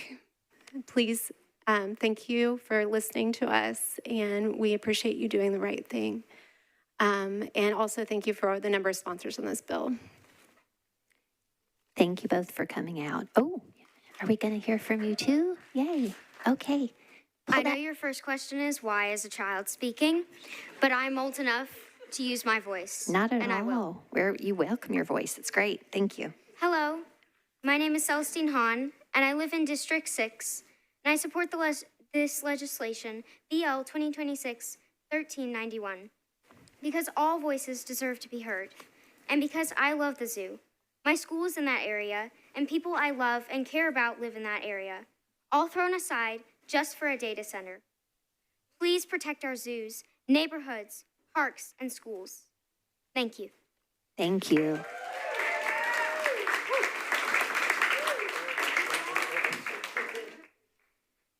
Go ahead. How am I supposed to follow that? Oh my God. My name is Allie Moresco, and I live in District 17. I strongly support Bill 1391 and respectfully ask the council to strengthen this bill as we go forward and not weaken it. Please do not add any amendments that reduce its protections or whack back the safeguards discussed during this process. I believe that Davidson County deserves strong, permanent regulations that put the health, safety, and well-being of our residents first. So thank you for your leadership and for protecting our community. Thank you. Go ahead, and can you share your ticket number, please? Yes, I'm 134. Thank you. Hi, I'm Erin Christie. I live in District 24 and I support Bill 1391. I found myself wondering, does AI itself recognize the implications of building data centers in our communities? So I typed a simple question: why are AI data centers bad for the communities? The answer highlighted concerns we all know: increased strain of our power grid, significant water consumption, noise pollution, and harmful environmental impacts. If even the technology driving this industry identifies these risks, we should take this seriously. I ask you to choose policies that strengthen our community and protect our environment, not policies that benefit a handful of large corporations while leaving our residents to bear the long-term consequences. Please make decisions that serve the long-term health, well-being, and future of the city and the people who call it home. Thank you. Thank you. Go ahead, you're recognized. I am a resident of the 16th District. I'm a native Nashvilleian and have seen a lot of changes over my life, some for the good, some not so much, and I'm not a spring chicken, so I've seen a lot. What has remained steadfast and makes Nashville such a great place to grow up and live is that at the heart and soul of Nashville has always been a strong sense of community. Nashville Zoo was created for that community to learn about animals on a global scale, have a beautiful place to make memories with loved ones, and provide a serene place to feel connected to nature right inside city limits. We're very fortunate to have this property. It also has a very successful conservation program created through the years-long passion and dedication of countless people. So to support that purpose, I urge the passage of 1391 and any and all additional measures and stricter regulations to protect our zoo, this city, and this community against the negative impacts of outside corporations. They come in and pillage our resources, seek to undermine our resilience and sense of community, and have a complete disregard for our places of respite and sanctuary for their sole agenda of profit. In closing, if you aren't familiar with the history of the zoo property and the adjacent business park, the Grassmere Business Park, where this is set to be built, I strongly encourage you to learn it, which you can also learn at the zoo, by the way.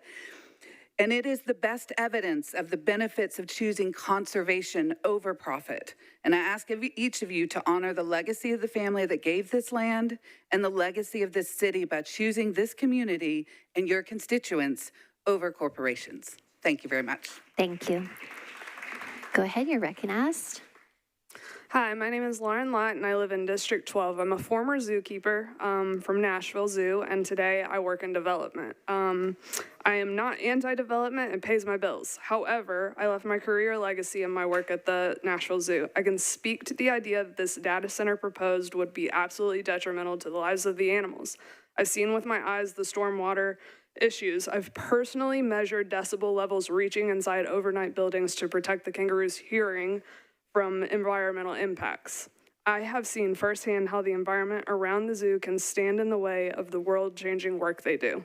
Hundreds of the best Nashvilleians I have ever known have poured so much of themselves into their work there, and it's a pillar of pride in our community.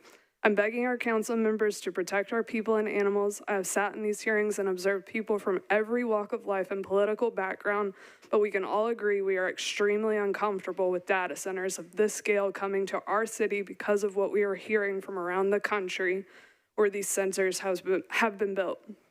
Nashville finds themselves a guinea pig in this new world. We can either be the guinea pig that makes policy that protects our people as an example for how other municipalities can remain safe when they find themselves this flat-footed, or we can be the guinea pigs of what happens to hundreds of different types of animal species and vulnerable human demographics when there is a large data center nearby. I hope that we are not to become the data and statistics that strengthen future bills in other cities where we served as a warning. Maybe data centers are only as bad as they promise us they are.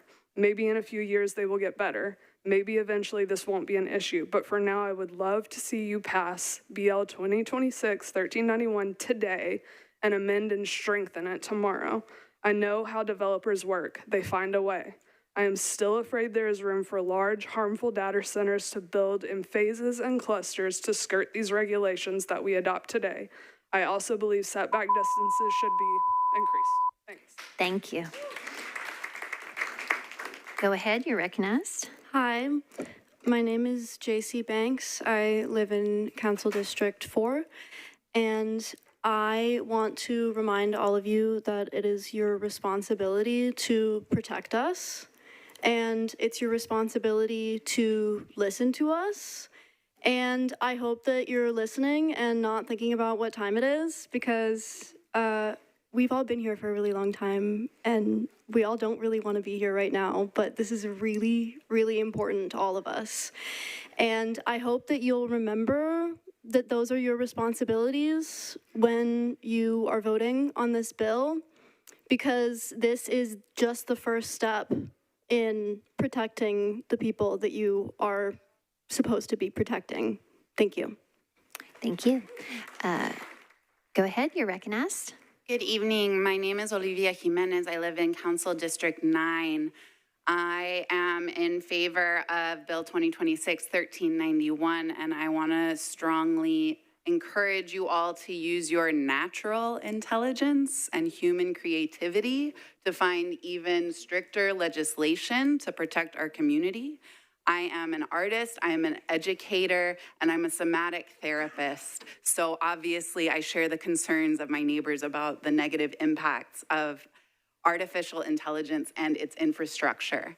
I moved to Nashville in 2022 to work specifically on affordable housing design, development, and operations.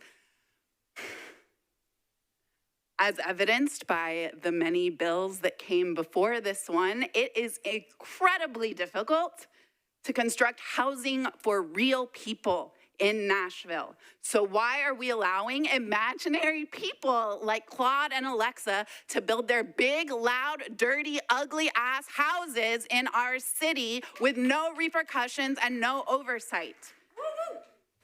All of y'all should be just as pissed off as everybody else in this room, and I encourage you to tap into that moving forward to carry you through the rest of this hearing. Thank you. Thank you. Go ahead, you're recognized. Well, well, well. Hello, my name is Rebecca Lordson, and I live 2.3 miles from the zoo. I support BL 2026-1391. I'm a preschool teacher here in Nashville. One of our favorite books is The Lorax by Dr. Seuss. It teaches children that caring means protecting those who cannot protect themselves. Every day we teach our children to care for one another, to care for animals, and to care for the world around them. I wish our elected officials and lawmakers modeled that same lesson. In 2023, I lost a pregnancy at 18 weeks. For 11 days, I lived in fear, knowing I could hemorrhage or develop a life-threatening infection. I was told to wait until it became an emergency, before anyone could help me. I experienced firsthand what it feels like when people in power claim to value life, but fail to care for the people living it. That experience changed how I hear the phrase pro-life. If Tennessee and the cities within it truly value life, then that commitment cannot stop at birth.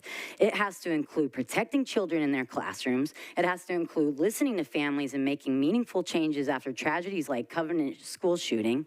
It has to include creating healthy communities where children can grow, learn, and thrive. It has to include protecting the animals at our zoo and preserving the natural spaces that make Nashville home.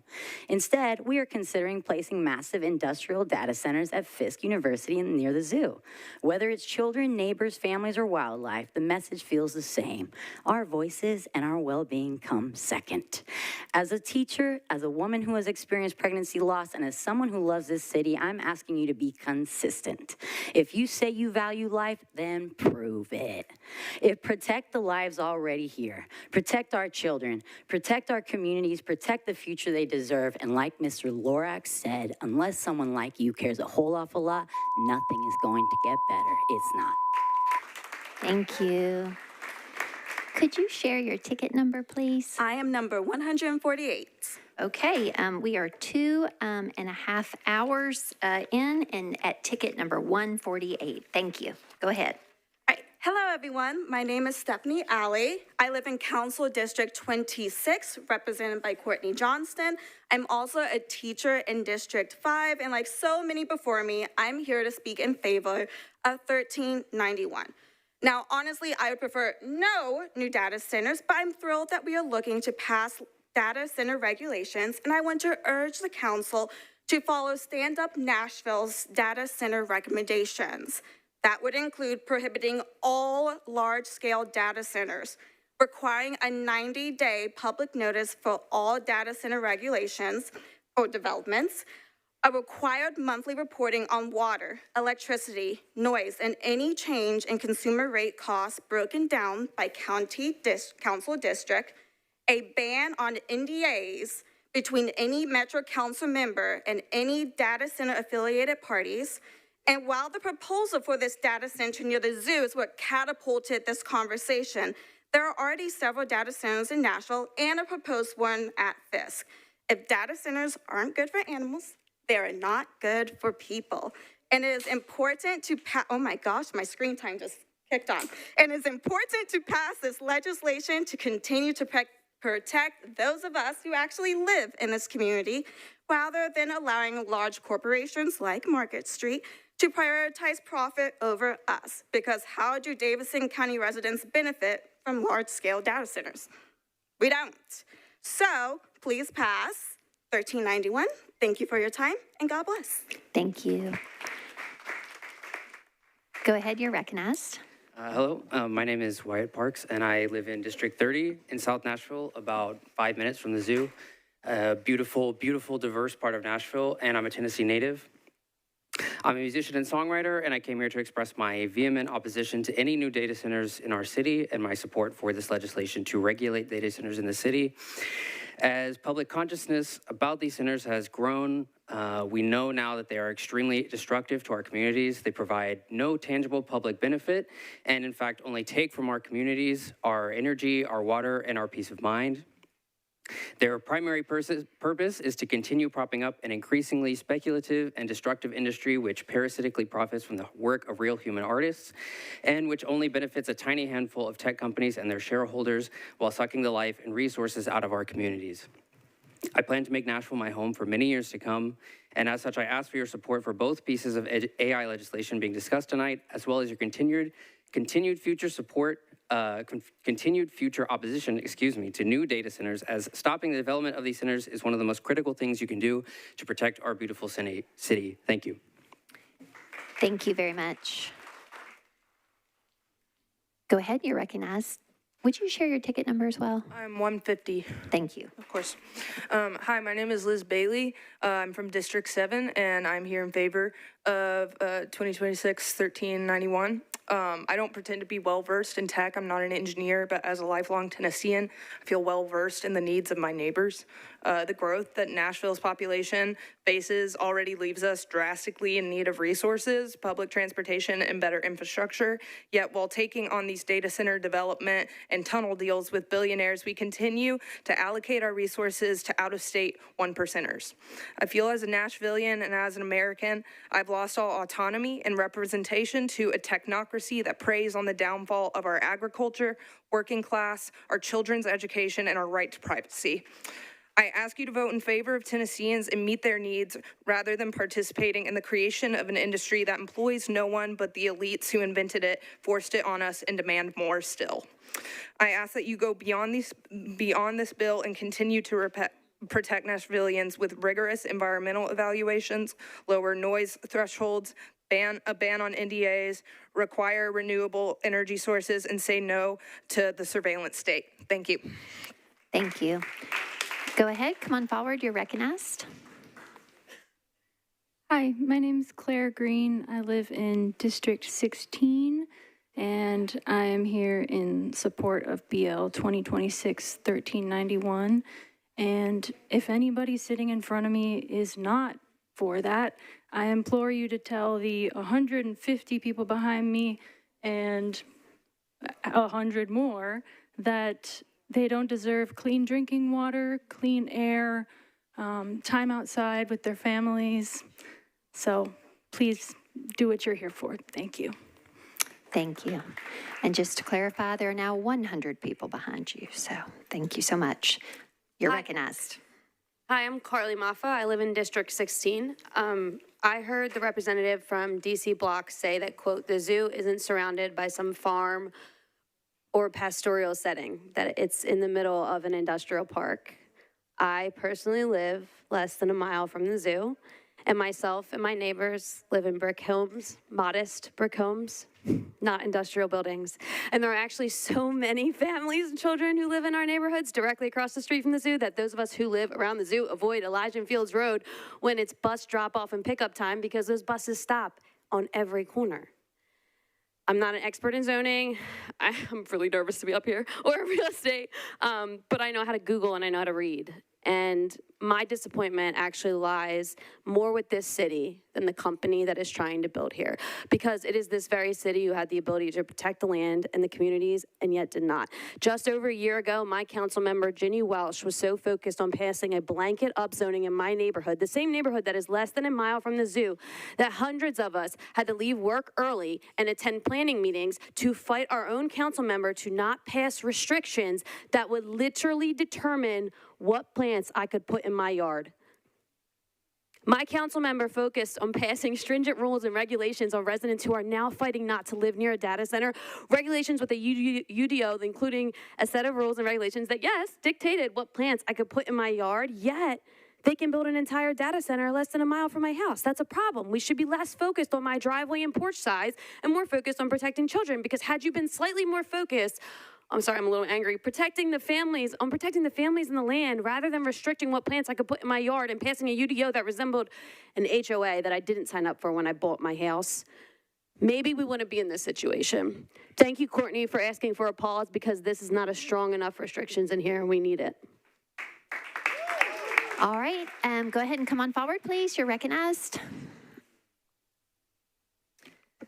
When I wrote this down, it said good afternoon, but that doesn't really apply anymore. But hello, my name is Rebecca Sale, and I am a member of District 18, and I have come here to show my support of BL 2026-1391. However, I will agree that with several members that have already come to speak, that these regulations could be stronger and more stringent. Fortunately, there are still multiple hearings that this bill will undergo before being voted on, so I hope that the council takes the time to look into some of the proposed legislative amendments that Stand Up Nashville has proposed and add those as amendments to this proposed legislation.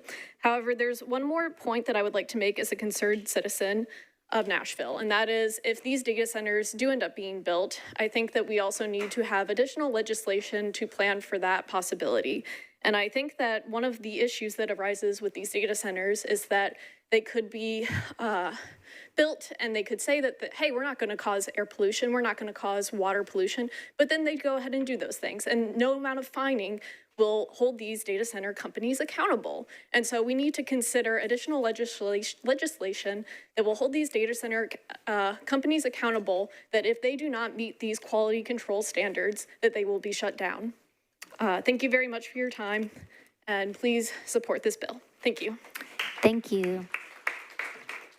Go ahead, you're recognized. It's a little low. You can pull that mic up. It moves. There you go. Hi, my name is Allison Nagel. I'm from District 6. Hey. And I support BL 2026-1391. I'll pass the baton to my best friend who has a lot to say on it. Thank you. Hi, my name is Charlie. I'm a resident of District 24. That's my council member. And I'm here to voice my support for BL 2026-1391. There's a reason AI data centers are shrouded in ambiguity and why there are no cut and dry answers to simple questions, even when posed to our mayor.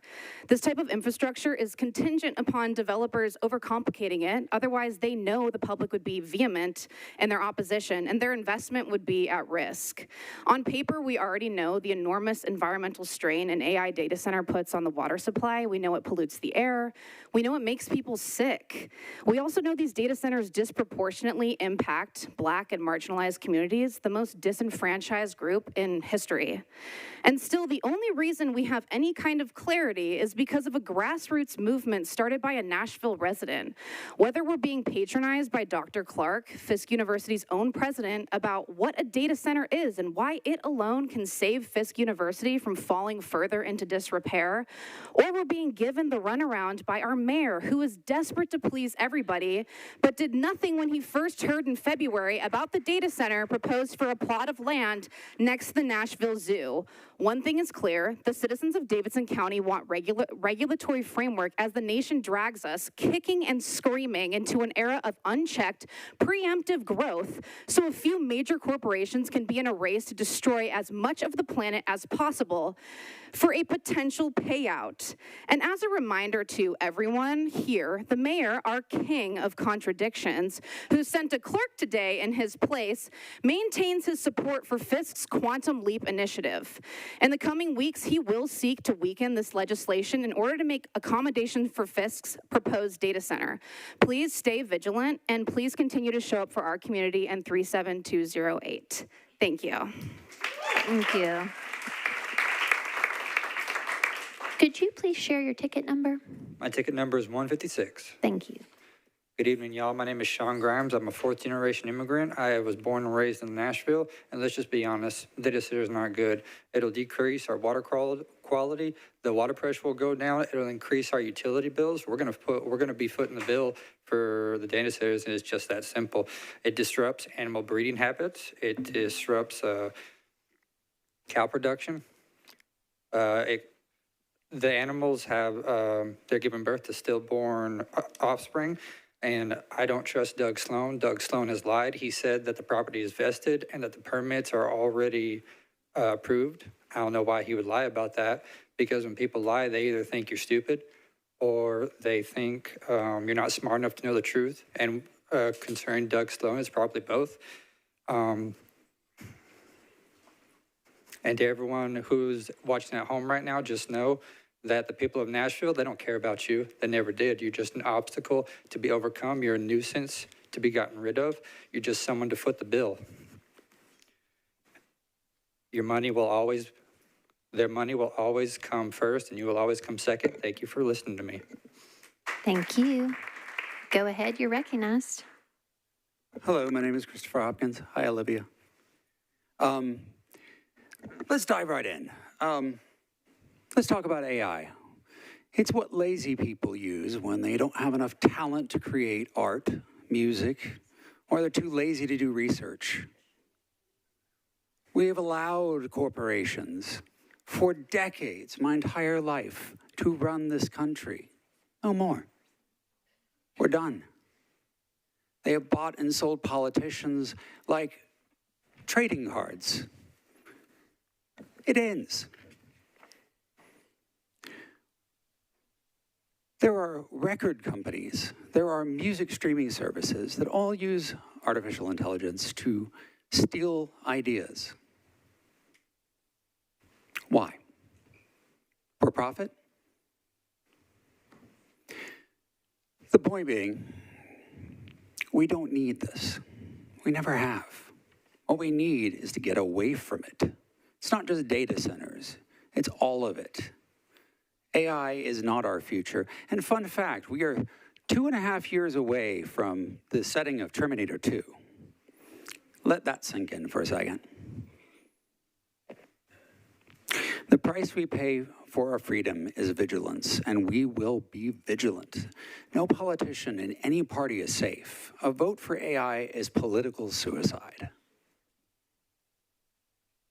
And let's face it, and let me be very blunt with the AI companies, you're just no more than the Jared Fogle of the tech industry. Thank you. Thank you.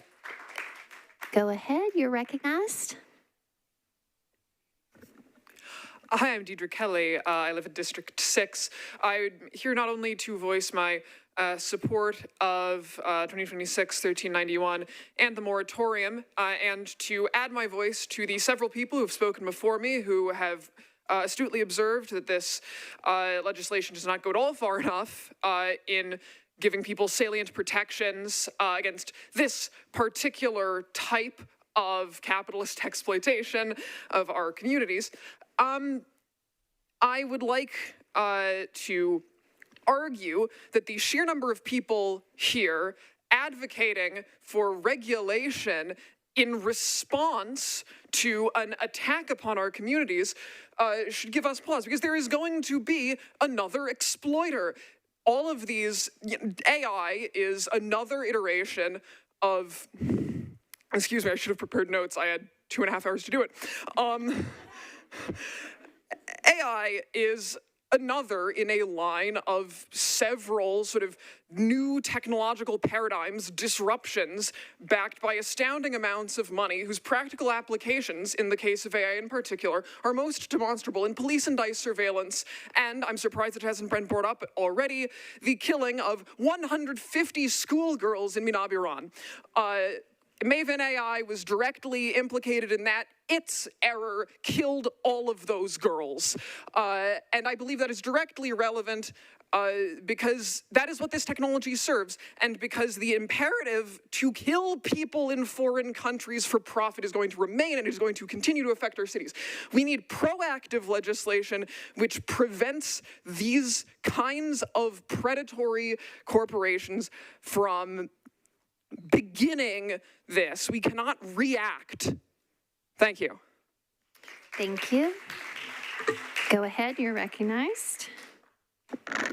Good evening. My name is Johanna Sestito. I reside in District 6, and I'm here to voice support for BL 2026-1391, as well as increasing the regulations specifically for minimizing the allowable data center sizes in Davidson County and limiting and reducing the amount of allowable energy use for those data centers. I also just want to thank you for embodying what local government is supposed to do, and that is listen to us and to listen to all of us who can come. Prior to moving to Nashville just a few short 3 years ago, I lived in a small town in Alaska where the size of the people who showed up here was the entire population, and I can tell you they're having the same conversation today that we are. So as you think about what innovation looks like, it is not data centers.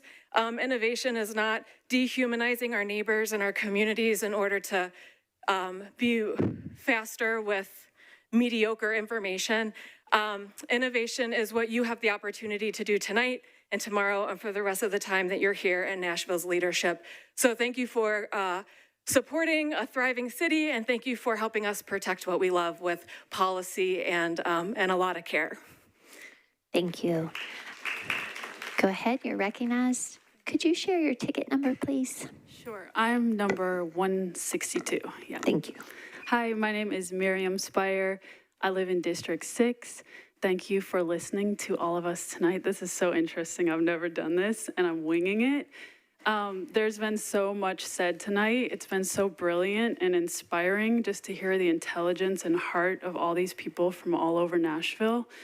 The one thing I want to say that is maybe something else, I see us as like a society at a crisis of values right now that's becoming stronger and stronger.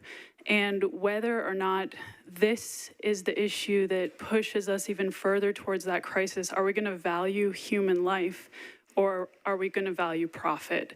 And I feel like in our country, we've set this precedence that you need to take care of your own, be really careful, get as much money as you can, and set your next generation up for success.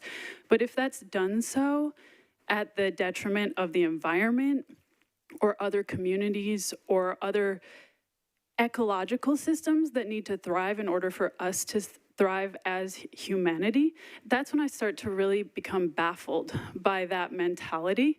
And I wish we could have like a roundtable discussion, because I am curious, those who oppose this bill, what's in it for you?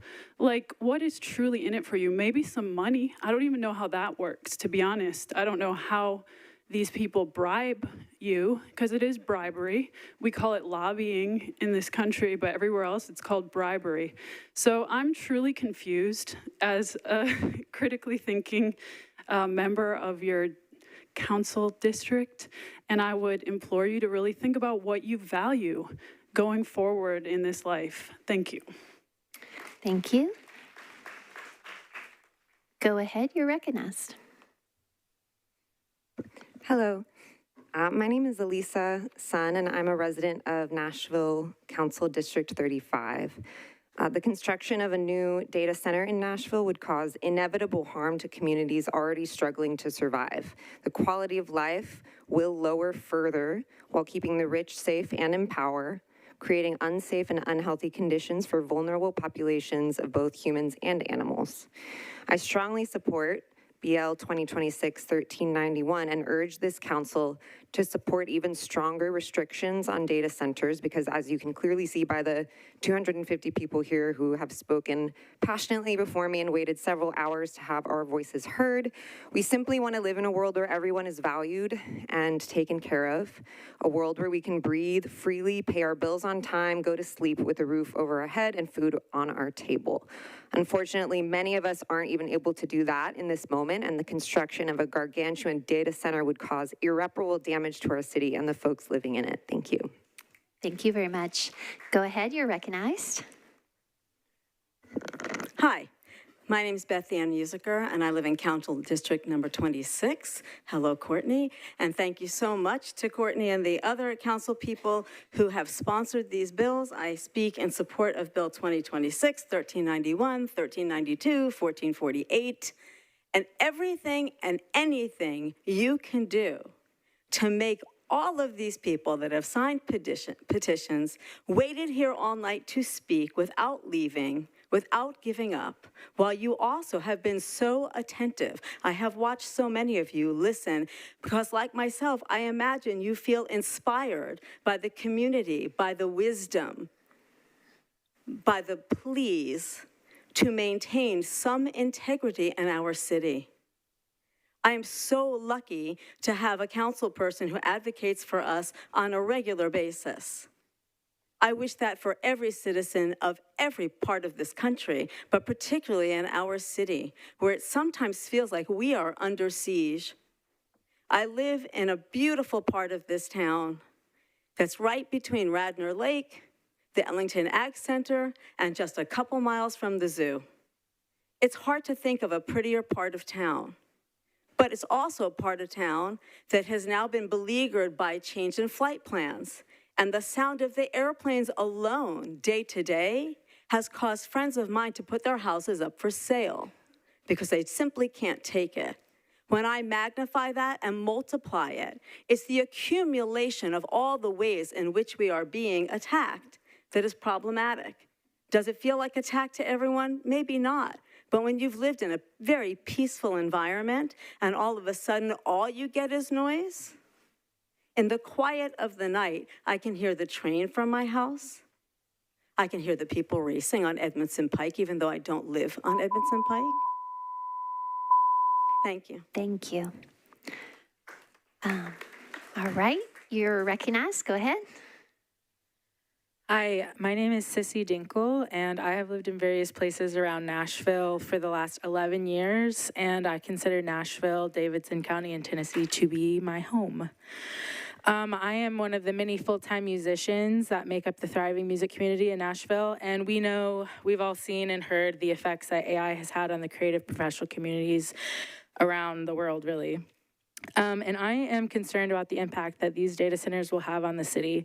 Not only the environmental consequences to the zoo animals and the ecosystems surrounding the areas where these centers will go, but as well as neighborhoods and communities surrounding these areas as well.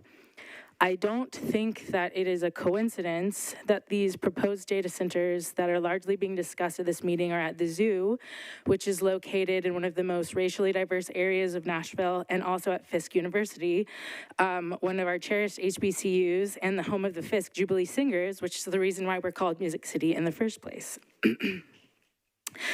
This comes along with the ethical and surveillance concerns that come with AI usage, as well as spread of misinformation. I felt compelled to come and speak to you all today because it would be so easy to be angry in my home and to be angry on the internet and be angry with my friends. But when I had the opportunity to come speak to you face to face, I believe that to keep my mouth closed would be as good as apathy. And we all know that there's no such thing as a middle ground. I urge you all to pass BL 2026-1931 and restrict the data center production in our city and in our state. Thank you. Thank you. Go ahead, you're recognized. Hi, everyone, and I'm ticket number 168. Thank you. My name is Rita Pfeiffer. I'm from District 23. Haven't heard that as often. I'm a Nashville native, longtime resident, obviously in support of BL 2026-1391, the proposed amendments, the moratorium, the kitchen sink. Thank you guys so much for your work on this, but y'all, it's not enough. We also agree with Stand Up Nashville's proposed changes based on policy expert opinions. It's still not enough. Beyond even stricter regulations, what we truly need is real accountability from you. First of all, our infrastructure is already strained and outdated. Are we really prioritizing corporate profit over updating our lackluster infrastructure again? Also, I'm curious to see Metro's legislation supporting enforcement and holding data centers accountable when data centers inevitably lie and harm our communities. What recourse do we have to fight this corporate greed? Oversight is not enough. Increased taxes and fines, I don't think are enough. So what are we going to do about that? And then after all of that, is the cost worth the risk, especially when we don't really know the full extent of the long-term damage? And council, I guess I wonder why we are once again reactively drafting rushed policy because of public outrage instead of proactively planning for our future. I propose the 90-day public notice of developments, no NDAs, and business development as a baseline standard because we shouldn't have Channel 4 News being the reason we draft this. And I say this as a city, as a place I love. I expect so much because we need you more than ever. The soul of Nashville is 3 chords in the truth. We're singing the truth loud and clear. I really hope you sing along. Thanks so much. Thank you. Go ahead, sir. You're recognized. Hi, I'm Jarrett Harper. I live in Metropolitan Nashville District number 21. It's the same district that has Fisk University, where they proposed a location for a 30-megawatt data center. And it's right next to it's my alma mater, and it's right next to my alma mater of Meharry Medical College. In fact, I live in the same neighborhood as Meharry Medical College, and I've lived in those 2 neighborhoods for the last 12 years. I'm here in support of BL 2026-1391. I've been a student, a healthcare professional, a computer technician, IT worker, and I'm currently a teacher. And I'm coming today as a local resident concerned for nearby students in colleges, high schools, middle schools, and elementary schools nearby that aren't really here to speak for themselves. We've had a history in Nashville where railroads split the city up by race. We've had an entire highway cut through a once thriving community of North Nashville. And there's a data center shell that's proposed in North Nashville. And there needs to be regulations in place to help protect those who really hadn't been made aware. I know you're probably aware of concerns about the cost of electricity, about concerns about the stress and risks of local water systems, potential problems with pollution from diesel. You're probably aware of concerns about cardiac and respiratory issues and concerns about low frequency emissions, increased traffic in the area, and even desires to use the land for other purposes in and around Davidson County. But what I hope you're most aware of is that everybody who's come here in general is in opposition to data center expansion, but they have virtually unanimous consent for BL 2026-1391. And I hope you're aware that there are many Fiskites, student, alumni, who want transparency and accountability. That's why I'm here in support of this bill, and not to oppose innovation or Fisk, but to support common sense regulation. Thank you. Go ahead. Could you share your ticket number, please? Yes, I'm ticket number 175.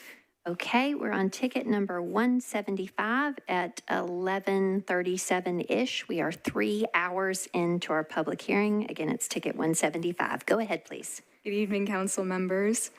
My name is Emma Garrett, and I live in District 19. I'm a software developer, and I'm excited to demand more from this bill and more from you all here. And until this bill is stronger, I support a complete moratorium on data center permits.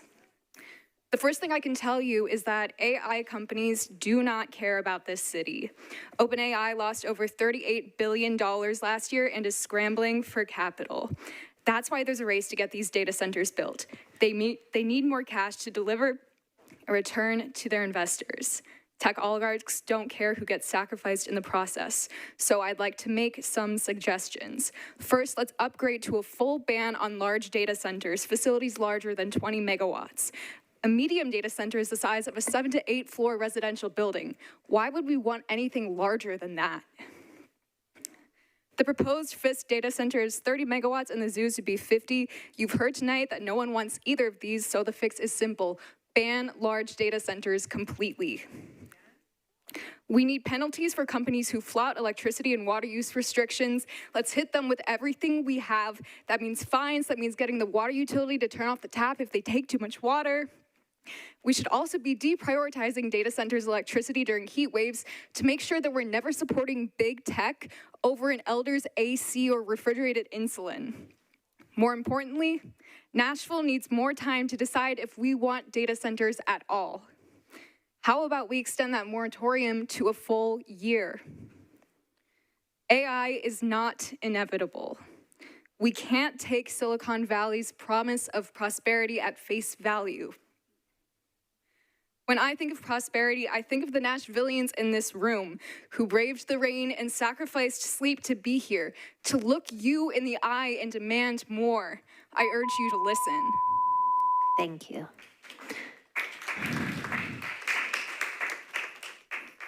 Go ahead, you're recognized. Good evening. My name is David Camp. I'm a Nashville native living in District 23, and I support BL 2026-1391. First of all, thanks for taking the time. I know it's a long night, but this is crucially important, and I think it's time well spent. I want to zoom out a little bit. We're currently living through the sixth great extinction, a degradation of biodiversity unprecedented in human history that is a result of a way of life that is in direct contradiction with the millions of other species that call this planet home. Here in North America, we've lost 30% of our bird population since 1970. The planet is estimated to be losing 1 to 2% of insects each year, insects that pollinate more than 75% of global crops. Annually, we lose an estimated 3.6% of small mammals in North America. Much of this loss has been attributed to human activity, mainly through overdevelopment and agriculture, both of which also exacerbate the climate crisis. But at least one could argue that agriculture is a necessity. Data centers are anything but. Data centers threaten our drinking water, our air, and our wildlife, and for what? A bubble that has already burst? Adopters of AI, such as Microsoft and Uber, have already started rolling back its use. It seems to me we are sacrificing plots of land that should be expropriated and turned into green spaces to benefit the neighborhood for a mirage, a too-good-to-be-true panacea promised to us by parasitic developers who are looking to make a quick buck while destroying our city in the process. I reject the ghastly future that AI ensures. I reject this Faustian bargain built on lies and deceit. I reject the subversion of democracy by moneyed interests. I embrace a verdant future filled with songbirds and silkworms. I embrace a life-affirming pact with the natural world that birthed us. I embrace a political system that places the needs of the working class at its forefront. I believe that a better world is possible. Into the chrysalis we go. Thanks to everybody who's going to talk tonight and who has already talked. I appreciate y'all's time. Thank you. Go ahead, you're recognized. I am ticket 180. Oh, thank you. Appreciate that. Okay. Yeah. I'm here tonight as a resident. These are my personal views. They're not the views of my employer. My name is Stephen Cange. I've lived in Nashville for 14 years. I am a resident of District 16. I live a mile from the zoo. I love my neighborhood. I love our city. And I'm here to support both the council bills before us as well as the condemnation effort. I think we have to use every tool at our disposal. This is a really good start for us. I think we can do more. And I don't want to belabor that too much. It's late. I think we've all seen that these data center people will say and do anything for a buck. These people are liars. Do not roll over for them. This issue is a political loser. It is radioactive. I think we've all seen what's been happening in primary elections across the country. Anybody who backs a data center will not be in office after the next election. And one more thing, I just want to thank all the Metro staff for working so hard tonight. They do a great job. Thank you. It's very kind. Thank you. Go ahead, you're recognized. Hey, my name is Anna. I live in District 22, and I'm here because I support BL 2026-1391. I'm glad there's been a lot of people talking about the zoo, and I'm right there with them. It's easy to ignore issues outside of our own neighborhoods. Y'all do have an obligation to see and serve every part of the city, and nobody wants a data center in their neighborhood. This legislation's a nice step, but it's nowhere near as strict as it should be. The data center near Fisk was announced after the students had moved out for the summer. If it was that exciting of an announcement, I would think you would want the community to celebrate with. I feel like it's also worth mentioning that Fisk is right next to Meharry and TSU. These are three of the most significant institutions of higher education, and students and community members deserve to be involved in the conversation from the beginning. Especially after everything that's happened in Memphis, the damage from Elon's data center, the National Guard, and completely overhauling the only majority Black congressional district in the state, the message that you would send by letting corporations have their way with our city is more, please. That you're okay with the possibility of more destruction in more culturally diverse and historical Black communities. The way that leadership associated with these data centers has handled it has been shady at best and fascist at worst.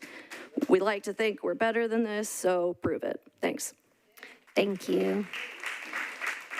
Go ahead, you're recognized. Could you share your ticket number? Yes, I am 183. Thank you. First of all, thank you, Vice Mayor, and all the councilmen and women for hosting this. My name is Jess Hartland, and I live in City Council District 17 with Councilwoman Vo. I was born in what was formerly known as Baptist Hospital, and I've spent every year of my 21 living in and around Nashville, Tennessee. I am also opening a startup in the construction materials industry, and I would be a liar if I told you that accepting a contract to be building those data centers would be bigger than anything that I have ever earned in my entire year and a half of working on it. Probably to the point where I would stand to benefit from this bill failing more than anybody in this room, even the most corrupt of yourselves included, but none of you aren't because you're all awesome. Yet I am still here in support of BL 2026-1391 and all of its add-ons and amendments. I would choose to decline those offers privately, even if it meant the permanent closure of my business. To Nashville business owners and operators, that there is no price big enough that is worth putting any facility like this in Davidson County, let alone in our Nashville Urban Services District. You've already heard 182 around there curated reasons why, so here's mine thrown in the ring. Given preliminary reports from farmers and families living around presently operating data centers, caution and pause are indeed the wise takeaways. This is a really big reference to what Rick Schwartz was talking about, especially with the farmers in West Texas. After the data center was built, their cows are struggling to be bearing livestock as well as their milk production. And its low frequency that's coming from these data centers means it can't be dampened. So even if they say that there's countermeasures that they can put in place, they're lying once again. Tennessee State University is, of course, a major host of agricultural research in Tennessee, which would also be affected by the Fisk data center, and then the clouded leopards at Nashville Zoo. Their adorable little faces speak for themselves. These projects are strongly opposed by Nashville's top and bottom 1%, blue and white collar workers, and all other sorts. And so I hope you vote against it. Thank you. Go ahead, you're recognized. I'm Megan. I'm a resident of City District 26. I am a Nashville native and just wanted to be here to voice my support for BL 2026 1391. I can't really say anything better than what my beautiful neighbors have said. I do want to add, I'm a nurse. I've been working in emergency rooms and hospitals for most of my career. I've watched as we've not been able to provide timely and appropriate care to the Nashville population. And I do recognize that allowing these data centers is going to add significant physical and mental health issues and put further strain on our system and our ability to care for our community. Thanks. Thank you. Welcome. Could you share your ticket number? Yes, my ticket number is 185. Thank you. Go ahead. Hey, y'all. My name is Makia Miller. You've seen me before, you've heard me before. Tonight, I think I won't take up too much of your time. I usually go overtime, but I am here in support of Bill 2026-1391. I live in District 21. Shout out North Nashville. And I have pretty much been born and raised in North Nashville. And that is why I have the stance that I have. I do not believe that there should be any data centers in Nashville. However, with the proposed one at Fisk and the zoo, I do believe that Nashvillians deserve more transparency, truth, and just honesty. Yeah. Like, I go to church in 37208, and I don't remember any of, like, my leadership saying anything about the Fisk data center, which I think is pretty weird. Oh, shucks. Yeah, and we don't need this. There's other things that need to be done, y'all. So, yeah, do what's right. Thank you. Thank you. Go ahead, you're recognized. Paul Williams, out of District 21. I stand before you as a man who has come to love and fight for North Nashville as a community ambassador. I've seen what has happened when progress forgets people. I've seen highways divide neighborhoods, black businesses disappear. I've seen families displaced while someone else called it development. Now, history is knocking again. This time, it wears the face of technology, and I have one question. Who pays the price? I'm not against innovation. I'm against repeating history because progress without justice isn't progress. If the Fisk project is truly good for Nashville, then don't fear transparency. Don't fear independent review. Don't fear community voices. Require an environmental justice impact assessment. Measure not only what this project brings, but what it could take away. Require independent experts selected by Metro, not by the developer, because trust cannot be built on self-evaluation. Require meaningful community engagement. Don't say that you did it when you didn't, because nobody got anything in the mail. Before decisions are made, not after communities are told to accept them. Our neighborhoods are more than parcels on a zoning map. They are homes, churches, schools, history. They are people, and people deserve to be protected. Tonight, I'm asking you to strengthen this ordinance, not to stop progress, but to ensure that progress includes justice, because the measure of a great city is not how many data centers it can build. It's whether the people who have carried this city for generations are still standing when the building is done. Our neighborhoods are not sacrifice zones. They are living, breathing communities whose survival depends on the choices you make tonight, so make the right one. Thank you. All right, you're recognized. Go ahead. Let's see. Hello, my name is Tony Davidson. I am a singer, songwriter, producer, and serve as Vice President of Glencliff Neighborhood Group in District 16. What's up, Jenny, Courtney? First, I would like to applaud the 246 Nashvillians who showed up and showed out tonight, all the people who have submitted public comments, and the over 500,000 people who have signed the Grassmere Park and Fisk University Data Center petitions. I would also like to thank the council members who sponsored these bills. To those of you who are not at 11:52 p.m. right now and supported these bills, think about the record attendance tonight made up of people who have never been civically involved. The soon-to-be eligible voters who have been here for hours. This is us fighting back against the out-of-state corporations buying and destroying our land, depleting our natural resources, and polluting our ecosystems. Lastly, I have a message to the folks attempting to build these data centers in Davidson County. Clearly, we are a persistent bunch, and this hearing still isn't over. We aren't going anywhere, and we will continue to resist these data centers being built. And if it isn't obvious, I support BL 2026-1391 and 1392. Thank you, and everybody have a great morning. Thank you. Go ahead, you're recognized. 195. I'm Dr. Stacy Elliott from District 16. Oh, I apologize. Did you say ticket 195? Yes, ma'am. Thank you for You're clarifying welcome. that. Thank you. Go ahead. I'm Dr. Stacy Elliott from District 16, and I'm a member of the Party for Socialism and Liberation. The people have spoken. Nobody in Nashville, Memphis, or anywhere else wants a new data center coming to town and poisoning their air and water. DC blocks, go kick rocks. Aside from the policy questions and debates about AI, this threat raises serious questions for Metro and the entire corporate ruling class of Nashville. Questions like, will you again insist on trampling over the popular will of the people, then make us foot the bill for enriching some lazy entitled capitalists? Will you again hand our city over to corporate elites so they can sponge up profits and have the public dime absorb the costs? Will you once again ante up our public dollars to bankroll corporate cash grab projects while forcing us to foot the bill for their gambling addiction? We, the working class, create the city's prosperity, and yet you force us to play the role of the only casino in history where the house always loses. When it comes to any sort of corporate gamble or financial speculation, riding the waves of booms and busts, the powers that be in Nashville, the Chamber of Commerce, the Nashville Downtown Partnership, the MNPD, the mayor's office, y'all cannot wait to be an easy mark and get us ripped off once again.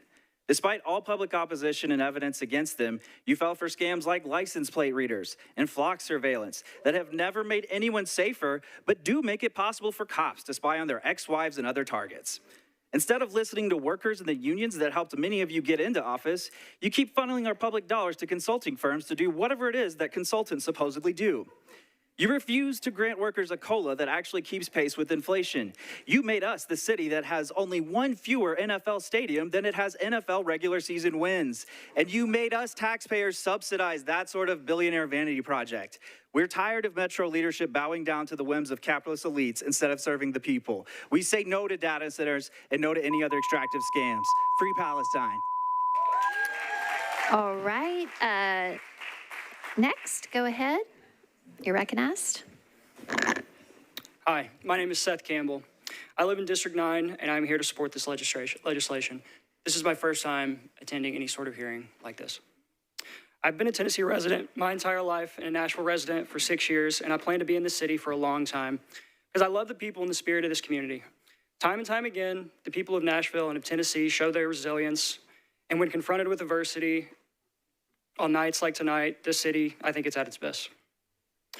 While the community of Nashville is made up of some of the most generous and resilient people in the world, at the same time, this city seems to be full of power brokers and local politicians, some of which are in this room, who show us over and over again that they are hell-bent on selling the city out to the highest bidder, and this seems to be just another chapter. While I am in full support of BL 2026-1391 and am thankful for all the council members that are co-sponsoring this bill, these are kid gloves restrictions and should be only a starting point. Like others have stated, these data centers do not meet a simple cost-benefit analysis that any community would or should accept. You should be able to answer simple questions like, what are the benefit of these data centers? Who is benefiting? How are these monstrosities that use as much water and electricity as a small city going to be used to benefit our local communities? How are we supposed to accept these in our towns when the billionaire owners of these companies can't even say out loud what their defined end goal is? I urge any member of this council or any other elected official who is still deciding or not in full support of this legislation and further restrictive legislation to take a look at how long we've all been here and take a look around the country and how united people are against projects like these. This issue will not go away, and it will define you as council members and politicians if you let it. We do not and will not accept these billionaire pet projects at the zoo, at Fisk University, or anywhere else in our city or state. Thank you. Thank you. Welcome. Can you please share your ticket number? I am ticket number 200. Okay, thank you. Hello, my name is Emily Summers. I'm a resident of District 31, and I am here to express my support for legislation 1391, 92, and 1448. Here is the simple truth about AI data centers. We don't know what we don't know. Data centers present serious quality of life risks that cannot be mitigated because they are not yet fully understood.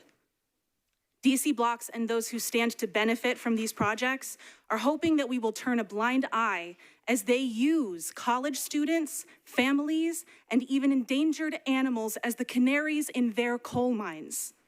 But the people of Nashville are not blind, and we are not powerless. So, council members, you have an opportunity in front of you. You have the opportunity to show the people of Nashville that your loyalty is firmly planted here with your neighbors, not with the financial interests of out-of-state developers. Each of you, individually, has the opportunity tonight to prove to us that you deserve to be sitting where you are. It is in your best interest to serve the people who you were elected to serve.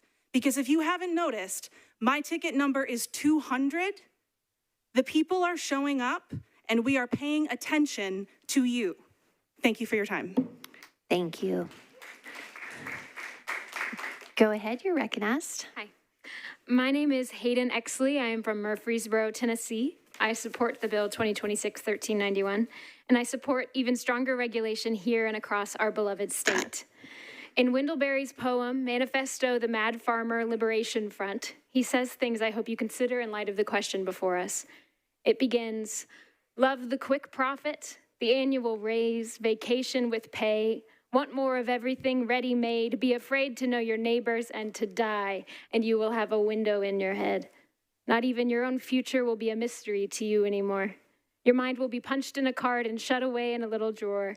When they want you to buy something, they will tell you. When they want you to die for profit, they will let you know. In the interest of time, I'll paraphrase the rest. He continues, so friends, every day do something that won't compute. Love the Lord, love the world. Give your approval to all that you cannot understand. Praise ignorance, for what man has not encountered, he has not destroyed. Say that your main crop is the forest that you did not plant and that you will not live to harvest. Ask yourself, will this satisfy a woman satisfied to bear a child? Will this disturb the sleep of a woman near to giving birth? So, let Nashville be remembered how we chose the care of our home over the profit of strangers who cannot care or keep our home for us. I hope data centers can be regulated or stopped not only here in Nashville, but in my home of Rutherford County and in Tennessee as a whole. I love my home. Please protect it. Do unto those downstream as you would have those upstream do unto you. Thank you. Thank you. Go ahead, you're recognized. Hi, my name is Emily Short. I have been a resident of the 16th District for more than 10 years. I'm here in support of BL 2026-1391 and I guess further moratoriums on it. I believe the most important job of a community is to protect the people and the animals who already live there. Nashville needs to ensure that its growth and its progress does not come at the expense of our health and our safety through the sacrifice of our neighborhoods. Thank you. Thank you. Go ahead, you're recognized. Hello, my name is Landon Cashwell. I'm from Franklin, Tennessee, County District 10. I'm here to support BL 2026-1391, but most of all, I am here to support the Nashville Zoo. I am a card-carrying zoo member. My family and I have been visiting the zoo for as long as I can remember. Over the years, I've seen it grow from a humble, modest family zoo to an award-winning AZA-accredited facility, from their state-of-the-art vet hospital to their new clouded leopard exhibit, their leopard forest exhibit, which opened last year. The Nashville Zoo has grown to become a leader in animal husbandry and wildlife conservation. They are literally writing the books on the breeding and caring for rare and endangered species such as giant anteaters, rhinoceros hornbills, Sumatran tigers, and especially clouded leopards. My concern is that this data center will severely degrade this beloved Nashville destination, as well as jeopardize all the dedication, research, and hard work from the zoo staff. I want the Nashville Zoo to continue to grow into the best zoo in America, and I don't see how a data center will make that possible. Thank you. Thank you. Go Go ahead, you're recognized. Hello, my name is Dave Derman, and I'm a resident of District 24. My neighbors have already said everything I've thought over the last few hours and days before coming in here, so I just want to second everything that has been said before. And yeah, thank you for addressing this matter for all of us. Have a good night. Thank you so much. Can you please share your ticket number? It's 215. Yeah, 215. Okay, thank you. Go ahead. My name's Emily Hines. I live in District 24. What's up, Brenda? Thanks for supporting this bill. I do support this bill, but like most of the people that came before me said, I'd like to see no data centers in Nashville, and we already have plenty in the works, and that's frankly a shame. It's also a shame that I'm standing before you at midnight to beg for my life and for the lives of the people that I love in this city, because clearly these death centers are not going to help us. I work as a musician and as a farmer, and in both of those industries, AI is catastrophic, especially feeling that right now because I was out in the heat all last week and my brain is fried. I'm exhausted, and I'm overwhelmed by the heat that we are staring down the barrel right now with El Nino. We are on the brink of massive crop failure and ecological extinction that we will not recover from, and we will live to see the consequences of the choices that y'all make tonight. So I'm asking you to please pass this legislation and pass amendments that are much more stringent. 100 feet is nothing, especially when y'all have passed legislation that bans trans folks in drag shows at way more stringent codes. So yeah, I'd really appreciate it if you would follow your hearts, or if your hearts are dead, listen to us. Thank you. Thank you. Go ahead, you're recognized. Hi, my name is Krista Wells. I'm a mother and a musician and a resident of District 5. I'm here in support of Bill 1391 as a minimum because once we collectively lose our health and well-being, nothing else is going to matter at all. And I think we all know that we're already collectively losing our health and well-being for all kinds of reasons. And it appears that the health of our immediate community members and the environment that our children and our grandchildren and our great-grandchildren depend on depends in part on the decision that you all get to make tonight on our behalf. Our descendants are going to look back on all these decisions we're making around technology, and we've never done it before. It's hard. But they're going to look back on all of these decisions, and they're going to either thank us or hate us for them.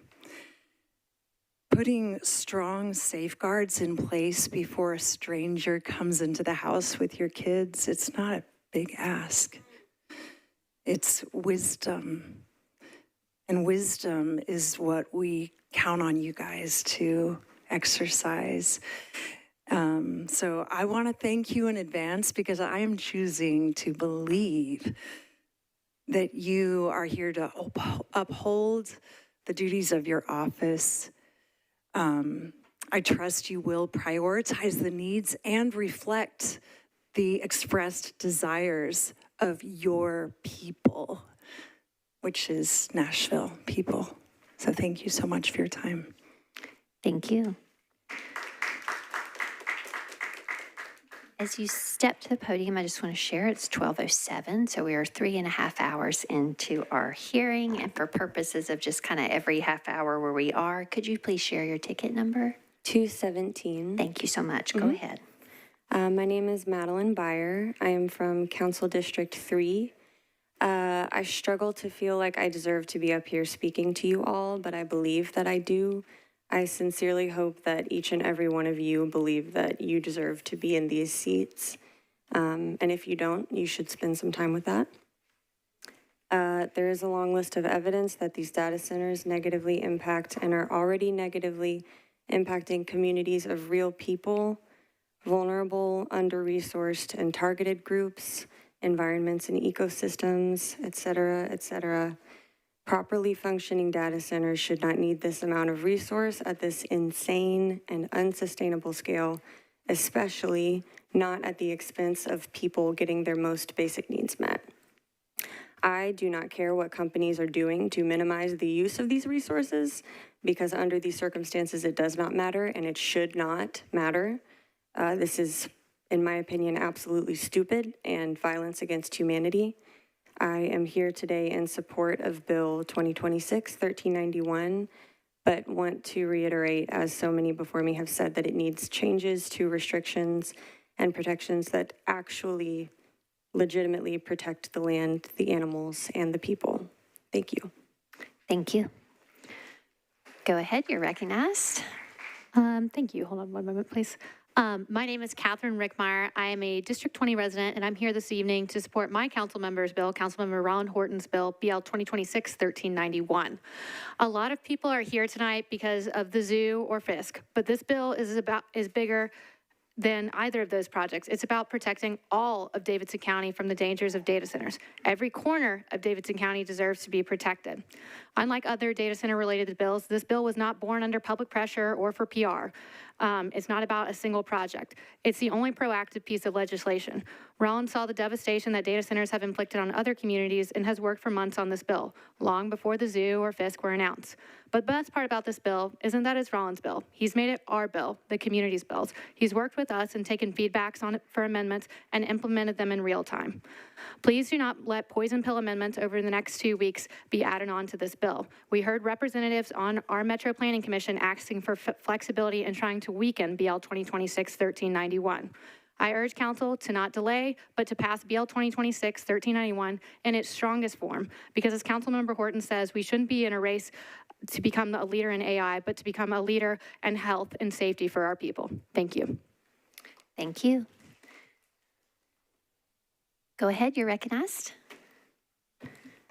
Thank you for your time. This is my second time seeing you guys. I spoke at the first council, which is my very first time public speaking, and my heart beats in my ears, but it's fine. I support BL 2026-1391 and any legislation that is going to put more restrictions on AI data centers. I drove 2 hours about to get here. And I am a licensed massage therapist. I forgot to mention that last time, so my special interest is in infrasound. We know very much about how much music affects humans. Music therapy, I won't go into that. So I just wanted to say I support strong legislation that protects every neighborhood in Nashville from the dangers of data centers. I waited hours to say this, that I had misspoke at my first speech because I was so nervous. So I had cited Ben Jordan for the infrasound information. I mispronounced his last name. I was so nervous. So Ben Jordan was who I cited my information from. He records infrasound across all of the AI data centers across the US, and his findings were just disgusting. If I may be so frank, there was a 6-year-old girl in 2025, in the summer of 2025, who developed very intense seizures by living next to the AI data center Elon Musk put up.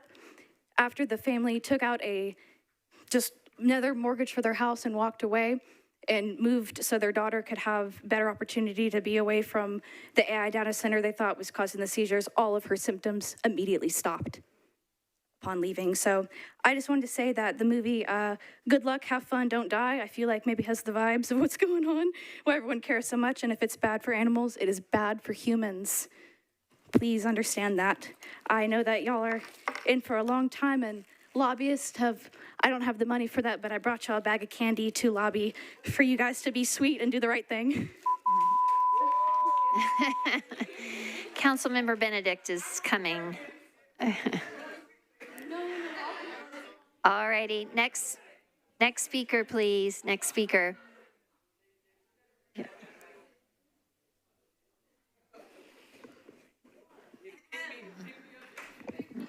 Go ahead, you're recognized. Oh, thank you. Hello, everybody. Thank you so much for your time. My name is Olivia Pace, and I'm from Williamson County, and I support the bill BL 2026-1391. Having that said, I do support technological innovation and progress, especially in terms of economic growth and human flourishing. However, innovation and technology should not come before humans, animals, or the environment. Until data centers are environmentally friendly and work for everyone, I will not be supporting them. And I'm certain the animals that live in the zoo and the humans that live near the zoo do not want their air, water, or soil polluted from a proposed data center. I believe what is owed to humans, animals, and the environment is a sustainable, eco-friendly future. And I believe that starts with all of us. I don't believe we deserve a lifeless, AI-controlled corporate surveillance state with the likes of Pixar's WALL-E, in which corporations had the final say and humans and the planet were just another disposable resource to give away and destroy. So I want to leave you with this. We don't take anything from this world other than our memories and our own conscience. So please do the right thing and please vote for the bill. Thank you very much. Thank you. Go ahead, you're recognized. Hi, my name is Trina Hewell. I live in District 6. I am number 222. Everything in this poem is sourced from Data Center Map, WPLN, and NES's own after action review, but it was written before Freddie finally came out in support of this, so sorry, Freddie. We're in the middle of a heat wave, but I still remember being cold, and now NES has verified at least one outside crew was told that we had everything we needed, and now they asked for help too late. They've conducted a review and recommended 58, listed ways they could be better, ways they could take better care, but I can't imagine adding data centers was in there. They're building one right now, Brick Church Pike, 12 megawatts. More power than my zip code, y'all. Connect the dots. The data center by the zoo would put 40 more on lock, equivalent to the power used by all of Antioch. Both Doug Sloan and community pointed to the other 26, but no one can say the load on NES because no real info exists. We need the bill for zoning and the moratorium. We need the mayor to join our fight. We need him to stop playing dumb. But he won't even stand for benches, and so we ask that he sit down and follow the leaders of the city who put benches all over town. The Super Bowl is coming at the same time of year as Fern, and if we don't get this right, we'll have another freezer burn. So I am asking you guys to pass the zoning bill and support the moratorium, but right, each one of these data centers on one piece of land adds another zip code of power being consumed. Like, I don't think, we just went through Fern. And like, I just don't understand how any of these places are attracted to this grid. This grid is not good.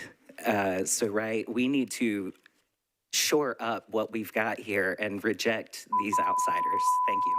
Thank you. Go ahead, you're recognized. Hey all, my name is Jake Grayson. I'm a resident of District 2.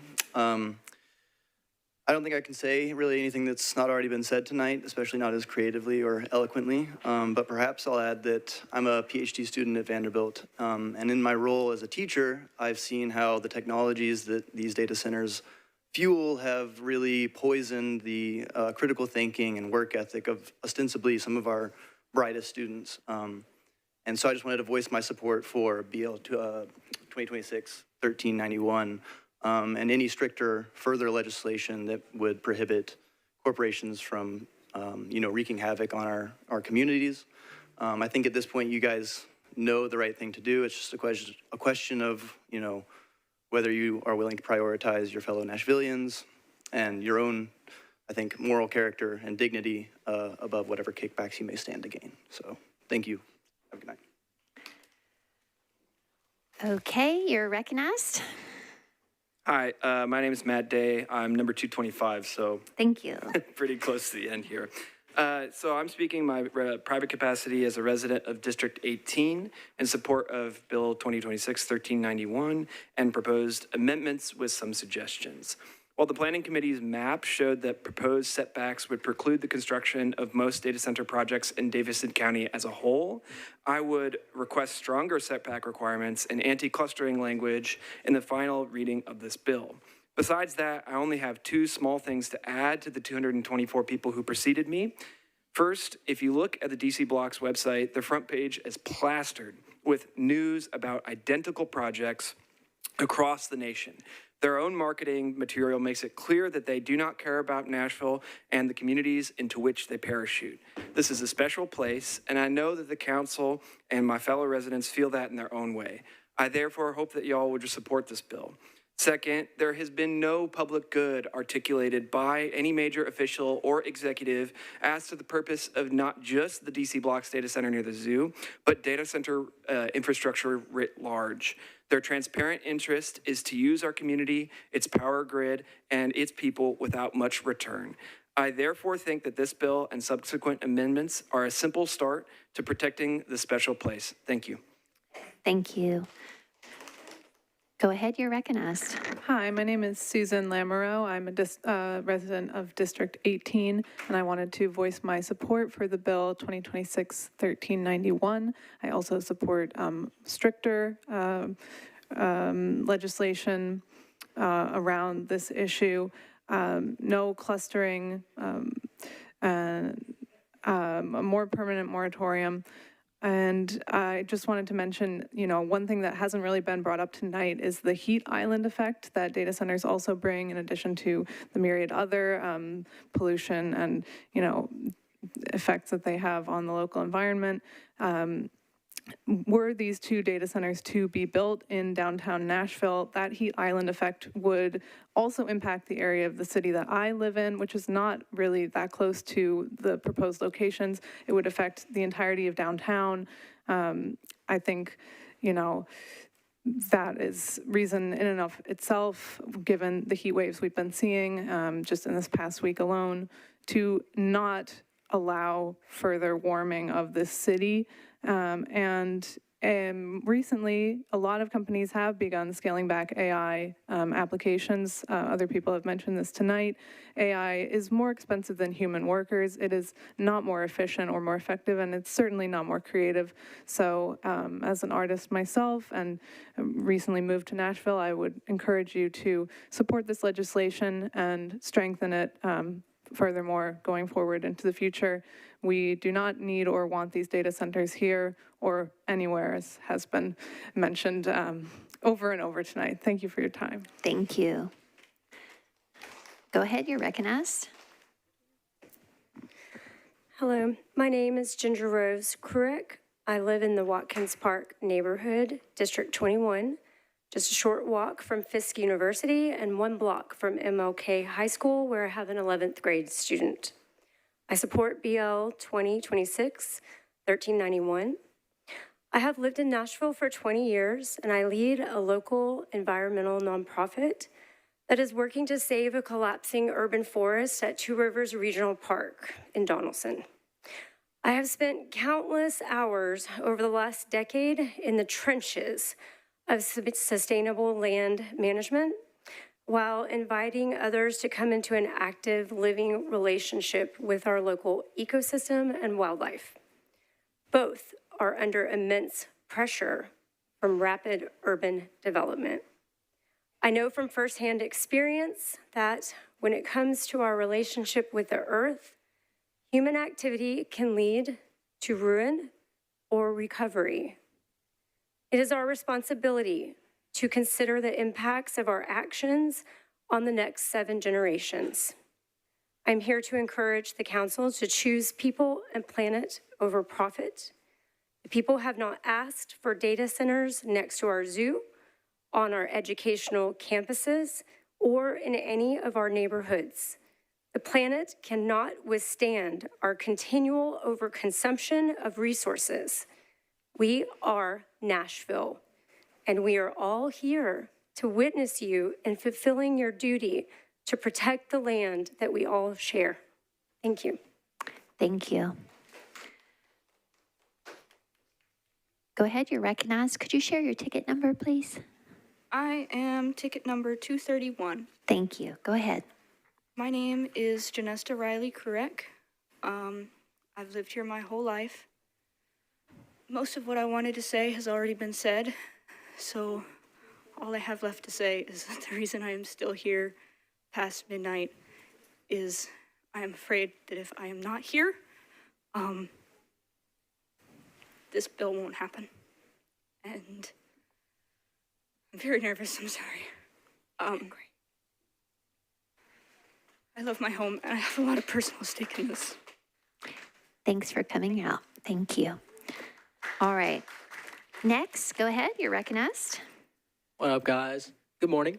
That's okay. I can see all your eyes are glazed over and, you know, side conversations are starting, but you're almost there. I promise. All right. Hello, my name is Judah Spees, and I'm a resident of District 5, and I vehemently support Bill 2026-1391. And I would also love to see further restrictions placed on the building of data centers in Nashville, preferably so that they cannot be built at all. But we can get to that. I mean, we've all heard the facts stated all night long, but as we draw close to the end of our public comments section, I'm going to repeat them again because these aren't just talking points, they're people's lives. Data centers are one-stop pollution shops. Air pollution from fossil fuels, water pollution from cooling systems, light pollution, even in small amounts, can be incredibly detrimental to local wildlife. And God knows we don't need more light pollution in Nashville. And the big one that poses the greatest risk for our zoo is noise pollution, specifically low frequencies that can get up to 80 to 100 decibels, which is way over the legal limit. But I digress. Also, the audacity from DC Blocks to try to put this thing right next to our beloved zoo, it's disrespectful is what it is. You know, we already have dozens of these things in our state, so, you know, why don't we just put it right next to our lovely AZA accredited zoo? You know, that could be a great idea. With multiple breeding programs for endangered species, such as the clouded leopard, Puerto Rican crested toad, and eastern hellbender. Animals that have become endangered because of the actions of humans, specifically corporations, seeking expansion and profit with no consideration for the only planet that we have to live on. This legislation needs to pass for the future of the zoo and for the future of our community, and we will never stop pushing for stronger and stronger restrictions on data centers until we erase the stain on our planet that is data centers. All right. All right, that's pretty much it. Thank you, guys. Free Palestine. All right. You are recognized. Go ahead, sir. Good morning, council members. My name is Nick Mansfield, ticket number 237. I live in Antioch, Tennessee currently and have lived in Nashville my whole entire life for over 3 decades. I have been at this meeting now for several hours. I was at the meeting on the 11th of last month, and the response from the public reminds me, frankly, of the response that I remember from people in my neighborhood cleaning up after the flood in 2010. However, people now are afraid and have said multiple times that they fear that Nashville and America as a whole has become government of the dollar, by the dollar, for the dollar. The lawyers representative of DC Blocks have come in and lied about the state of the permits that they have filed for, claiming that they are in hand when they are still pending. At the meeting at the 11th, their lawyer bulldozed through his 2-minute time slot and had to be only stopping when he was called on it by the other people present at the time. I believe in Nashville. I love Nashville. I've lived here my whole entire life. And I think that if you can't trust the representatives of these corporations to be honest and respect the small things, why would we expect them to be honest and respectful of the health and well-being of our communities? I ask you all tonight to vote yes on 2026-1391 and all relevant amendments and moratoriums, and prove to the people of Nashville and America that government of the people, by the people, for the people, has not yet perished from this earth. Thank you so much for your time. I hope you all are able to get coffee soon. Thank you. Go ahead. You're recognized. Hi, my name is Maya Bundy and I live in East Nashville. I'm speaking in support of BL 2026-1391. I work in tech and I am disturbed by the effects AI is having on my industry. People's jobs are already being replaced. Their livelihoods are being stripped away because of corporate greed. Additionally, we have seen and heard how local environments are devastated by these data centers. We deserve better than that. If I lose my job, that's a hurdle I will overcome. But how will we recover if we lose Nashville to data centers? While I hope that data centers will be banned completely, in the meantime, I ask for City Council to stand with Nashville residents by passing this bill. Thank you. Thank you. Go ahead, you're recognized. My name is Kara Harris. I live in District 6, 248. Pardon? What's your ticket? 248. Okay. Do I get to start my time over since? Yes, we can restart your time. DC Blacks is here because they believe it will be easy. They believe the backdoor deals and the good old boy politics of the South will make for an easy process with little resistance. And they have, frankly, every reason to believe that, right? We've seen it happen before.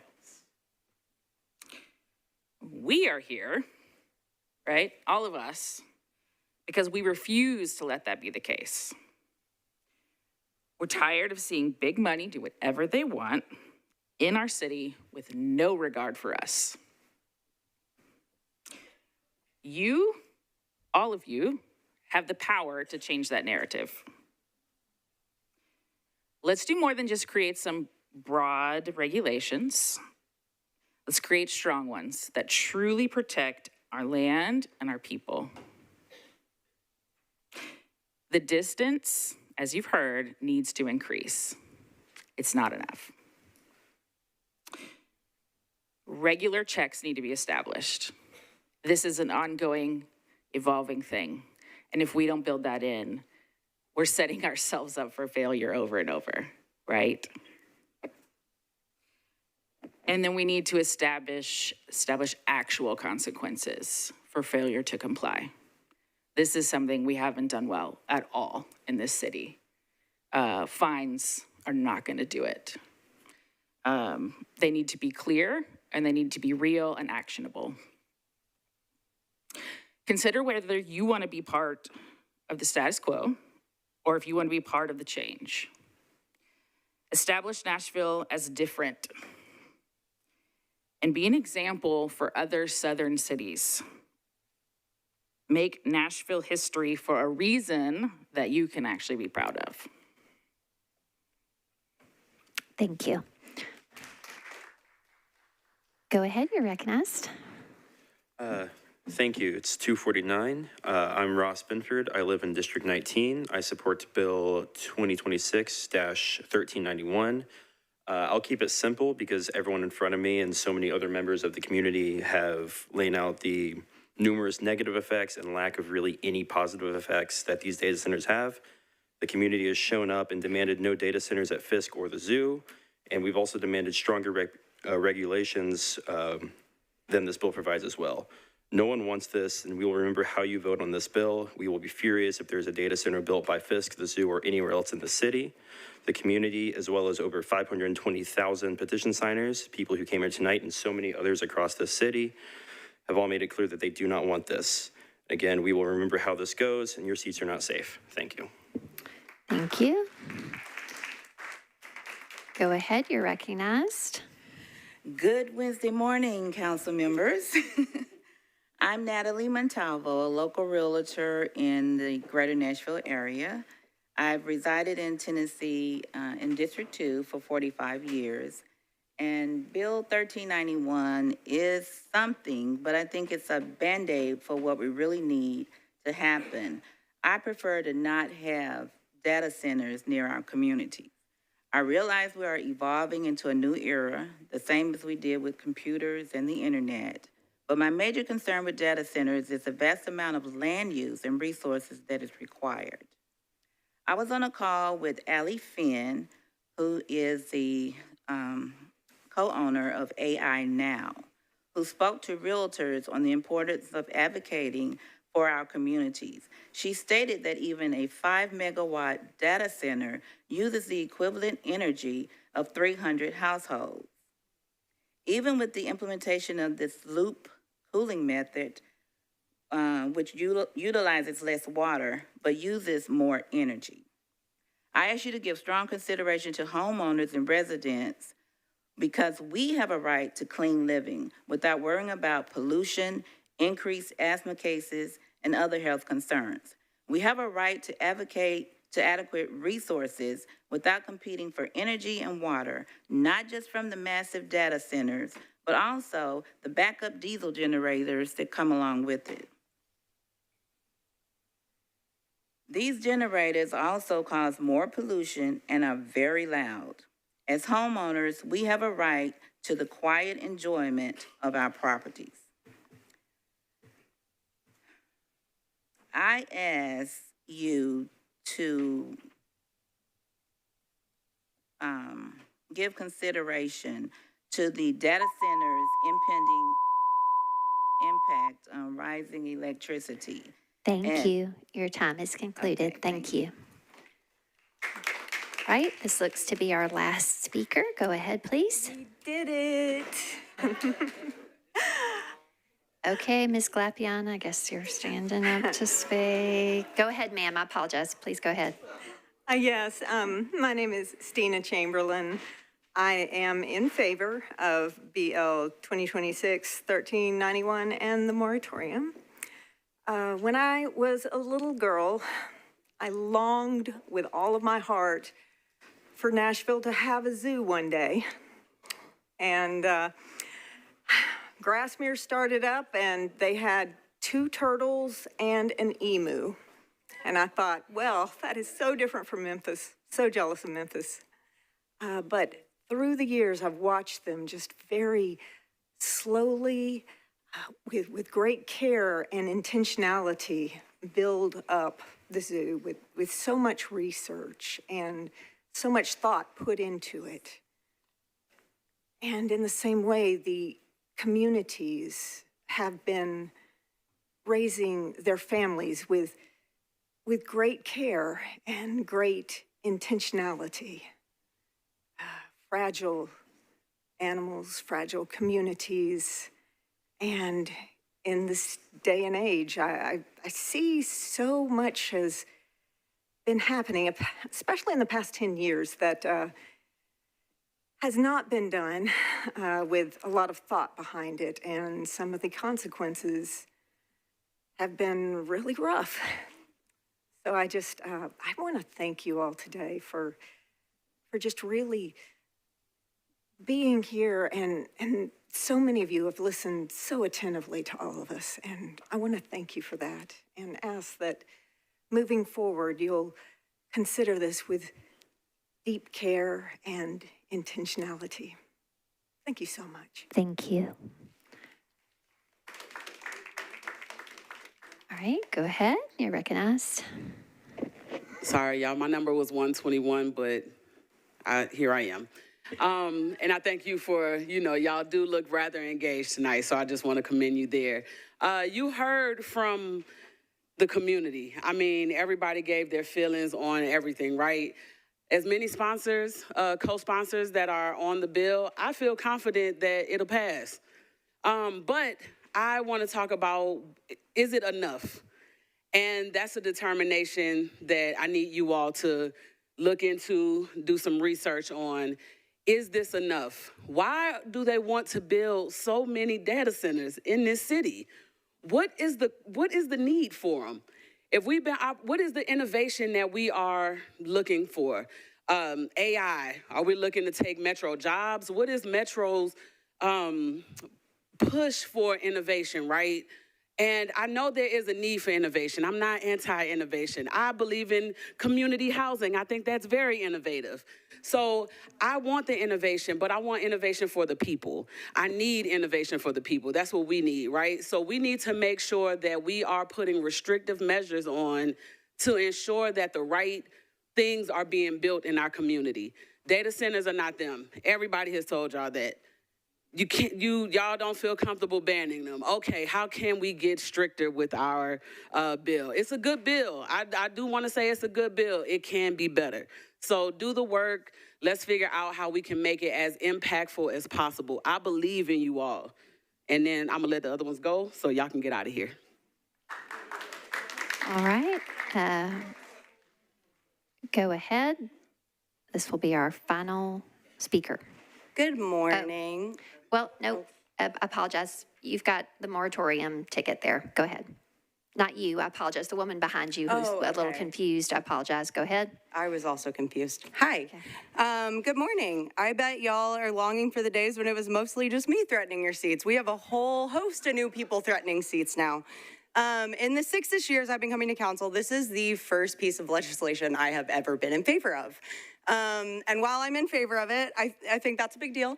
For me personally, its current amendments strengthen it some, but there's still a lot to be done to further strengthen it, the details of which many have articulated before me. I think we've heard from multiple people over the past few weeks or months, like, this just caught us by surprise. Well, a lot of us have done our research on it, and so it is incumbent upon y'all to do your research as well. I appreciate Councilmember Horton's efforts, but I would also add that it is not enough for you all to just support this legislation, because these people are pulling receipts. And election time, we're gonna be looking at who brought what amendments, so you all need to be doing your work too. Just supporting this is not enough. I think it would be great if people would do their own research and bring forth stronger and stronger amendments. I think Shawnee, Stand Up, lots of people who are experts have given excellent ideas, and it's not enough to just sit on your hands and say you support this or make some campaign season speech. These people are smart, and these people are researching, even more than me, some of them. The secondary effects of data centers are already horrifying, and we don't even have robust long-term studies on what the damage looks like years down the road. But what do we need data centers for? We need data centers to keep track of our every move that is tracked through surveillance technology, that is tracked through websites we go to online. Our data is constantly being scraped. Every time one of you makes a questionable AI flyer for a community event, that is using computing power, which is what we need these data centers for. These are not an inevitability, and we see through any attempts by the mayor and others to do performative things like executive orders that don't actually protect us. So just supporting this isn't enough. Y'all need to get to work these next 2 weeks. Thank you. Hey guys, let's ban data centers down to 5 megawatts. Why not? We can do that. I want to see this become the strongest legislation in the country. I want everyone to look towards Nashville. Today I was speaking to someone fighting data centers in Indianapolis and across Indiana, and they were like, wow, I wish Freddie was our mayor. And man, I wish I felt that way every day. But this is the opportunity for council, for people, when you go to your conferences across the country, for them to come up to you and be like, oh, what was that amendment you put up that prevented, data centers from being built in your neighborhoods? What was that amendment that you put up that required public hearings at Metro Council, that required processes that focused on the community? What this legislation is about giving Nashvillians a voice. It's about remembering that zoning impacts humans. It impacts our lives, it impacts our housing, and now it's impacting our ability to live well. Let's not get cancer. Let's get, let's make Music City again. I don't want to be a tourist hellhole. I want to be Fisk Jubilee singers on the news everywhere. Let's tighten the restrictions. Let's move medium. Let's make large medium. Let's make smalls medium. Let's require reporting that is third party, that is funded by applicants. Let's ban data centers in Nashville. Thank you. All right. Does anyone else seek to be recognized on 1391? Okay. I declare the public hearing for 1391 closed. All right. With that, Mr. Horton, sponsor, it is back to you for a motion, sir. Thank you, Vice Mayor. I'd like to move for approval so I can. Okay, just to clarify, it's a motion to approve both 1391 and 1392, correct, sir? Yes, ma'am. Okay, properly seconded. Is there any? Special counsel is reminding me that you have, while I understand maybe for your substitutes and other amendments, you're going to wait till the next reading, but the proposed amendment on 1392? No, I would move to the substitute this evening, please. Okay, so you're going to do all those things? Just the substitute. Okay. Alrighty, so because we are amending and substituting the bill, we cannot take them together. So if you would please restate your motion, and let's start with 1391, please, sir. Move for approval of 1391. Is there a second? Okay, go ahead, sir. I'd like to move for approval of the substitute, please. Okay. There is a motion to substitute. It's properly seconded. Anything you want to share about the substitute? The substitute aligns the bill with the Planning Commission recommendation. It includes technical improvements such as how to measure distance. It also incorporates some of the improvements suggested at the Planning Commission public hearing. To highlight just one, suggested by a District 20 resident. It adds prisons to the list of sensitive uses that data centers can't be located by. So includes both technical improvements as well as substantive amendments to the bill. And okay. Move for approval of the substitute. Is there any additional discussion? I see some folks in the queue, but on the motion to substitute specifically, do you seek to be recognized on the motion to substitute, Mr. Cortez? Okay. Ms. Benedict on the motion to substitute? Okay. Seeing no one else seeking to be recognized on the motion to substitute, all in favor, please say aye. Any voting no or abstaining? Okay. If you would please renew your motion, sir. I'd like to move approval as substitute, please. Okay. So discussion continues. Anything else that you want to say, Mr. Horton, while you have the floor? No. Okay. Next in the queue is Councilmember Cortez. You're recognized, sir. Thank you, Vice Mayor. With the countywide attention and concern over this issue, I felt it was appropriate to introduce these amendments on second reading to give legal time to work through any potential state and federal preemptions, and also give our neighbors the opportunity to review and potentially strengthen them. I'd like to move these amendments for committee review and just give context to the amendment regarding the decommissioning bond. So I don't want to move them for a vote. I want them to go through the committee process, but I want to give context to the decommissioning You don't have bond. to make such a motion, sir. It will travel with the, they will travel with the bill. Okay. May I make a brief comment? You may, sure. Thank you. We're on discussion. This amendment is about a simple principle. If a private company stands to profit from a project, it should be responsible for cleaning it up. If a data center shuts down, goes bankrupt, gets abandoned, taxpayers should not be left holding the bag. The amendment requires developers to provide financial assurance up front, resources to remove equipment, remediate contamination, safely dispose of hazardous materials, and restore the property to the condition they found it in. It's not a radical idea. It is basic risk management. I want to tell you what working on this amendment has taught me, and it speaks directly to the frustrations we heard tonight during public hearing. Over the last several months, I've authored legislation to protect our neighbors, bringing transparency to algorithmic pricing, educating families about extremist networks targeting children online, and making sure taxpayers are not left paying for abandoned industrial sites. Again and again, I found the same pattern. When ordinary people need protection, we are told the law does not allow it. But when powerful interests want fewer safeguards, there is always a path forward. Consider what just happened at the United States Supreme Court. The court overturned a $1.25 million jury verdict for John Dornell, a man diagnosed with non-Hodgkin's lymphoma after years of exposure to Roundup. They sided with Bayer Monsanto, a foreign-based pesticide company, over an American farmer with cancer. The current administration in Washington filed on the company's side. The question in court was really answering the same question we answer every time we vote on an amendment like this. When something goes wrong, who bears the cost? The company that profited or the people who have to live with the consequences? We're approaching a moment where local communities may not even be permitted to require a private developer to set money aside to restore property it contaminates, leaving neighboring homeowners and local taxpayers to pay the bill and bear the health consequences. That is a threat to every one of us, regardless of party. When the state and federal government leaves gaps in the law, local government has a responsibility to fill them. Councilman Horton's legislation and this amendment help to fill those gaps. My job is not to protect corporate balance sheets, it's to protect the people who elected me. Private profit should not become a public liability.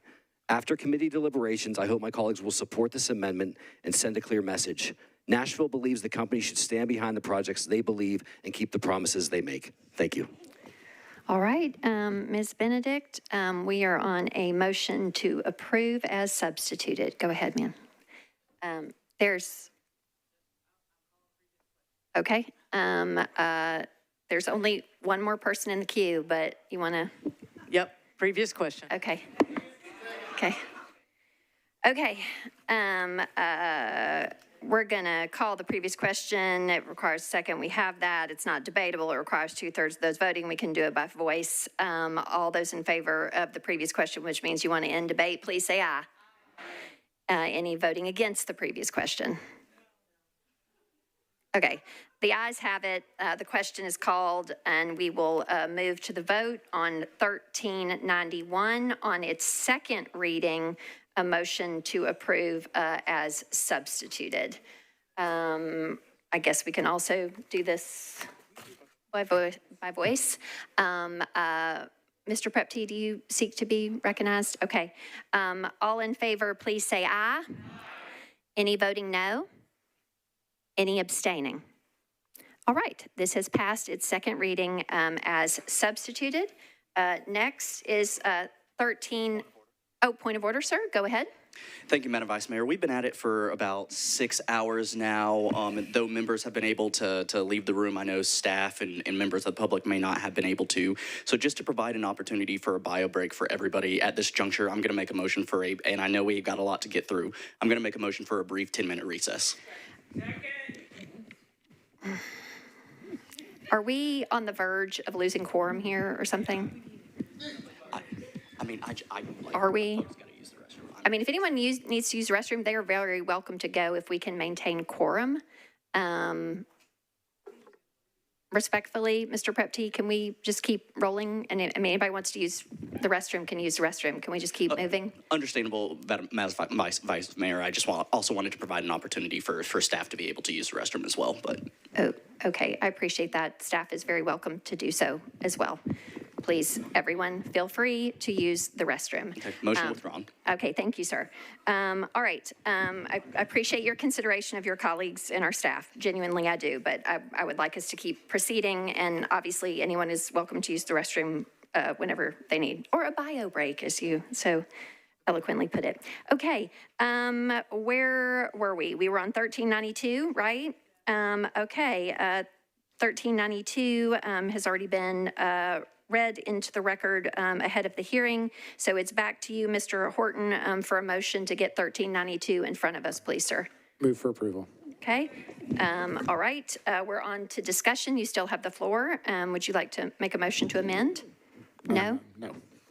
Oh, yes. Sorry. Move approval of the amendment, please. Okay. So there is a motion to amend. Is there a second? Okay, is there anything you want to share about this amendment to 1392? No. Okay. Is there any discussion on the motion to amend? Seeing none, all in favor, please say aye. Any voting no or abstaining?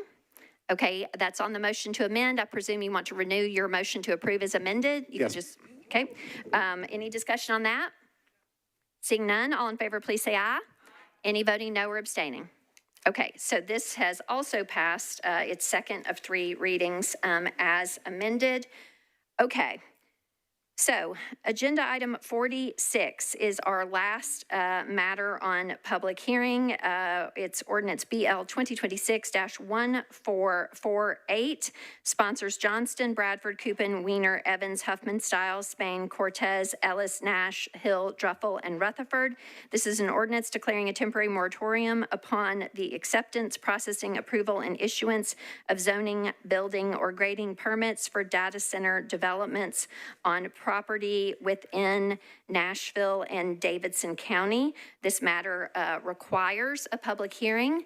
I will just make the point that we did not preclude anyone prior to speaking on the moratorium in the context of the earlier public hearing, but we do have some people that secured tickets specifically on this. But if you have had a previous opportunity to speak or otherwise, or you feel your piece has been said at this juncture, you know, feel free to decide as you will. And with that, Ms. Johnston, you have the floor. You're recognized. Public hearing, please. Okay, I declare the public hearing open for Council Member Johnston's Bill 1448, also known as the Data Center Moratorium. Would all members of the public here in support of this, please raise your hand. Okay, would all members of the public here in opposition, please raise your hand. Okay, everyone here in support. Seeing here, no one here in opposition. Does anyone here in support seek to be recognized and speak? Okay, if you would please line up in ticketed order, then please. Ms. Hayes-Shacklet can kind of confirm your ticket for those wanting to speak so that those will remain in the ticketed order.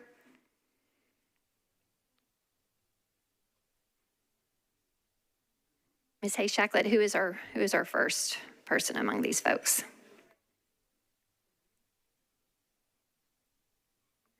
All right, go ahead. You are recognized. Thank you. Well, once again, hello. Danielle Carone, lots of If you would pull the mic a little bit closer to Yes. Thank My you. name is Danielle Carone, lots of letters after my name. Hi, Berkeley, also. Good to see you. Hopefully I won't forget to breathe this time. I'm speaking in strong support of 1448. This bill is essential because it will give us time to establish firm guidelines for data centers and, as the bill states, enhance BL 2026-1391, like that all renewable energy idea. If we can build giant data centers, we can build giant renewable energy plants. Or ways to reduce peak loads, like minimum UPS and server efficiencies. It will give us time to learn from the mistakes of established data centers, research their effects on humans, animals, and plants, and hone in on exactly what we need to do to place, operate, and maintain them safely. As many speakers have mentioned, we have more to discuss, to regulate, and to communicate, hopefully in collaboration with data centers in their proposed locations. AI is here, data centers are here, and they won't just go away. This bill will take a pause and send a message to future data centers that Nashville takes them seriously and will be watching their development closely. No more flimsy truths about their impacts from their developers. As I've said before, data centers are a meaningful part of modern infrastructure, and who isn't satisfied when you can type a whole question into Google and get a meaningful answer? But they must be scrutinized at a significantly more granular level. We need more time to consider the impacts, more time for data centers and people to work together. Data centers don't need to be bad. We just need to come together to make them good. Please vote yes to give us the time the community deserves. Thank you. All right, thank you. Go ahead, you're recognized. Hi again, Wendy Timmons, District 23. And just to keep it short and sweet, I would be even more in favor of an indefinite moratorium. However, a temporary one is really a good start, as was the previous bill. It's a really good start to a much longer conversation and a lot more work that needs to be done. Yeah, thanks again. Good night. All right, thank you. Go ahead, you're recognized. Carly, District 16. Like I mentioned earlier, I live within a mile of the zoo.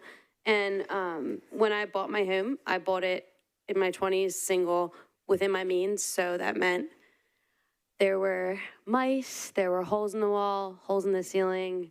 I have replaced, appliances didn't work. I've replaced hot water heaters. I grew up, my parents worked 2 jobs, but we worked on houses after school every day. And so I learned to spackle, cut in at a very young age. My neighborhood has the largest population of, like, percentage of the Hispanic population than all the other areas in Nashville. My neighbors are kind and they're hardworking. They are caring enough to literally come over. I've drilled my hand to the sheathing and been stuck on a ladder. They'll run over. And all that to say is, like, I can hear the monkeys in my backyard. And I also have a garden where I plant whatever I want in my backyard. And were more restrictions and regulations in the thing that our council member was trying to pass last year that are in the 1391. And so this moratorium is really important because we need a pause to protect the people who live there and the small houses and properties that they worked their entire lives to have. And so I'm really grateful. I know it's been late. I also get up at 5 a.m., just like I'm sure most of you do, which is how I was able to work on my home, which it does not have all that. It was disgusting. It's not disgusting anymore. It's really nice. But I did that by getting up before work and staying up till I fell asleep and working on my home. And I'm so proud of where I live. And I really want you to protect it. And that's selfish, but also for my neighbors. So thanks. Thank you. Go ahead, you're recognized. Hi, thank you. My name is Kellyanne Graff. I live in District 16. Hey, Jenny. And I work at an MNPS school in my neighborhood. I'm speaking in favor of BL 2026-1448 to issue a moratorium on data centers and urge City Council to make decisions that protect current residents rather than benefit a small gaggle of big tech profiteers. When I walk to work, I see more empty Waymos than I see fellow pedestrians. There are no bus stops, few sidewalks, and due to unsustainable development, my road is regularly flooded by stormwater.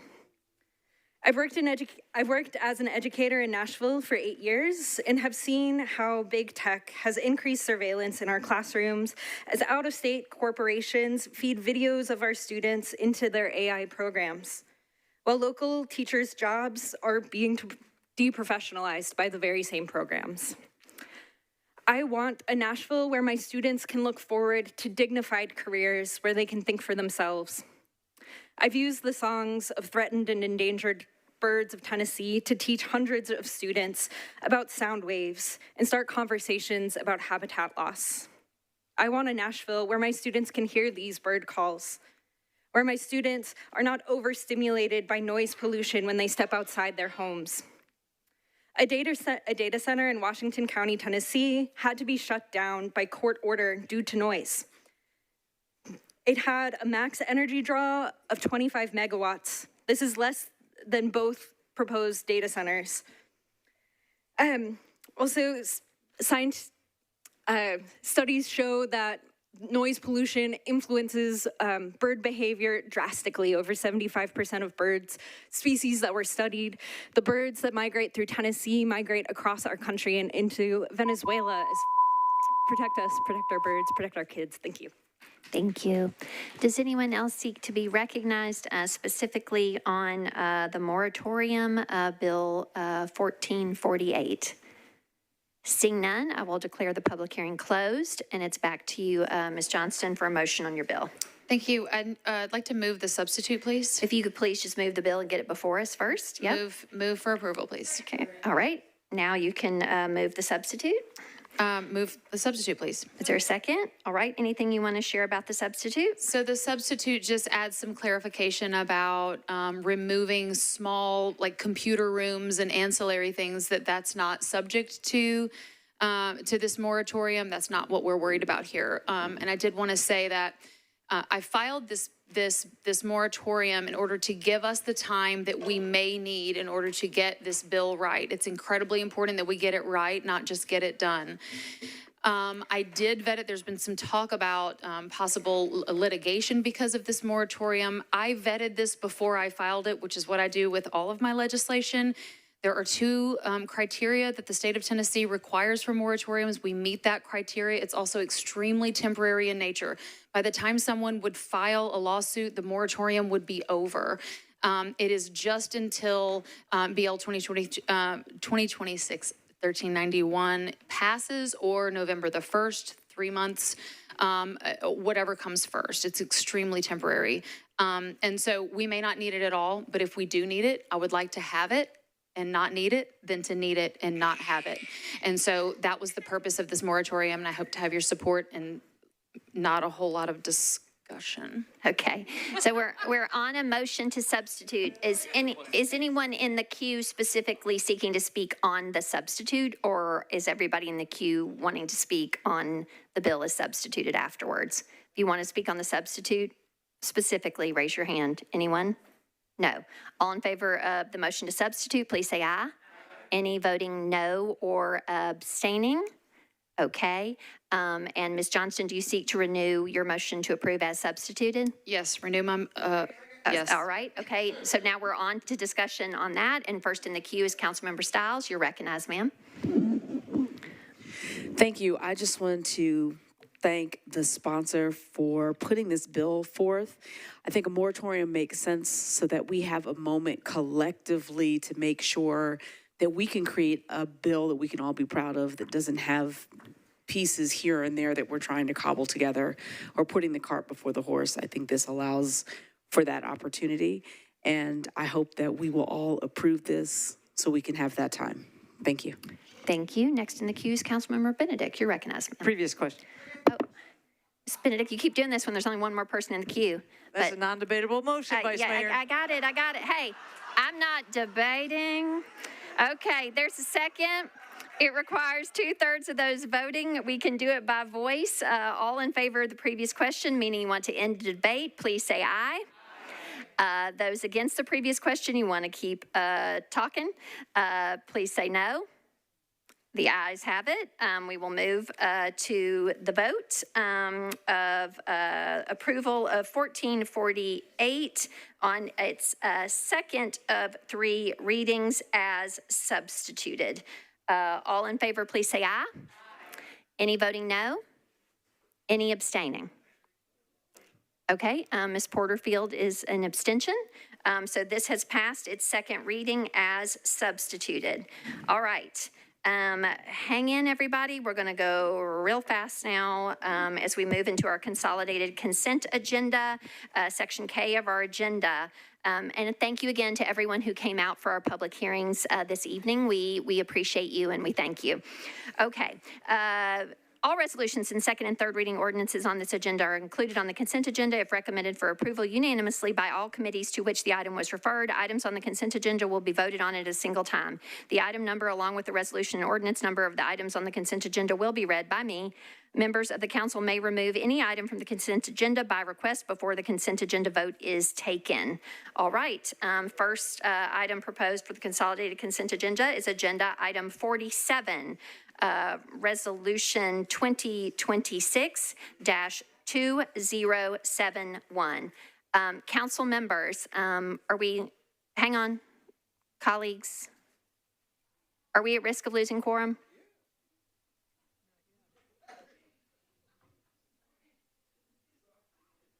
Hang on. Hey, Ms. Johnston and Ms. Stiles, can y'all just hang in so we can at least get through first reading items and our late bills? And then we can speak further. Did he go too? Ms. Stiles went to the mezzanine. Okay. What are we at, Sean, on quorum? Okay, we're going to continue.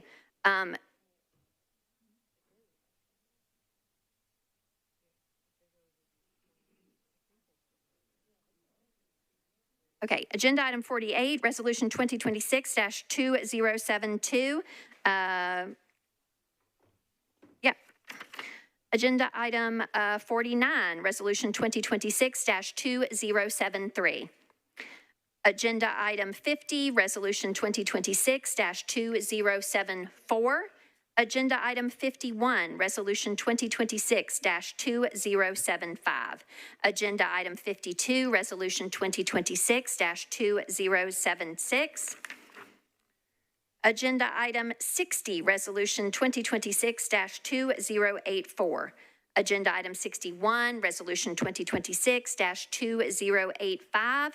Agenda item 62, resolution 2026-2086. Agenda item 64, resolution 2026-2088.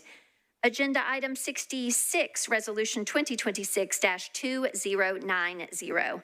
Agenda item 68, resolution 2026-2092. Agenda item 69, resolution 2026-2093. Agenda item 70, resolution 2026-2094. Agenda item 71, resolution 2026-2095.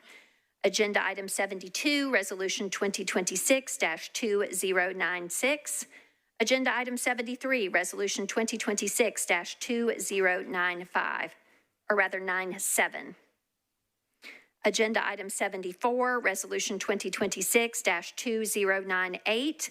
Agenda item 75, resolution 2026-2099. Agenda item 76, resolution 2026-2100. Agenda item 77, resolution 2026-2101. Agenda item 78, resolution 2026-2102. Agenda item 79, resolution 2026-2103. Agenda item 80, resolution 2026-2104. Agenda item 81, resolution 2026-2105. Agenda item 82, resolution 2026-2106. Agenda item 83, resolution 2026-2107. Agenda item 84, resolution 2026-2108. Agenda item 85, resolution 2026-2109. Agenda item 86, resolution 2026-2110. Agenda item 87, resolution 2026-2111. Agenda item 88, resolution 2026-2112. Agenda item 89, resolution 2026-2113. Now for second reading items proposed for the consolidated consent agenda. First among those is agenda item 135, ordinance BL 2026-1435. Agenda item 138, ordinance BL 2026-1439. Agenda item 139, ordinance BL 2026-1440. Agenda item 140, ordinance BL 2026-1441. Agenda item 142, ordinance BL 2026-1443. Agenda item 143, ordinance BL 2026-1444. Now, for items on third reading proposed for the consent agenda, there are just two.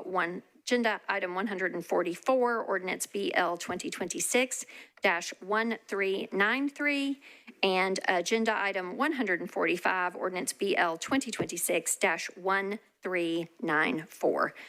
Do any items need to be removed from the consent agenda? If members would please join the queue to request that. Okay, Councilmember Parker, you're recognized, sir. I'm sorry, sir. Hang on just a second. Go ahead, sir. If you could remove item 70, please. Okay. Agenda item 70.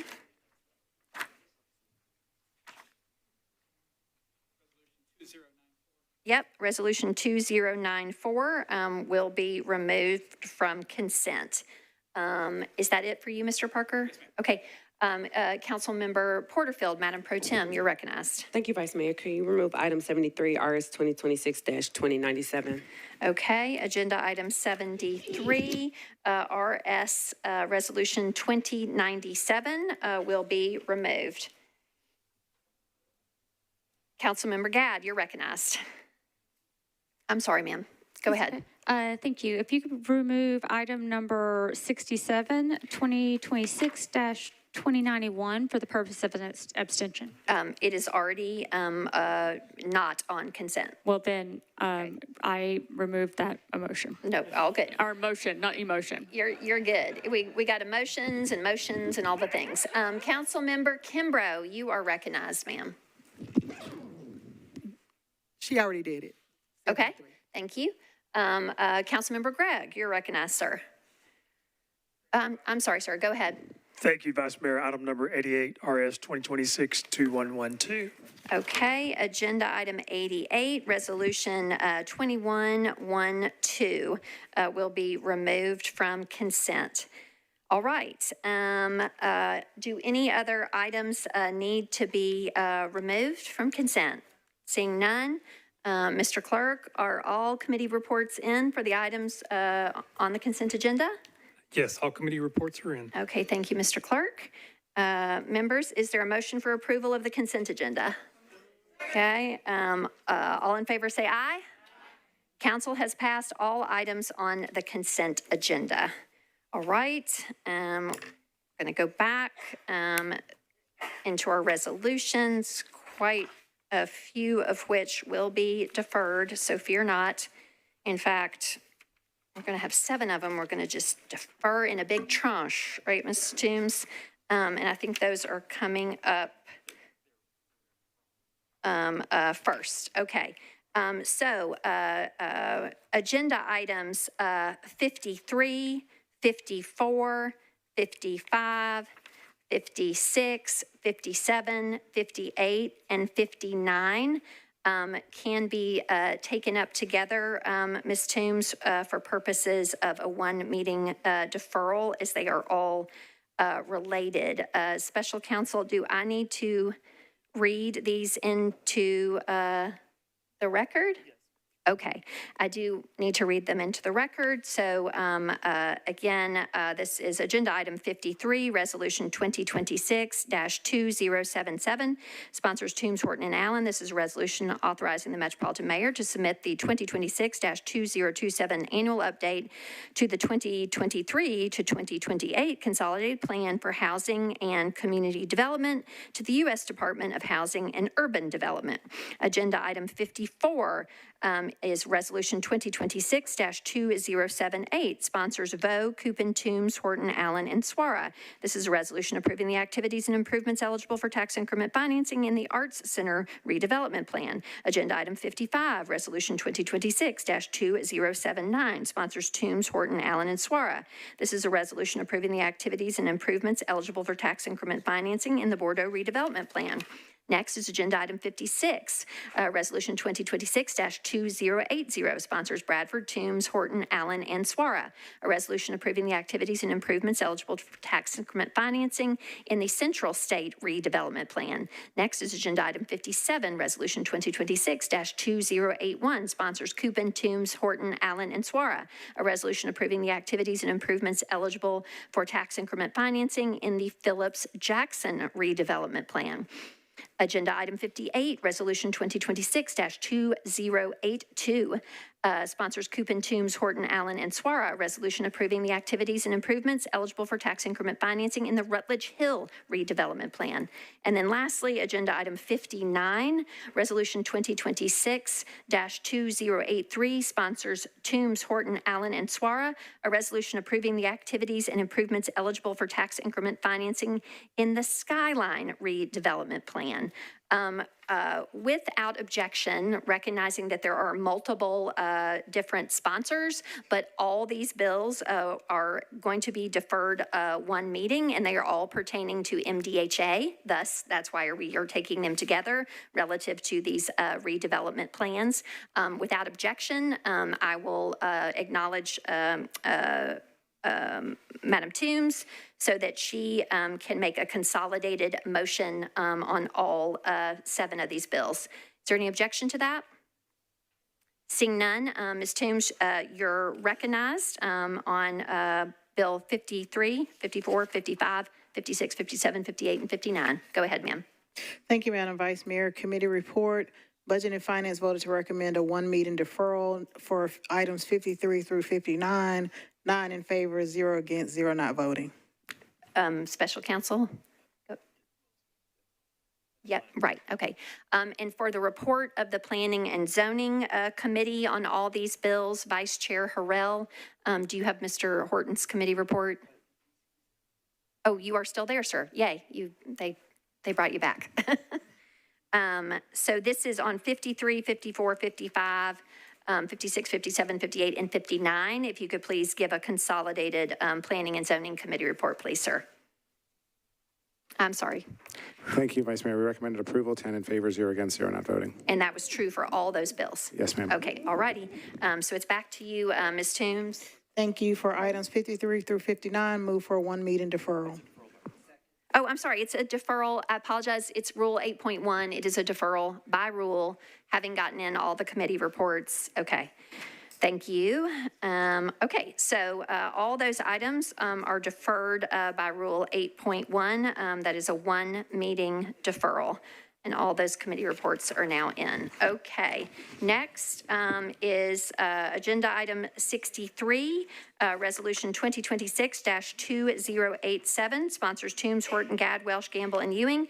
This is a resolution to approve the First Amendment to a grant contract for constructing affordable housing approved by RS 2024-709 between the Metropolitan Government acting by and through the Metropolitan Housing Trust Fund Commission and Habitat for Humanity of Greater Nashville, Samaritan Recovery Community, Inc., Living Development Concepts, Inc., Rebuilding Together Nashville, and Tennessee Prison Outreach Ministry, Inc. Councilmember Toombs, sponsor, you're recognized. Thank you, Madam Vice Mayor. Committee report. Budget and Finance voted to recommend approval, 8 in favor, 0 against, 1 not voting. Okay, and for the report of the Planning and Zoning Committee, Mr. Horton, on agenda item 63, sir, Chair. Agenda item 63, 2087, your committee report, please, sir. Thank you, Vice Mayor. We recommended approval, 8 in favor, 0 against, 2 not voting. Okay, all right, and so with that, if you would make a motion, please, Ms. Toombs. Move for approval. Okay, is there a second? Okay, I think this was taken off consent for purposes of an abstention, and so we can acknowledge those when we take the vote. Is that correct? Okay. All right, all in favor, please say aye. Any voting no? Any abstaining? Okay, so Ms. Allen and Mr. Parker are abstaining. Mr. Clerk, on 2087, this resolution has been adopted. Okay.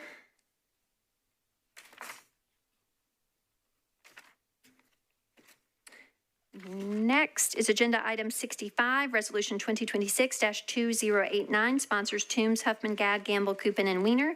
This is a resolution appropriating a total of $233,900 from the Metropolitan Government, acting by and through the Metropolitan Board of Health, to Streetworks, doing business as Today's Hope, to expand an existing syringe service program by providing comprehensive educational services focused on opioid misuse, harm reduction strategies, and safe practices for youth age 16 to 25 in Nashville and Davidson County.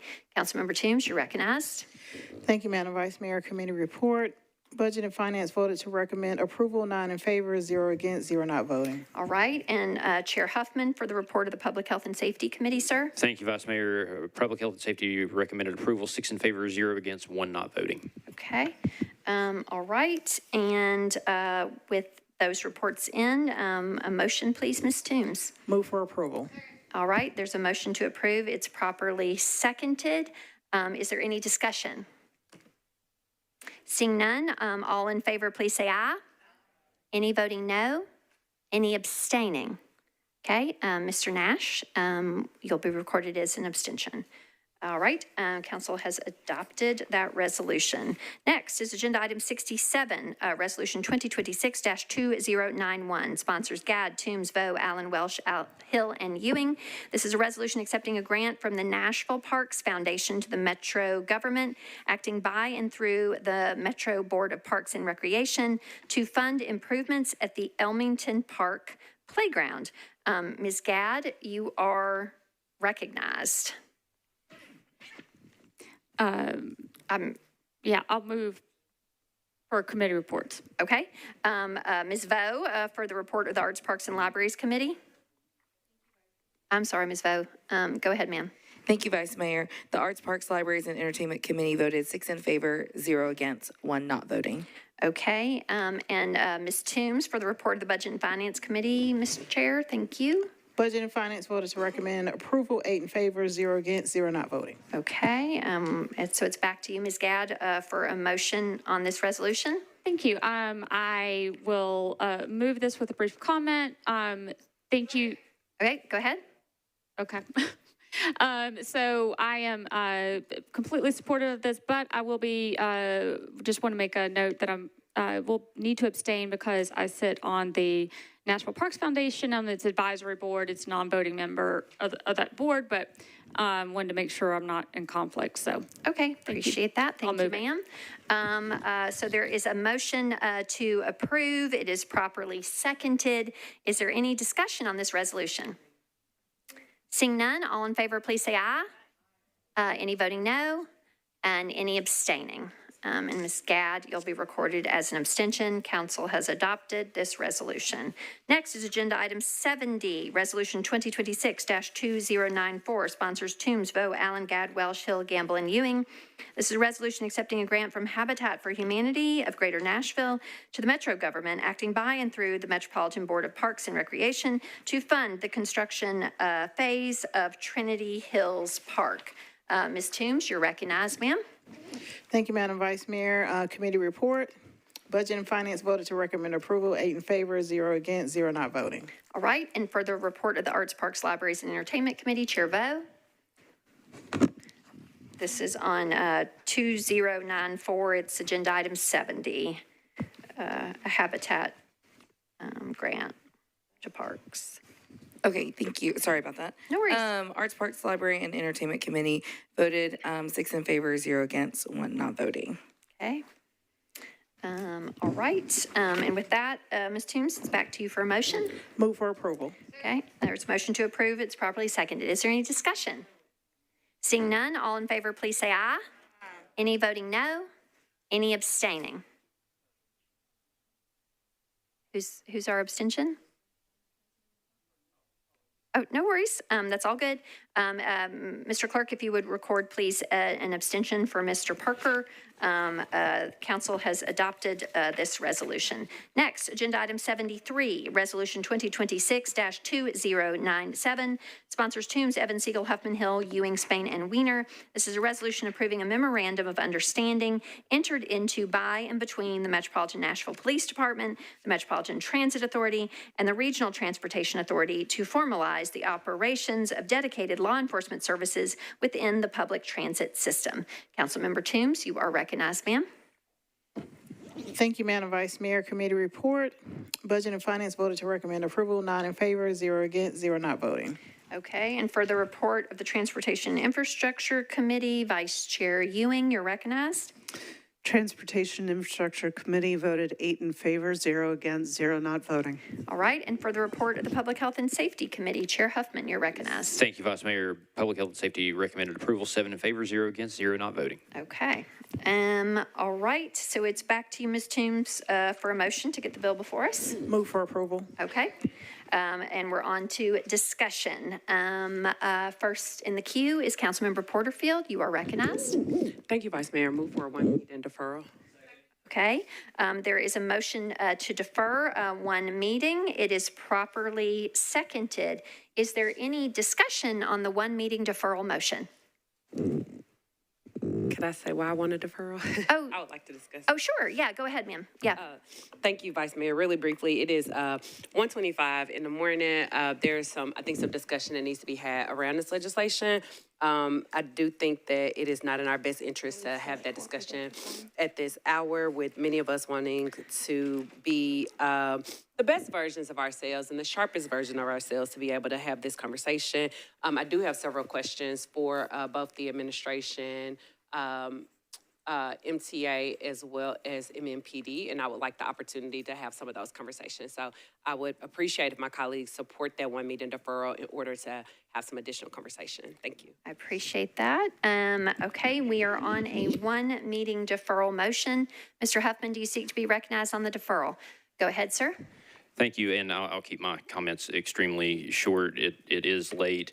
I rise to object against the 1 meeting deferral. Colleagues, it's imperative to us that we keep riders on our transit systems safe. We've been in this chamber before during a meeting, and we've heard the sirens from shootings from the bus station. Thank you. Okay, Councilmember Nash on the deferral, sir. Go ahead. Yes, Madam, I too would like to speak against the deferral.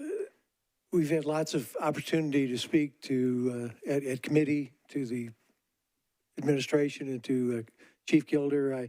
It's It's not a complicated issue. It's a few officers that are going to be paid for to help start the security for buses. This is just kind of the initial first step. I think we can move forward. All right, Ms. Benedict on the deferral motion. You're recognized, ma'am. Previous question. There is no one else in the queue. Or can you, there's no one else in the queue. I will, as long as there remains nobody in the queue, I'll remove that motion. Okay, all right. Seeing no one else seeking discussion on the one meeting deferral motion, we will move to the vote. All in favor of a one meeting deferral, again, please number, not volume. Please say aye. Aye. Those against the deferral, please say no. Okay, Mr. Clerk, if you would please put this on the boards, please. I can't tell if the ayes or the noes have it. So we are on a one meeting deferral motion for 2097, please, sir.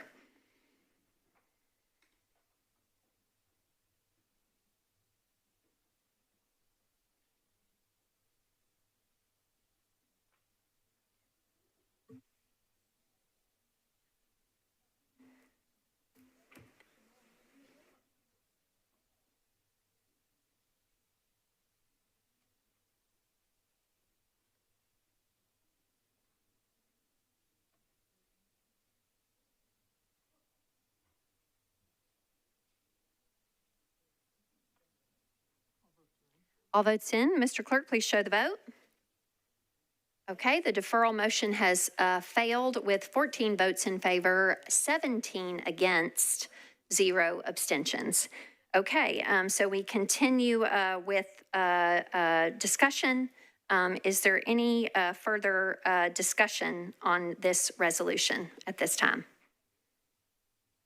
Mr. Cortez, you're recognized, sir. Oh, okay. Is anyone else seeking discussion on this before we move to the vote? Okay. Mr. Clerk, if you would just please load the vote on this one, please, sir. Seeing no one else seeking discussion, we will move to the vote because I guess the deferral motion having failed, what was before us previously was an approval motion. On the motion to approve, please, sir.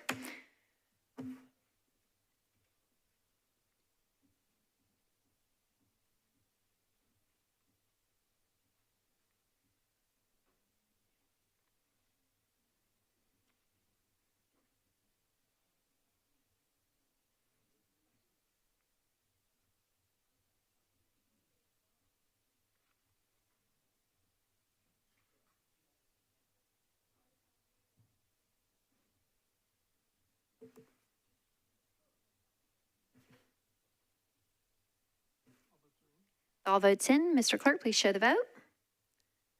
Okay, this resolution has been approved. You have adopted it with 23 votes in favor, 4 against, and 3 abstentions. All right.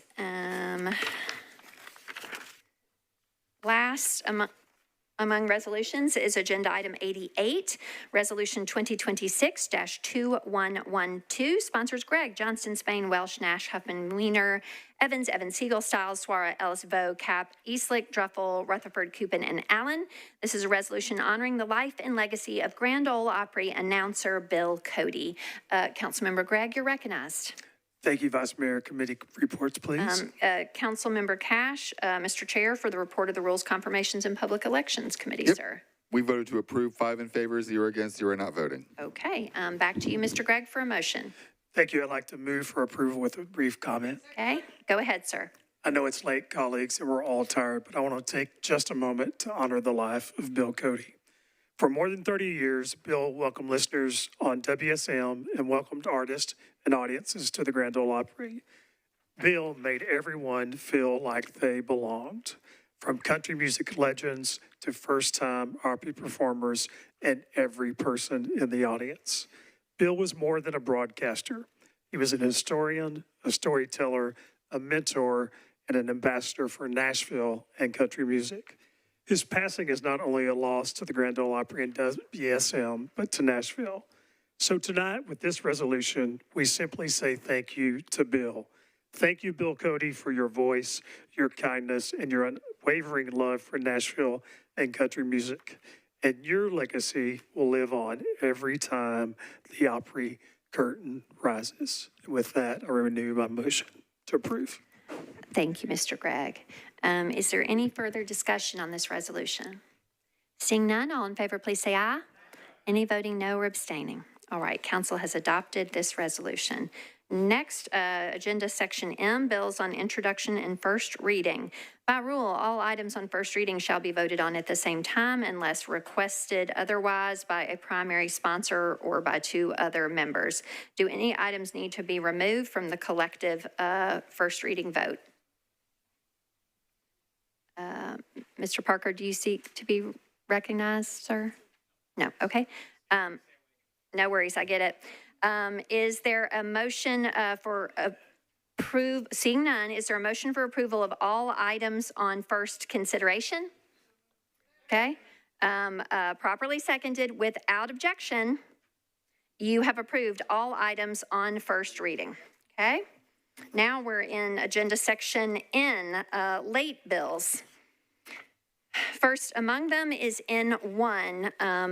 It is not yet numbered. It is an ordinance. It has sponsors Horton, Porterfield, Cupin, Parker, Spain, Gadd, Benedict, Ewing, Cortez, and Wiener. This is an ordinance authorizing the Metro government to acquire the fee interest in a parcel of property, parcel ID number 13300013500 through negotiation or condemnation for office, warehouse, training, and other uses. Councilmember Horton, you are recognized. If you need to please request a suspension of the rules, sir. Thank you, Vice Mayor. Do I need to request committee reports for suspension of the rules first? No? Okay. You just request to suspend the rules, then I will go to Mr. Request Cash. to suspend the rules, please. Okay. Councilmember Cash, can you please share your committee report on the nature of the rule suspension, sir? Yep, on the nature of the rule suspension, we approved 5 in favor, 0 against, 0 not voting. All right, colleagues, having heard the report of Chair Cash, is there any objection to a suspension of the rules? Seeing only one, the rules are suspended, and so you can take up your bill now, Mr. Horton. Thank you, Vice Mayor. Move for approval. Okay. There's a motion to approve this ordinance on first reading, properly seconded. Is there any discussion? Councilmember Allen, you are recognized. Thank you, Madam President. I just need to be recorded as abstaining. Okay. We will for sure do that. Mr. Clerk, is there any further discussion on this item on first reading? Okay, seeing none, all in favor, please say aye. Any voting no? Okay, we have a no, meaning we can still move forward because it has 3 readings, and the ayes have it. And then as well, the abstentions, so we've heard our no's, or no, singular. Any other abstentions other than Ms. Allen? Any abstentions? Okay, so Ms. Webb is an abstention, Ms. Allen is an abstention. Anyone else seeking to abstain? Okay, Webb and Allen. All right, okay, this has passed its first of 3 readings.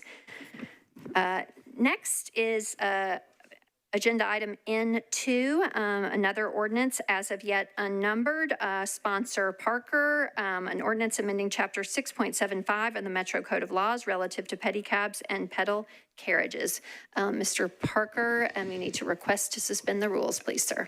Request suspension of the rules. Okay, Councilmember Cash, Chair, can you please give us your committee report? Approved, 5 in favor, 0 against, 0 not voting. Okay, colleagues, having heard the report of Chair Cash relative to the rule suspension, is there any objection to a suspension of the rules? Seeing none, the rules are suspended. Go ahead, sir. Thank you, Vice Mayor. Move approval. All right, properly moved and seconded. Is there any discussion on this matter that is on first reading? Seeing none, all in favor, please say aye. Aye. Any voting no or abstaining? Okay, this has passed its first of 3 readings. Okay, looking ahead at second reading, which is pretty short, colleagues, we have a whole lot of Rule 8.1 deferrals. 1, 2, 3, 4. We've got 1, 2, 3, 4, 5, 6, 7, 8 items, 4 of which are Rule 8.1, and then just 2 items on third. So everybody just want to lean in and get this done? Okay. All right, here we go. Agenda Section O, bills on second reading that were not on consent. First among those is Agenda Item 130, Ordinance BL 2026-1362. Sponsors Allen, Ellis, Evans, Siegel, Spain, Suara, Huffman, and Weiner. This is an ordinance requiring an annual review and an annual presentation to the Budget and Finance Committee of the Metropolitan Council from all boards, commissions, departments, and authorities that are offering tax abatement incentives. Councilmember Allen, you are recognized. Thank you, Madam Chair. Committee reports, please. For the report of the Budget and Finance Committee, Chair Toombs. Thank you, Madam Vice Mayor. Budget and Finance voted to recommend approval as amended, 9 in favor, 0 against, 0 not voting. Okay. It's back to you, Ms. Allen, for a motion to get the bill before us. Go ahead, ma'am. Madam Chair, I would like to move for approval with a brief explanation. Okay. Go ahead, ma'am. Thank you. This is just a result of a long process that we went through to look at all the different tax abatement systems that Metro currently has in place, and it was a recommendation of that committee to have this annual review, and so therefore we put this together, and then with that, I would like to move the amendment. All right. Is there a second to the motion to amend? Okay, go ahead, ma'am. Thank you, and the amendment simply changes the date of this to September because that aligns better with when all the other appropriate departments have already gotten their reports together, and also specifies, thanks to input from council members, that the staff can do this rather than the volunteer commissioners having to do that. So with that, I would move for approval of the amendment, please. Okay, there is a motion to amend. It was properly seconded, and you've heard a description of that amendment by Ms. Allen. Is there any discussion on the motion to amend? Seeing none, all in favor of the amendment, please say aye. Any voting no or abstaining? Okay, and if you would please renew your motion to approve as amended. I would like to move the bill as amended. Okay, is there any discussion on that? Seeing none, all in favor, please say aye. Any voting no or abstaining? All right, this has passed its second of 3 readings as amended. Next is Agenda Item 131, Ordinance BL 2026-1430. Sponsors Bradford, Ellis, Johnson, Evans, Siegel, Welsh, Vo, Evans, Huffman, Coupin, and Weiner. This is an ordinance amending Section 2.08.030 of the Metro Code of Laws relative to the publication of the annual operating budget and the capital improvements budget. Councilmember Bradford, you're recognized, sir. Committee reports, please. For the report of the Budget and Finance Committee, Chair Toombs. Thank you, Madam Vice Mayor. Budget and Finance voted to recommend a 1 meeting deferral, 9 in favor, 0 against, 0 not voting. All right, and with that, that is Rule 8.1, a mandatory deferral that will be taken up on second reading at the next meeting. Next is Agenda Item 132, Ordinance BL 2026-1431. Sponsors Vo, Horton, Cap, Benedict, Bradford, Ellis, Gadd, Porterfield, Cash, Hancock, Parker, Weiner, Rutherford, Harrell, Spain, Huffman, Nash, and Sepulveda. This is an ordinance to amend Chapter 2.147 of the Metro Code of Laws regarding the Nashville Entertainment Commission. Councilmember Vo, you are recognized. Thank you, Vice Mayor. Committee reports. You have your own committee report if you want to start with that one. Sure, yes. And I think that's the only one. Go ahead. Yes, Arts, Parks, Library, and Entertainment Committee voted for a 1 meeting deferral, 4 in favor, 3 against, 0 not voting. Okay, and with that, Rule 8.1 applies. It's a mandatory deferral, and this will be taken up on its second reading at the next meeting. Next is Agenda Item 133, Ordinance BL Stiles, Welsh, Evans, Coupin, Cortez, Hill, Druffel, and Suara. This is an ordinance amending Chapter 2.147 of the Metro Code of Laws relative to the Nashville Entertainment Commission. Councilmember Stiles, you are recognized. Thank you. Committee reports. For the report of your committee, Ms. Vo, go ahead, ma'am. Thank you so much, Vice Mayor. The Arts, Parks, Library, and Entertainment Committee voted 7 in favor, 0 against, 0 not voting. For a one meeting deferral. All right, and with that, that's Rule 8.1 that applies. That's a mandatory deferral by rule. This item will be taken up again on its second reading at the next meeting. Next is Agenda Item 134, Ordinance BL 2026-1434, sponsors Lee and Coupin, an ordinance to amend Section 13.20.020 of the Metro Code of Laws relative to required notice and permission for excavations in the right-of-way. Councilmember Coupin, you are recognized, sir. Thank you, Madam President. Committee reports, please. For the report of the Transportation and Infrastructure Committee, Vice Chair Ewing.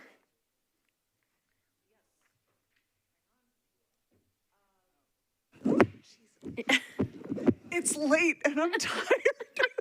And your mic sticks. I remember it does that on that desk. Yes. Could have warned me. Okay. Transportation and Infrastructure Committee voted for a one meeting deferral, 8 in favor, 0 against, 0. Thank you. Thank you, ma'am. And with that, Mr. Coupin, Rule 8.1 applies. It's a mandatory one meeting deferral. This will be taken up on its second reading at the next meeting of the council. Next is Agenda Item 136, Ordinance BL 2026-1436, sponsors Toombs, Horton, Welsh, Allen, Ellis, Ewing, Coupin, and Swara. This is an ordinance approving a lease agreement by and between the Metro government, acting by and through the Metro Nashville Board of Public Education and the Pencil Foundation.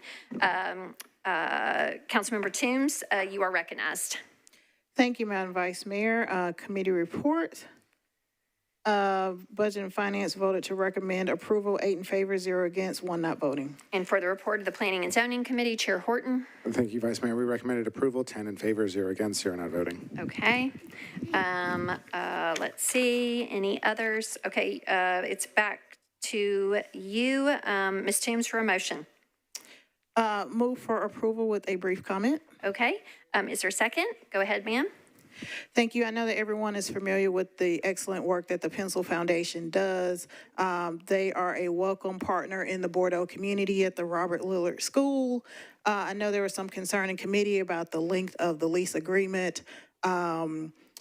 The length of the agreement was important to Pencil's ability to fundraise for the needed capital improvements at the Lillard School, both inside the building as well as outside with the playground area, making it a true community hub.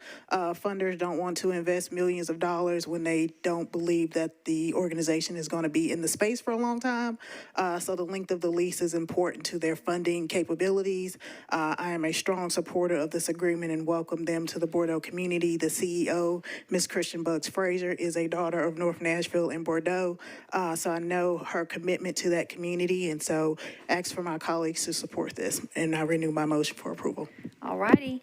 Is there any further discussion? Councilmember Evans, you're recognized. Thank you. I just wanted to be marked as an abstention, please. Okay, and I think it's off consent for that purpose. And so with that, anyone else seeking discussion? Seeing none, all in favor, please say aye. Any voting no? Any voting no? Okay. Any abstentions? We have Mr. Gregg and we have Ms. Evans. Are there any additional abstentions? Seeing none, council has passed this bill on its second of 3 readings with 2 abstentions. All right. Hang in there. We just have 2 more. Agenda item 137, Ordinance BL 2026-1437, sponsors Webb, Coupin, Evans, Bradford, Allen, and Ellis. This is an ordinance requiring that all boards, commissions, committees, and authorities of the Metro government with financial authority or a fiduciary duty record and make publicly available the proceedings of their meetings. Councilmember Webb, you're recognized, ma'am. I'd like to have a 1 meeting deferral, please. We need to get our committee reports, please, first, ma'am. Committee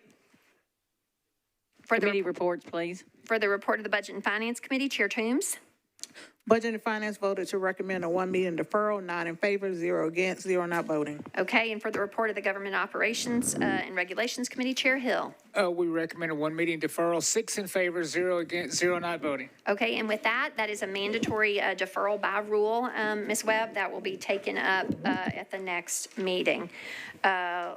Lastly, Agenda item 141, ordinance BL 2026-1442, sponsors Toombs, Evan Siegel, and Allen. An ordinance approving Amendment 2 to a contract between the Metro Government and Waste Management, Inc. of Tennessee for the provision of solid waste collection and collection of carts. Councilmember Toombs, you are recognized. Thank you, Madam Vice Mayor. Committee report. Budget and Finance voted to recommend a one meeting deferral, 9 in favor, 0 against, 0 not voting. Okay. And for the report of the Transportation and Infrastructure Committee, with your mic looking good, Vice Chair Ewing, you're recognized. Now I am ready. The Transportation and Infrastructure Committee voted for a one meeting deferral, 8 in favor, 0 against, 0 not voting. Okay, with that, that is a Rule 8.1, mandatory deferral by rule. 1442 will be deferred to our next meeting. That is the last item on our agenda. Our next council meeting will be on Tuesday, July 21st. Is there a motion to adjourn? We are adjourned.